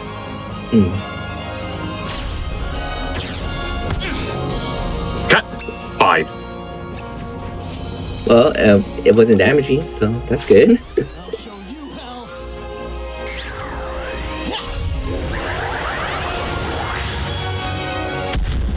So I suppose now is a good time to kind of go over every character's sort of like role in terms of what they bring to the party during the final dungeon. So to start with Josh Winters, or Masaru, as the official name, he is a massive physical tank. He gets a lot of HP. He gets a lot of physical defense from his weapon. He does decent damage, but most of the reason to have him in a party is, well, sometimes for binds, like that, and you mostly want him because he's a tank.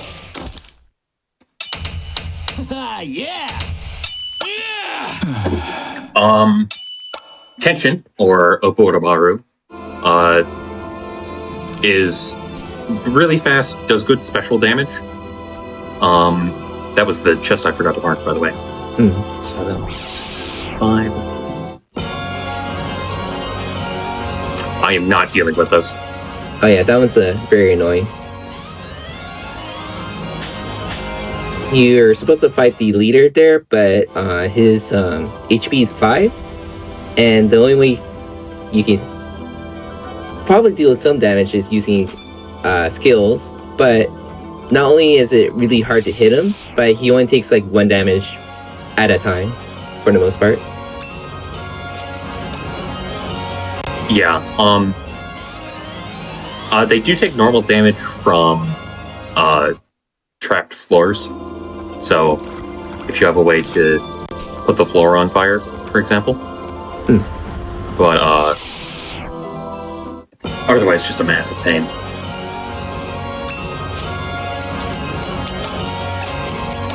Yeah, we'll do this fight. So there's a particular fight that we're looking for above anything else, and their name is Ishtar. Ishtar is basically a guaranteed level up.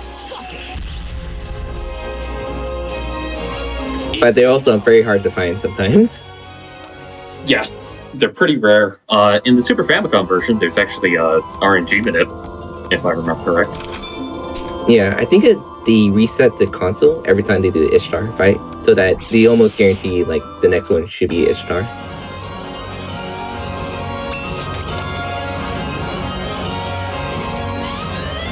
Yeah.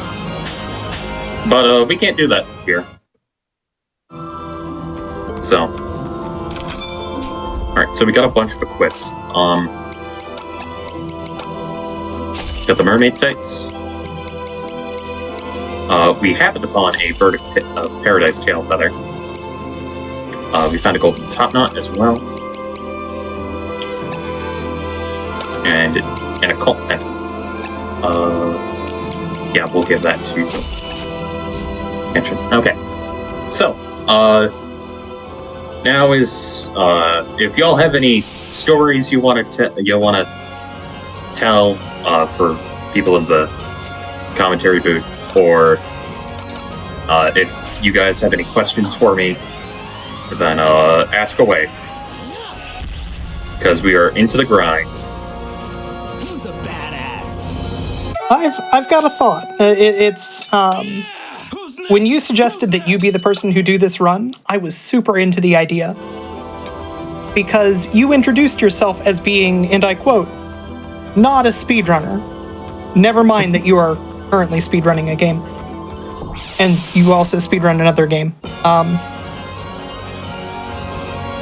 There used to be events basically every GDQ called Get Yourself Speedrunning. And one of the things that was frequently said surrounding those events is that everyone can speedrun. And if it's fun to you, you should be doing it just because it's fun.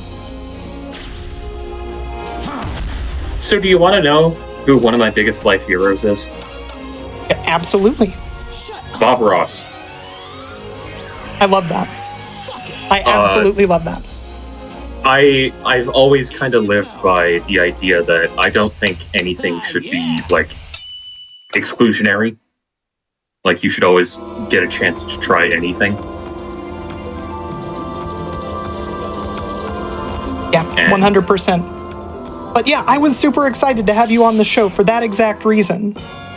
Because, hey, let's be real. You're doing really good. You're kicking butt here. I had a couple slip-ups, but who doesn't? Who doesn't? It's speedrunning. Video games, when you're not allowed to reset, it's really easy to have it not be perfect. Turns out when all that people look at is the best that you've ever done, it looks like you're really good at a video game. But for anybody in the audience, I want to say, hey, if there's a game that you think that you would enjoy playing a lot, and you think speedrunning seems like it would be really neat, but it's hard, try it. I cannot stress enough. You'll have a ton of fun. You'll either really enjoy it and you'll get to meet a bunch of new people that are super cool and you'll have a blast. Or you'll end up with just a little bit more appreciation when you are watching people speedrun. But I want to say everybody can speedrun, and if you're speedrunning a game, you're kind of a speedrunner. I hate to disagree with your introduction, but no, I understand. You might be a speedrunner. I mostly said that as kind of yeah, it's tongue in cheek, but also yeah, for real though. Yes, for real though. I honestly think that if you want to pick up a game and play it decently fast, then go for it. Like, you don't have to. Not everything has to be a world record run. Not everything has to be a PB attempt. Sometimes you just want to play a game fast, and that's totally fair. I was talking about this before we started. My first experience with speedrunning before I even knew what a speedrun was, there was a day when I was in, like, middle school, and I was like, you know what, I really like that Club Penguin game. Okay, I'll finish my anecdote. I really love that Club Penguin game on the DS. I'm gonna play through it as fast as I can. And I did, and I had a great time. Anyways, enough about that. This is the enemy that we were looking for. This is Ishtar. Yes, Ishtar has greater presence to us. Or his. I forgot Ishtar's gender. I think Ishtar is a female goddess. I'm not sure. Oh no, it's okay, I guess we have to wait. Hopefully either interrupt it or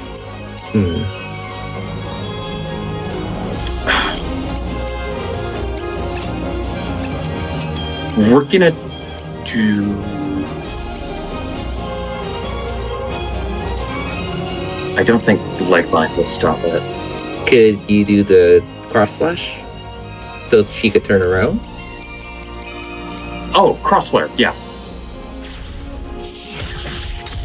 There we go. Yes! Thank you.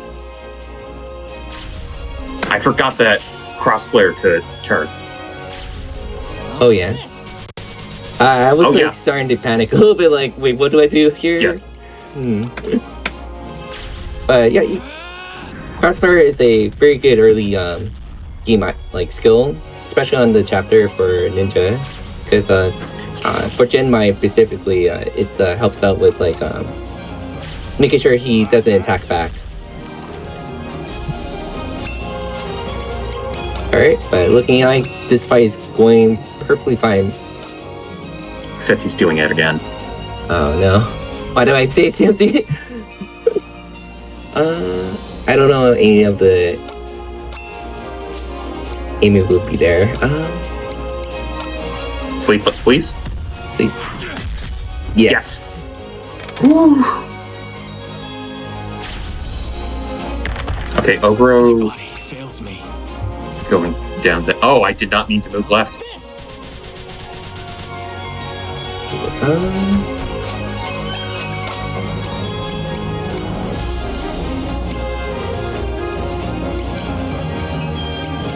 I'm gonna bite the bullet. Fine. The experience, what matters? Yeah. So if a character is down at the end of a fight, they still get experience, but if they are banished at the end of a fight, they do not. Hell yeah! Yeah, that's why we had to use the number 9 potion, which is a full area heal, but it cannot be once you use it, it doesn't come back. Yeah. Compared to the medicine box, which is a infinite use item. Compared to the medicine box and again, And the Coca-Cola, or there's another one I forgot. It's the one that reveals the enemy stats.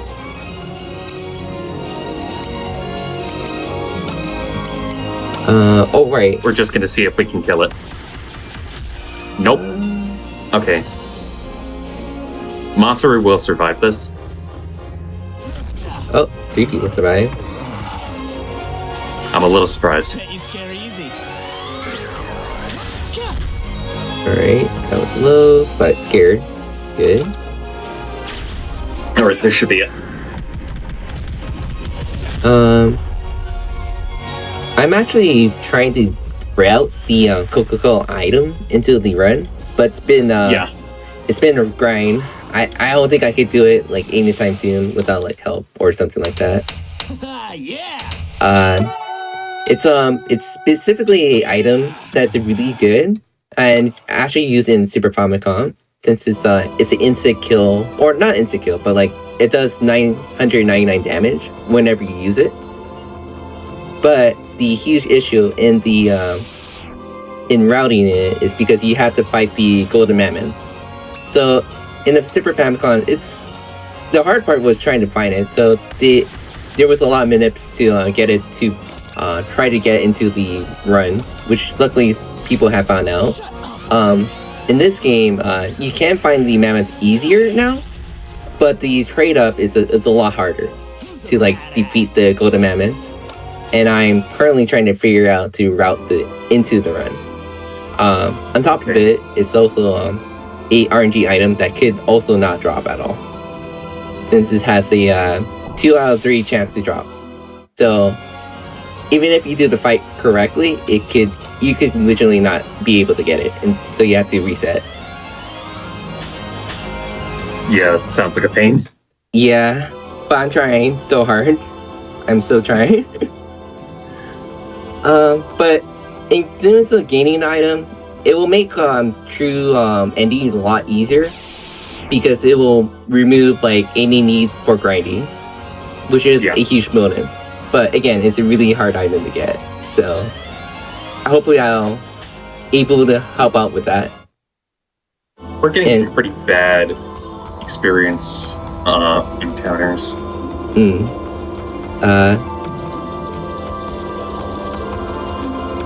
For sure, like this is always the worst part. It's like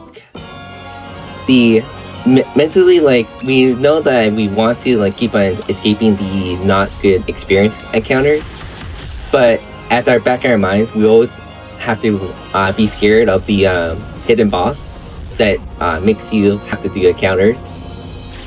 Because it's that, and like at some point, it's like I just got to do some fights to get some sort of experience.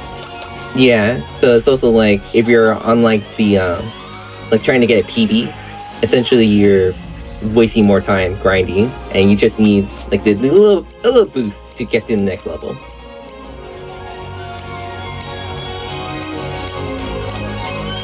Do runners tend to keep track of how many times they've run, or does it reset per chapter, or?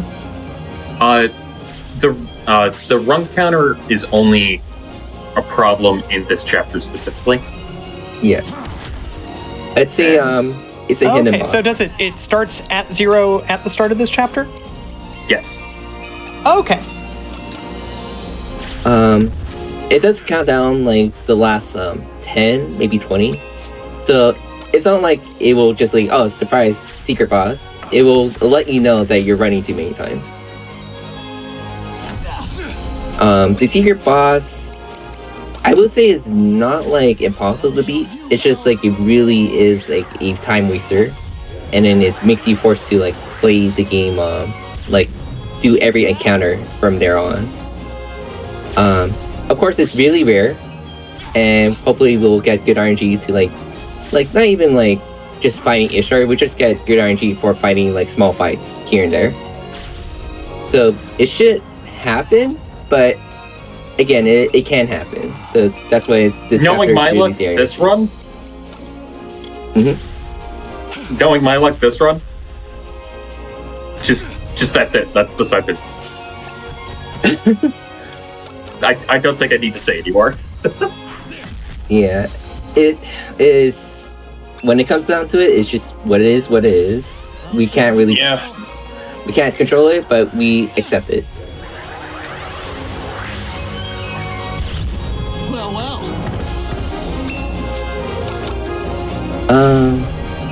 What else?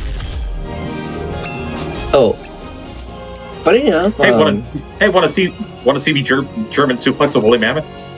Oh yes, let's do that. Woo! Not as cool as Saber though. Yeah, but you got a cool crush. I did. That encounter was worth more experience than I remember.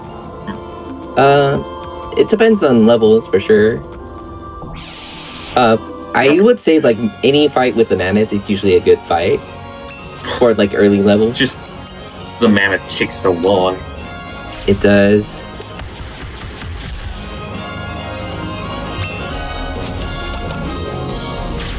I'll show you how. They really pad out the HP of these enemies for the last chapter. Yeah, it's a little frustrating.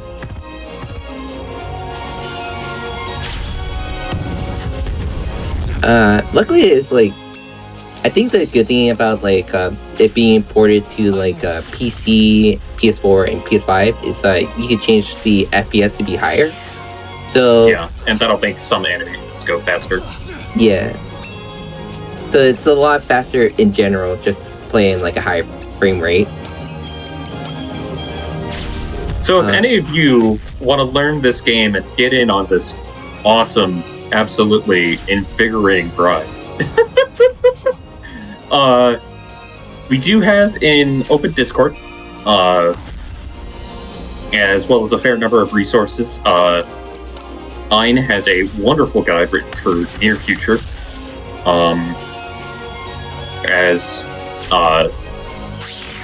and I think I'm going to start working on a beginner-friendly guide for this speedrun.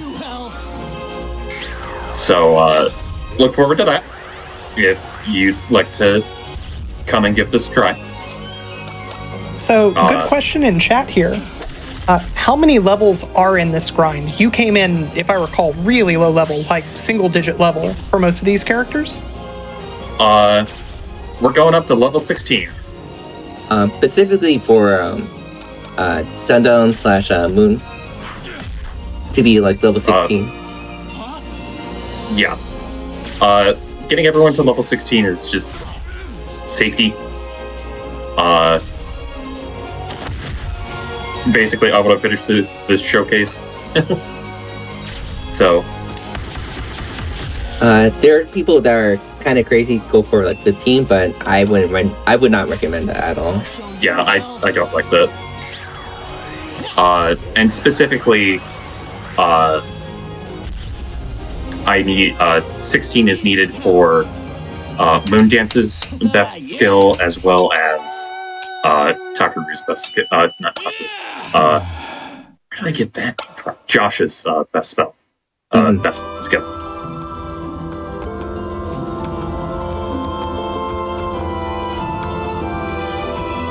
So yeah, unfortunately, this is a pretty long grind. But we're getting some better enemies to show up now.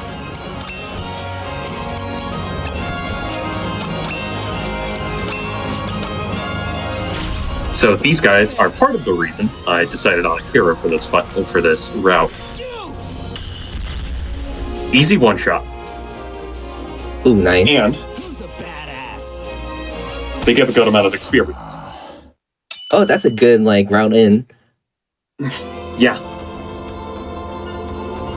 So there's fights with four of those enemies. There are also some fights with 2 of those enemies and 2 bears. I am not dealing with a mammoth again.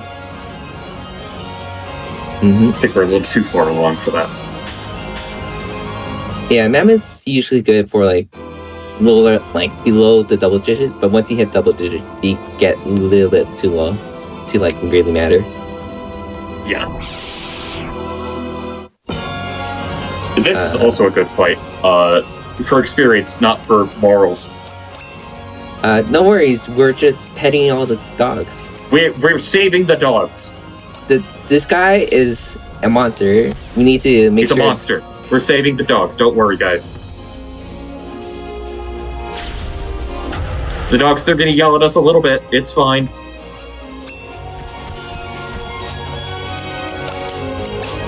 We are saving the dogs. Save the animals. I have We did it, guys. We saved the animals. We They're save free. them. be at peace. So that fight is especially nice because there's the potential to get that drop, the Feet of the Moon Rabbit, which you can equip in the accessory slot, and it's a really nice boost to your speed. Speed is good for like certain moves, but it also affects your ATB. So higher your speed, the more ATB you get. Yes! This is the one. Nice.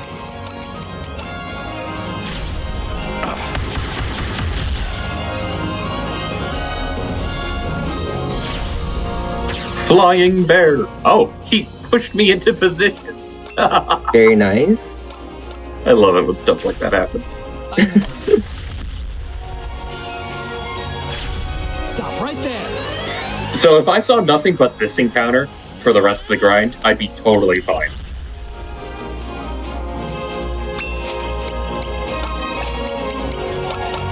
I mean, I would prefer to find 1 or 2 Ishtars alongside them, but...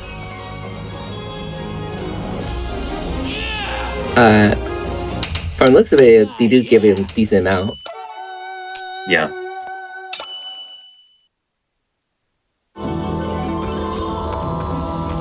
But the further we go, the more we want to see Ishtar. Yeah, so again, Ishtar is an instant level up, especially around our level, and Legionly it's just faster overall. Like just one fight compared to 5 fights, you could get the same amount of experience. That's just pure value right there. I didn't mean to teleport from that, but it's fine. It's a RNG minute. RNG minute, yeah. We're getting Ishtar here. If this gets Ishtar, I'm gonna...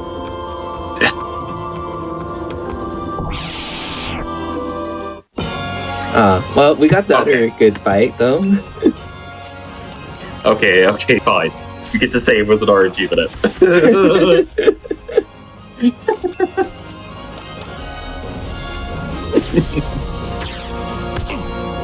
I'll allow it this time.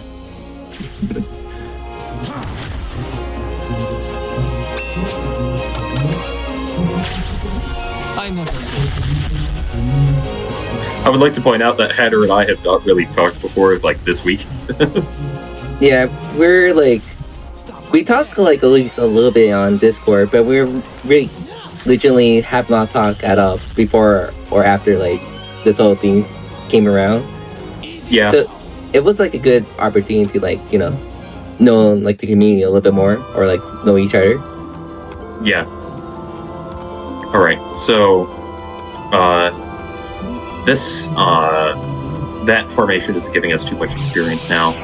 There's another formation with the... No, not you! Oh my God. Get out of God. here. Damage. There's another formation with that weird chimera-looking guy. That gives a good amount of experience. It's an encounter with 4 of them, And a pistachio. I don't think that gives. Do not question the pistachio. Pistachio. Ooh.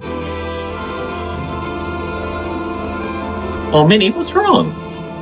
Oh, the dog is coming up to me. Oh, you want food, don't you?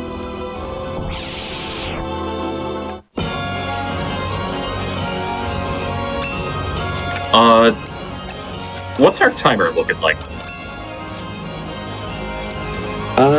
It's around. We're at 4:46 right now, just about 4:47. Wow. Stop right there. This is going very well. Yeah, it was like very surprising. Off screen, I was talking with the Rye about it, and legitimately, I was saying like this is like pretty good time because legitimately it's like you done a lot of the chapters really well. I'm really surprised and proud of that you did that. Well, anything is better than the 7 bump deaths I had in my practice run yesterday. That was a mess. Sometimes you just got to get all the bad luck out before you have the important run. That's how it goes. Yeah, and then, yeah, if I didn't do that last time, we wouldn't have gotten Gory Carry. Gory carry is the best carry. Best carry, yep. That might be my favorite moment of this run. Cannot believe that worked. Okay, I think we're a bit more prepared for this particular fight now.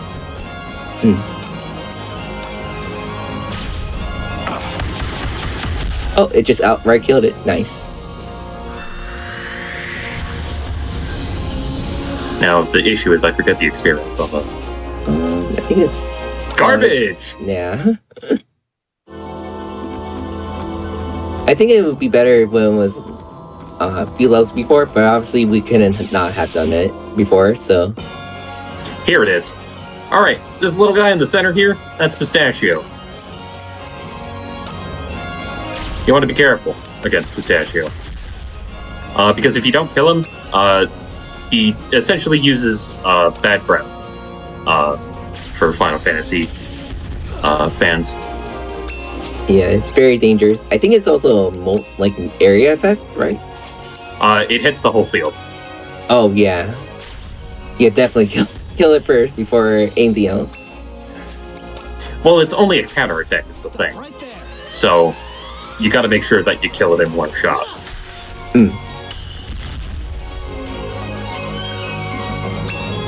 Minnie, what are you doing back there? Hi, girl. Hello. Yes, I know. Look, we're getting towards the end here, girl. She's sitting next to me, and she's just looking up at me. And I feel bad, because I know she wants to just chill out with me. We're almost done, girl. Getting pretty good at this. I take what is given, nothing else.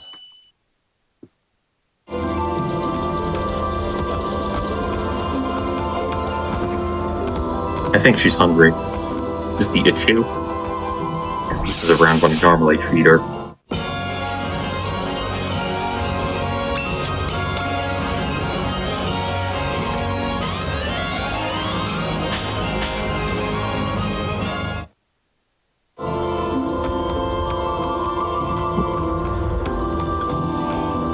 I think I will take you up on the break when we hit the next hour, so I can have some time to feed my dog.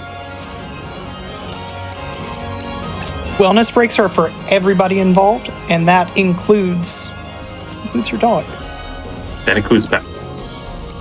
It's like that one mission, it's like, as Flood says in Super Mario Sunshine, always be kind to your pets.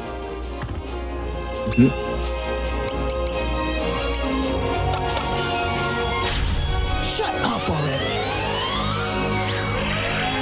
Suck it.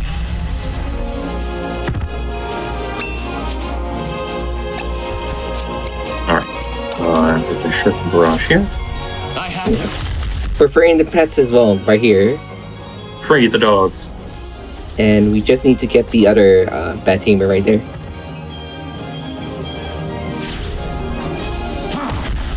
These are nice bullets. Look, we're falling apart here. They're just gun bullets. Sundown knows how to use his revolver. Y'all ever just German suplex a lady in a full leather outfit? I'm uncomfortable now. Yeah! Who's next? Who's next? All right.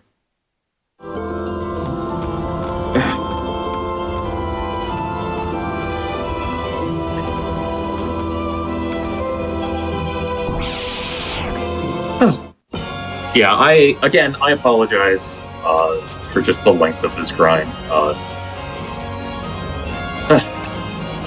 I wish it wasn't I do as think long. that when you were designing this game, you probably should have made it shorter.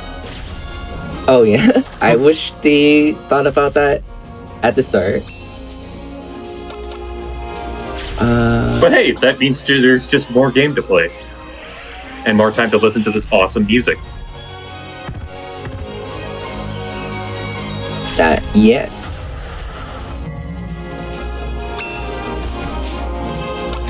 Alright.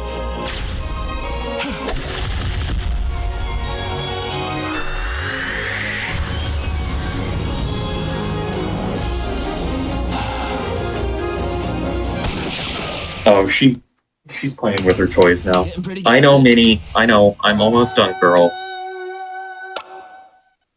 Alright, we're at level 15. We just need one We're Ishtar. close. And then we'll, on our way to the final boss, we'll take a couple of fights just to make sure Josh gets up to... Oh! Okay. Is this good? I forgot if it's good. I think this is decent. We just gotta make sure we one-shot everything.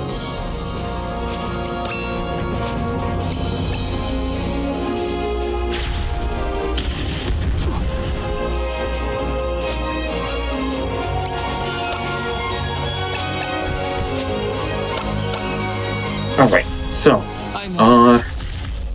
Oh dear. Ooh. Alright, Okay. Moon Dance got arm bound, so he literally cannot do anything. use a medicine box if this doesn't Medicine kill. box doesn't heal status. No, it does not, but it does give you HP.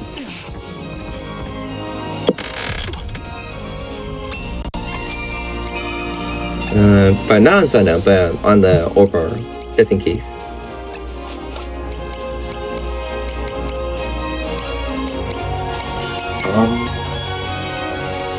I didn't know that.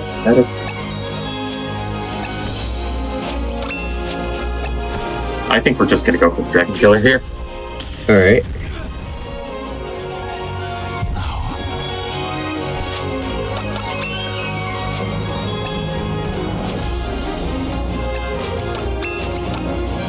I don't trust Kenshin to be able to do enough damage.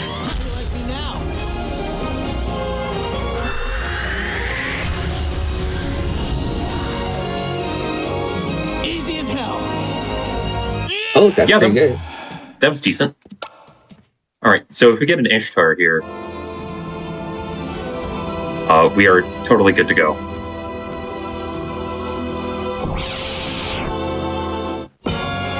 Nope.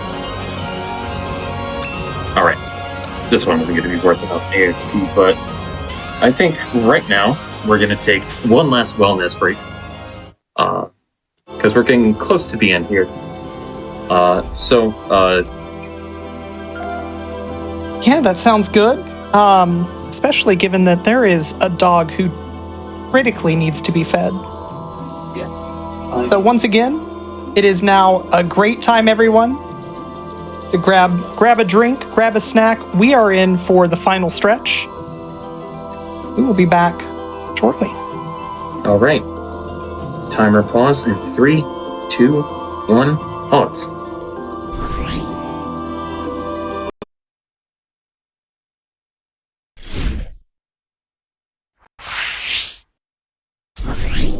And we are back. Everybody, I'm extremely happy to report that I have had a completely normal, non-problematic, no issues with it whatsoever count in this time. I was counted in from 15, which is something that a normal person does for you.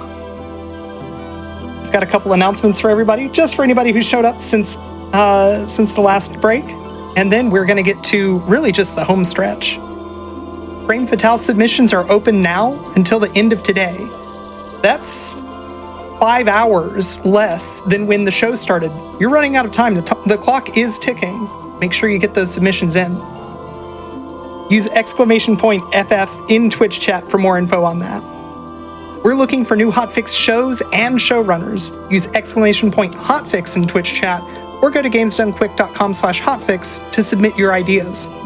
This includes bi-weekly shows, limited run shows like Ocarina Improv, and one-day events. We want to hear from you. We want to know what you're excited to show the world. Juneteenth, our annual event celebrating Black independence, is coming up. It's going to be June 17th and 18th at 1 p.m. Eastern. Join us as we highlight amazing talents of the Black speedrunning community. SGDQ 2023 is coming up as well. It's going to be May 28th through June 4th. It's just right around the corner, 8 days away. Super excited. It's going to be in Minneapolis, Minnesota. Head on over to gamesdonequick.com for all the info you need on the event. If you're watching this on YouTube, be sure to press the like button on this video, subscribe to the channel, and then come on over to twitch.tv/gamesdonequick if you're interested in watching us live. We start weeknights at 7 p.m. Eastern and weekends at 1 p.m. Eastern. Your subs, Prime Gaming subs, gift subs, and bits cheered on the GDQ Twitch channel help support Games Done Quick hotfix. Please consider subscribing if you enjoy the daily speedrunning content. Tune in tomorrow after this run is done. We're going to be done for the evening, but less than 24 hours after that, at 1 p.m. Eastern tomorrow, we've got a showcase of Silent Hill speedruns for the Silent Hill 3 anniversary. It's going to be a ton of fun. I can't wait for it. The other thing that I can't wait for is for us to reach level 16. Sunny Tapman, when are we going to be level 16? If everything goes perfectly, exactly one fight from now. If not, maybe 3 or 4. Fingers crossed. For anybody curious about dog updates, she was fed, and then she came over to me for pets, and now she's laying back down on the couch. But, we've got a speedrun to finish, so, how about I count us in? Yep, whenever you're ready. Alright, we're going back in 3, 2, 1. Once more, onto the breach.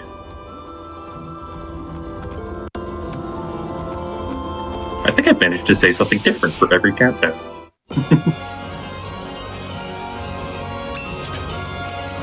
Alright. Alright, hopefully this goes through. Yeah, we're just aiming it for the dragon killer. Got it. So if we'd ran into an Ishtar, that'd just be an instant level for everyone, and I'd be happy. But it'll be really messed up if we do the grind. If I get an Ishtar as the last, if I run into Ishtar during the Archon's Roost, yeah, that'd be mean. Oh man, this game can be really mean at times. I don't understand why they do that to you.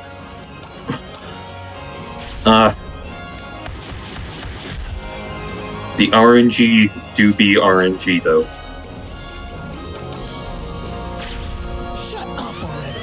Alright.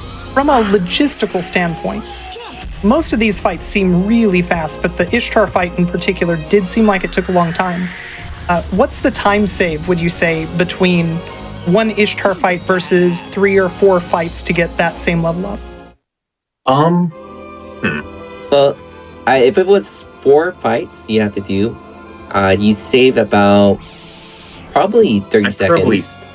I'd probably say 30 seconds if you have to do like 4 fights. But if you have something like this where you've got to run from a couple fights, I feel like you could probably save around a minute.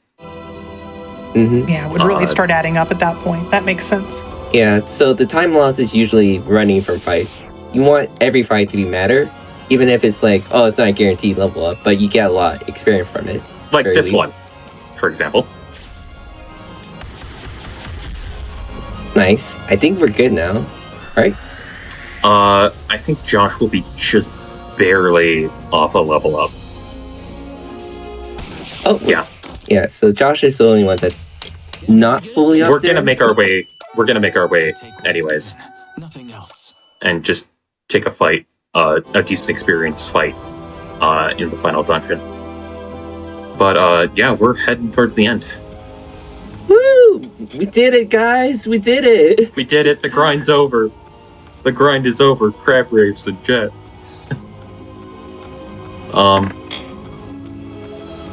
But yeah, we're heading over to Archon's Roost.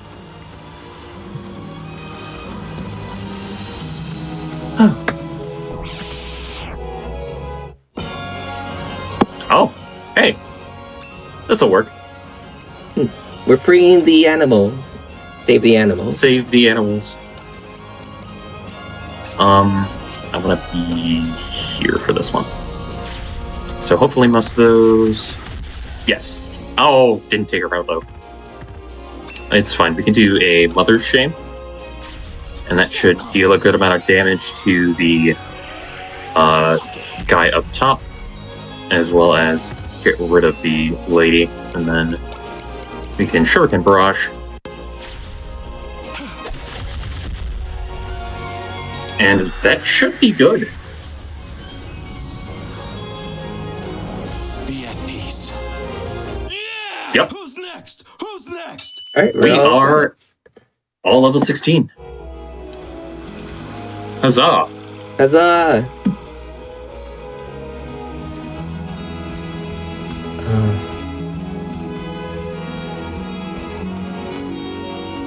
Now we just have to have not so many fights going up the arch.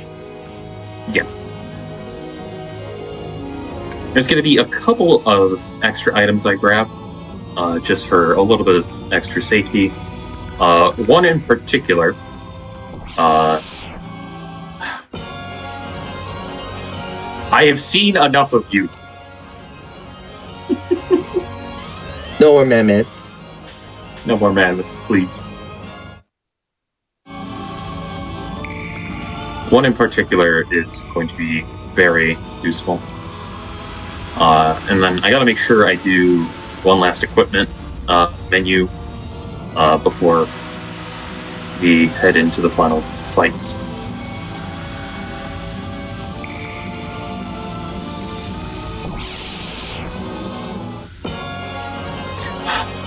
They don't want to leave me alone. They just want to say hi. You should have done the golden mammoth fight. You need... Get back here, Sonny. You need the cola bottle. It will make you need the cola bottle.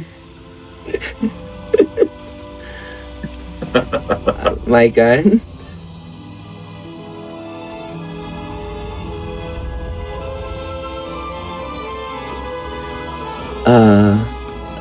Yeah, again, like I'm for sure trying to get that in the run.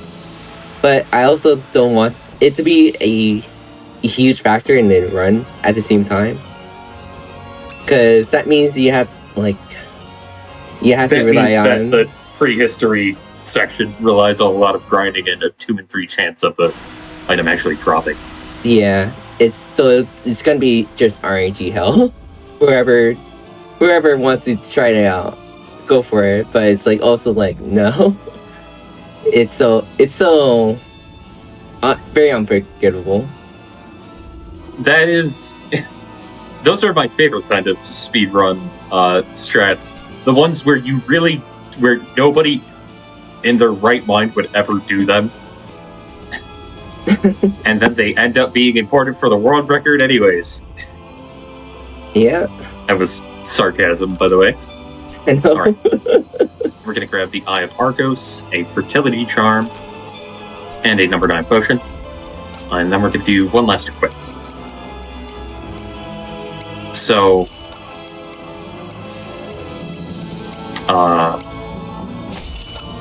the damage of Hurricane is based off of special attack. So we want to give a decent amount of special attack. Also going to give... Oh, I thought I had another Boots of the Moon or that.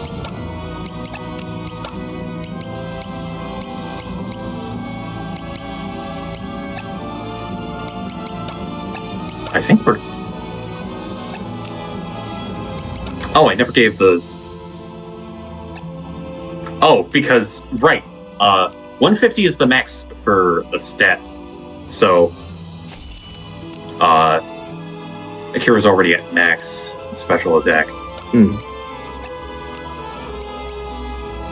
So, yeah. Yeah, we're all set up now. Yeah, so the fertility charm that I grabbed is it's an infinite use healing item that is an AoE heal that also buffs stats. Man, where was this fight a little bit earlier? Just don't think about it. The more you think about it, the more mad you get. The more I think, yeah, exactly. Just don't think about it. That is a perfect summation of this run. There were so many parts of this run that were like legitimately really good, and then I think back to the 5 misses on Fleetfoot right at the start. Yeah. Oh my god. But yeah, we are right at the end here. So, as I said before, this team is tailor-made for the first phase of the boss coming up.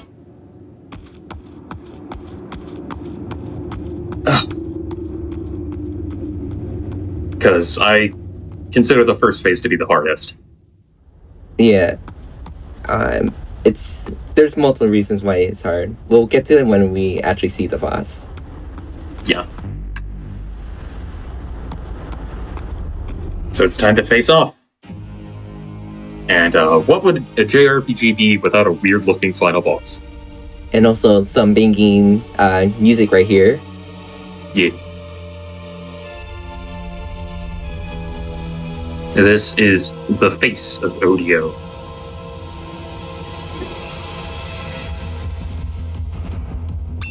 Alright. So each of these eyes have like their own ATB, so you have to be very careful of like what you do for each turn. Sorry about this.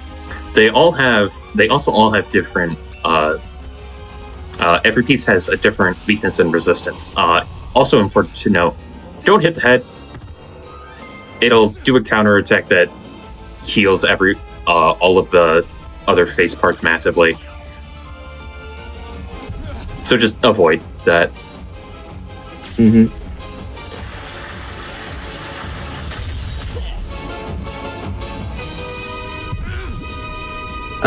Ideally is that for this fight, we want our most damage dealers to like hit every part, or like at least a decent amount for a single part.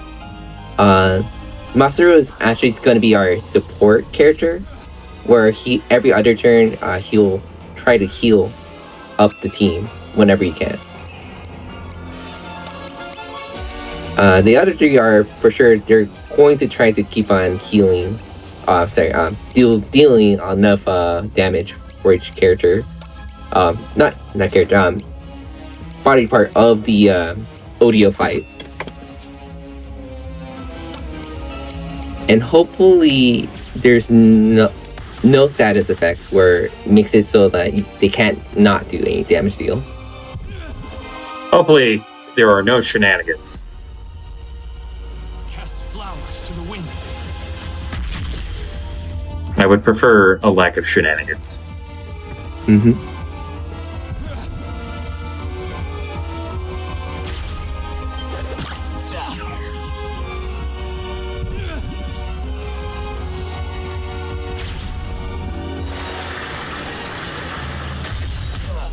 Alright, he survived. That's good.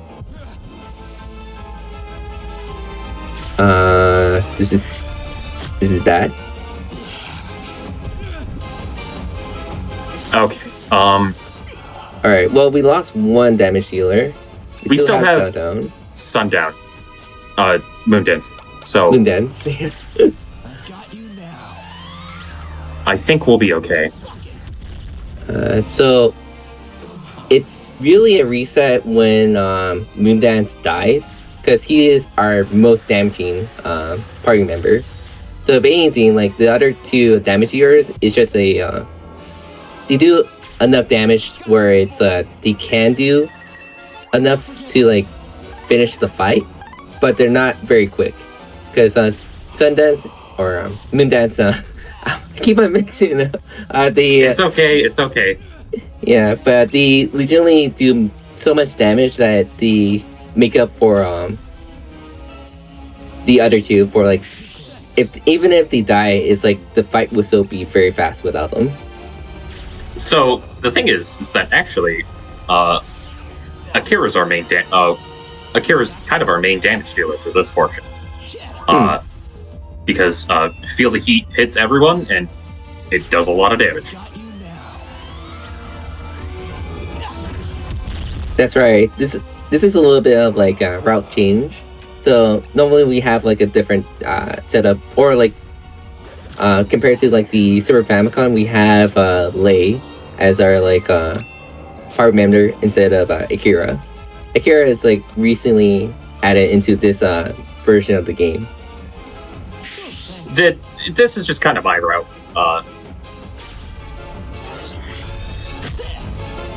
That is true. I like Akira as a character, so I wanted to use him in the route. And I won't stop you from doing that.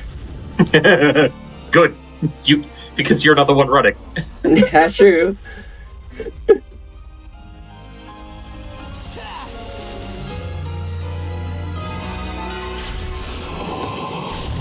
But yeah, design-wise, the boss is entirely very weird. Like, two weird eyes, and then just a mouth just escaping.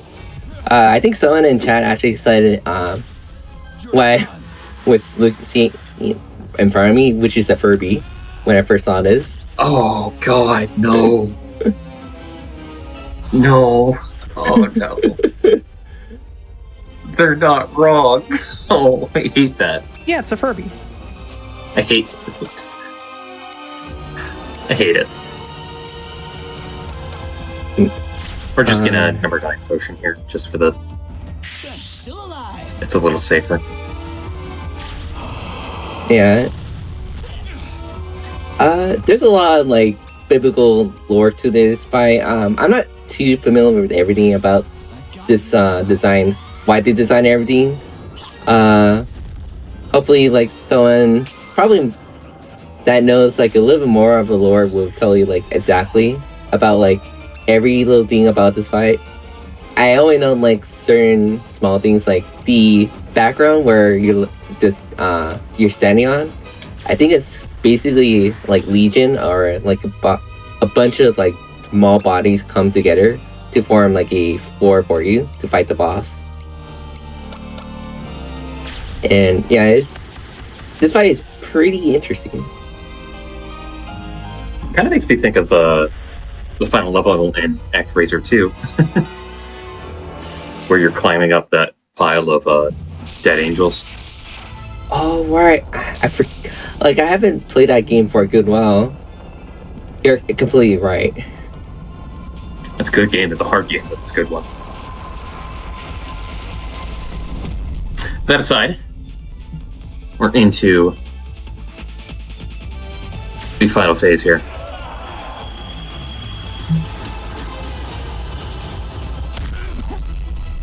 Alright. Luckily we have like these items that just like AoE full area heals that just fill everybody's full HP.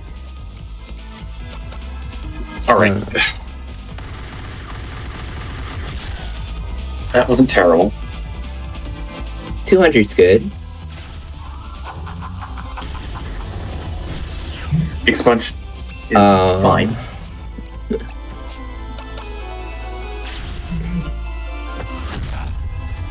We're looking for debuffs. Okay. That's a start. Okay. So, there's a chance for a lot of debuffs here. Ooh, nice. That was good. Not exactly what I was looking for, though. There is a chance for Judgment Day to actually inflict stop on this boss. Oh wait, it has stop? That might be really good if it actually lands. Do you know if it's a high percentage or is it really low? It's I've seen it a decent amount. 483, okay. Oh no. Akira's gonna get interrupted here. Yeah, we really don't want to see that. That actually interrupts not only Akira, but also Sundown whenever he does damage as well. I think it's usually... I think, if I'm, like, remember from the Famicom, it's usually when every person is, like, far away, or, like, the target they're targeting is far away. So they start using defeat over and over again. Okay. Come on, Judgment Day. Show me the money. Yeah! Let's go!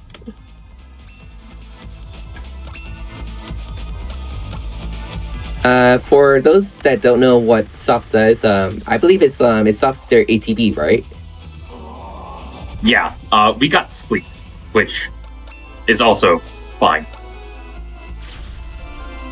Yes, and I think it also boosts up your damage right there. That's why you got 620.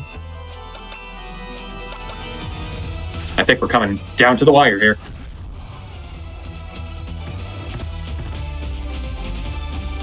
No. And will time be when you kill the boss, or is there anything after? There is a second fight after. It's very quick, but that's probably important to know. Yeah. Oh yeah, it's real fast. Sorry. I forgot to mention that. Yeah.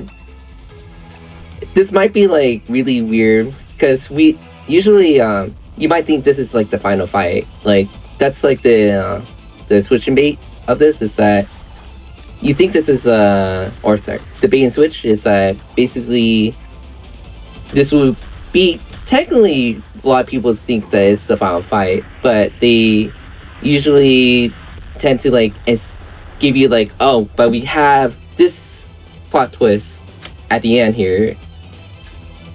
You killed the king again. He did. And the king was Orsted or Cloud. And we're gonna finish.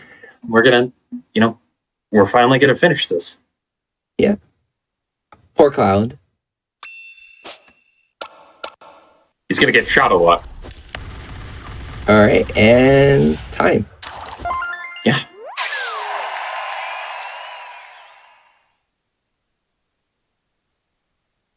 All right. Game. What was the final time? Waiting for it to come in. Looks like the final time was right at 5:16:22. Whoa! So for context, my practice run was 5:44, I believe. So I think that you might be on the verge of a pretty good PB. Yeah, wow. I guess I'll let the credits roll as I talk. But yeah. Again, I love this game. I love a lot about it. I love the music. I love the sprite work. This is such a good game, and I recommend anybody pick it up, be it for a casual playthrough or to give the speedrun a try. Again, you don't even have to do the full. You don't even have to do the full game speedrun. You can just maybe pick a couple of levels you particularly like. I know I got started with Modern Day. you just pick a few levels you like and let it go and just give it a shot. I assure you, you'll have an interesting time. While these credits are rolling, Sunny, where can we find you? You're on Twitch. I am on Twitch. People should be following you. People should be following the Hatter. We're going to get links in chat shortly. Tell us about your stream. I stream. I kind of just stream whenever I feel like and whatever I feel like. I don't have a super consistent schedule. Sometimes I'll stream speedruns. Sometimes I'll stream casual playthroughs. It's a lot of JRPGs. So you're saying it's going to be a surprise, but it's always going to be fun? I guess you could say that.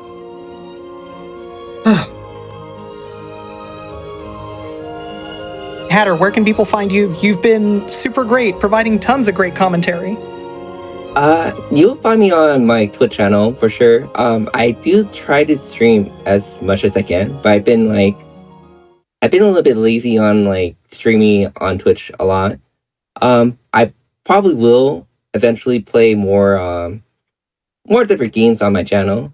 I've been I guess like one might say like just like a little bit retired from like speedrunning like different games. I've been onto like different games for RPG speedruns.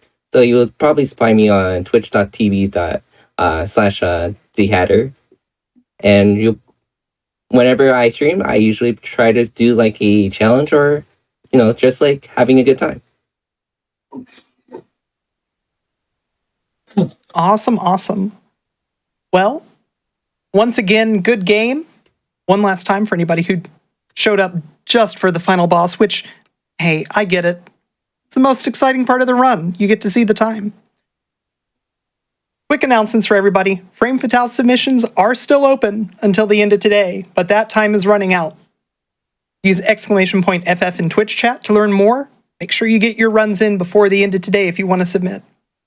We are looking for new hotfix shows and showrunners. Use !hotfix in Twitch chat or head on over to gamesdonequick.com/hotfix and submit your ideas. We want to hear about whatever you are excited to show us when it comes to speedrunning. This could be bi-weekly shows. It could be limited show runs like Ocarina Improv. It could be one-day events. We want to hear from you about it. Juneteenth, which is our annual event celebrating Black independence, is coming up. It's going to be June 17th and 18th, starting at 1 p.m. Eastern. Join us as we highlight the amazing talents of the Black speedrunning community. SGDQ 2023 is coming up May 28th through June 4th in Minneapolis, Minnesota. Head on over to gamesdonequick.com for more info on that. If you're watching this on YouTube, which, hey, at this point, hi YouTube, I'm talking to you. Click the like button right now, and then subscribe to the channel. And then come on over to twitch.tv/gamesdonequick. We're probably doing something live right now. Who knows? Weekdays, we tend to start at 7 p.m. Eastern. Weekends, we tend to start at 1 p.m. Eastern. It's always fun. You don't want to miss it. Your subs, Prime Gaming subs, gift subs, and bits cheered on the GDQ Twitch channel help support Games Done Quick Hotfix. Please consider subscribing if you enjoy the daily speedrunning content. I saw a bunch of that during this run. People were understandably super excited about this run because it was a ton of fun. Thank you, everyone. And finally, we're about to wrap up today, but tomorrow at 1 p.m. Eastern, we've got more hotfix content for you. We've got Silent Hill speedruns for the Silent Hill 3 anniversary. It's going to be a ton of fun. You won't want to miss it. I know I definitely don't want to. And I just totally talked over Sunny. So what were you going to say? I was just going to say this has been the Live Alive speedrun live on twitch.tv/gamesdonequick, performed by Sunny Tatman live from Detroit. And with commentary from the Hatter. Live commentary. Live commentary. Yep. Yeah, that makes sense. This has been live for sure. Very. Would you say it's a live and alive? I would actually. That is, if you asked me to come up with 3 words to describe what we just watched, live alive. Live. Yeah, no, that's the 3 that I would pick. This bit is silly. All right. Thank you both so much for showing this off. It was a blast. Everybody here, we're going to be sending you on to more speedrunning content. SGDQ's coming up, so, it's probably going to be related to that. Who can say? But stick around. There's plenty more speedruns to watch.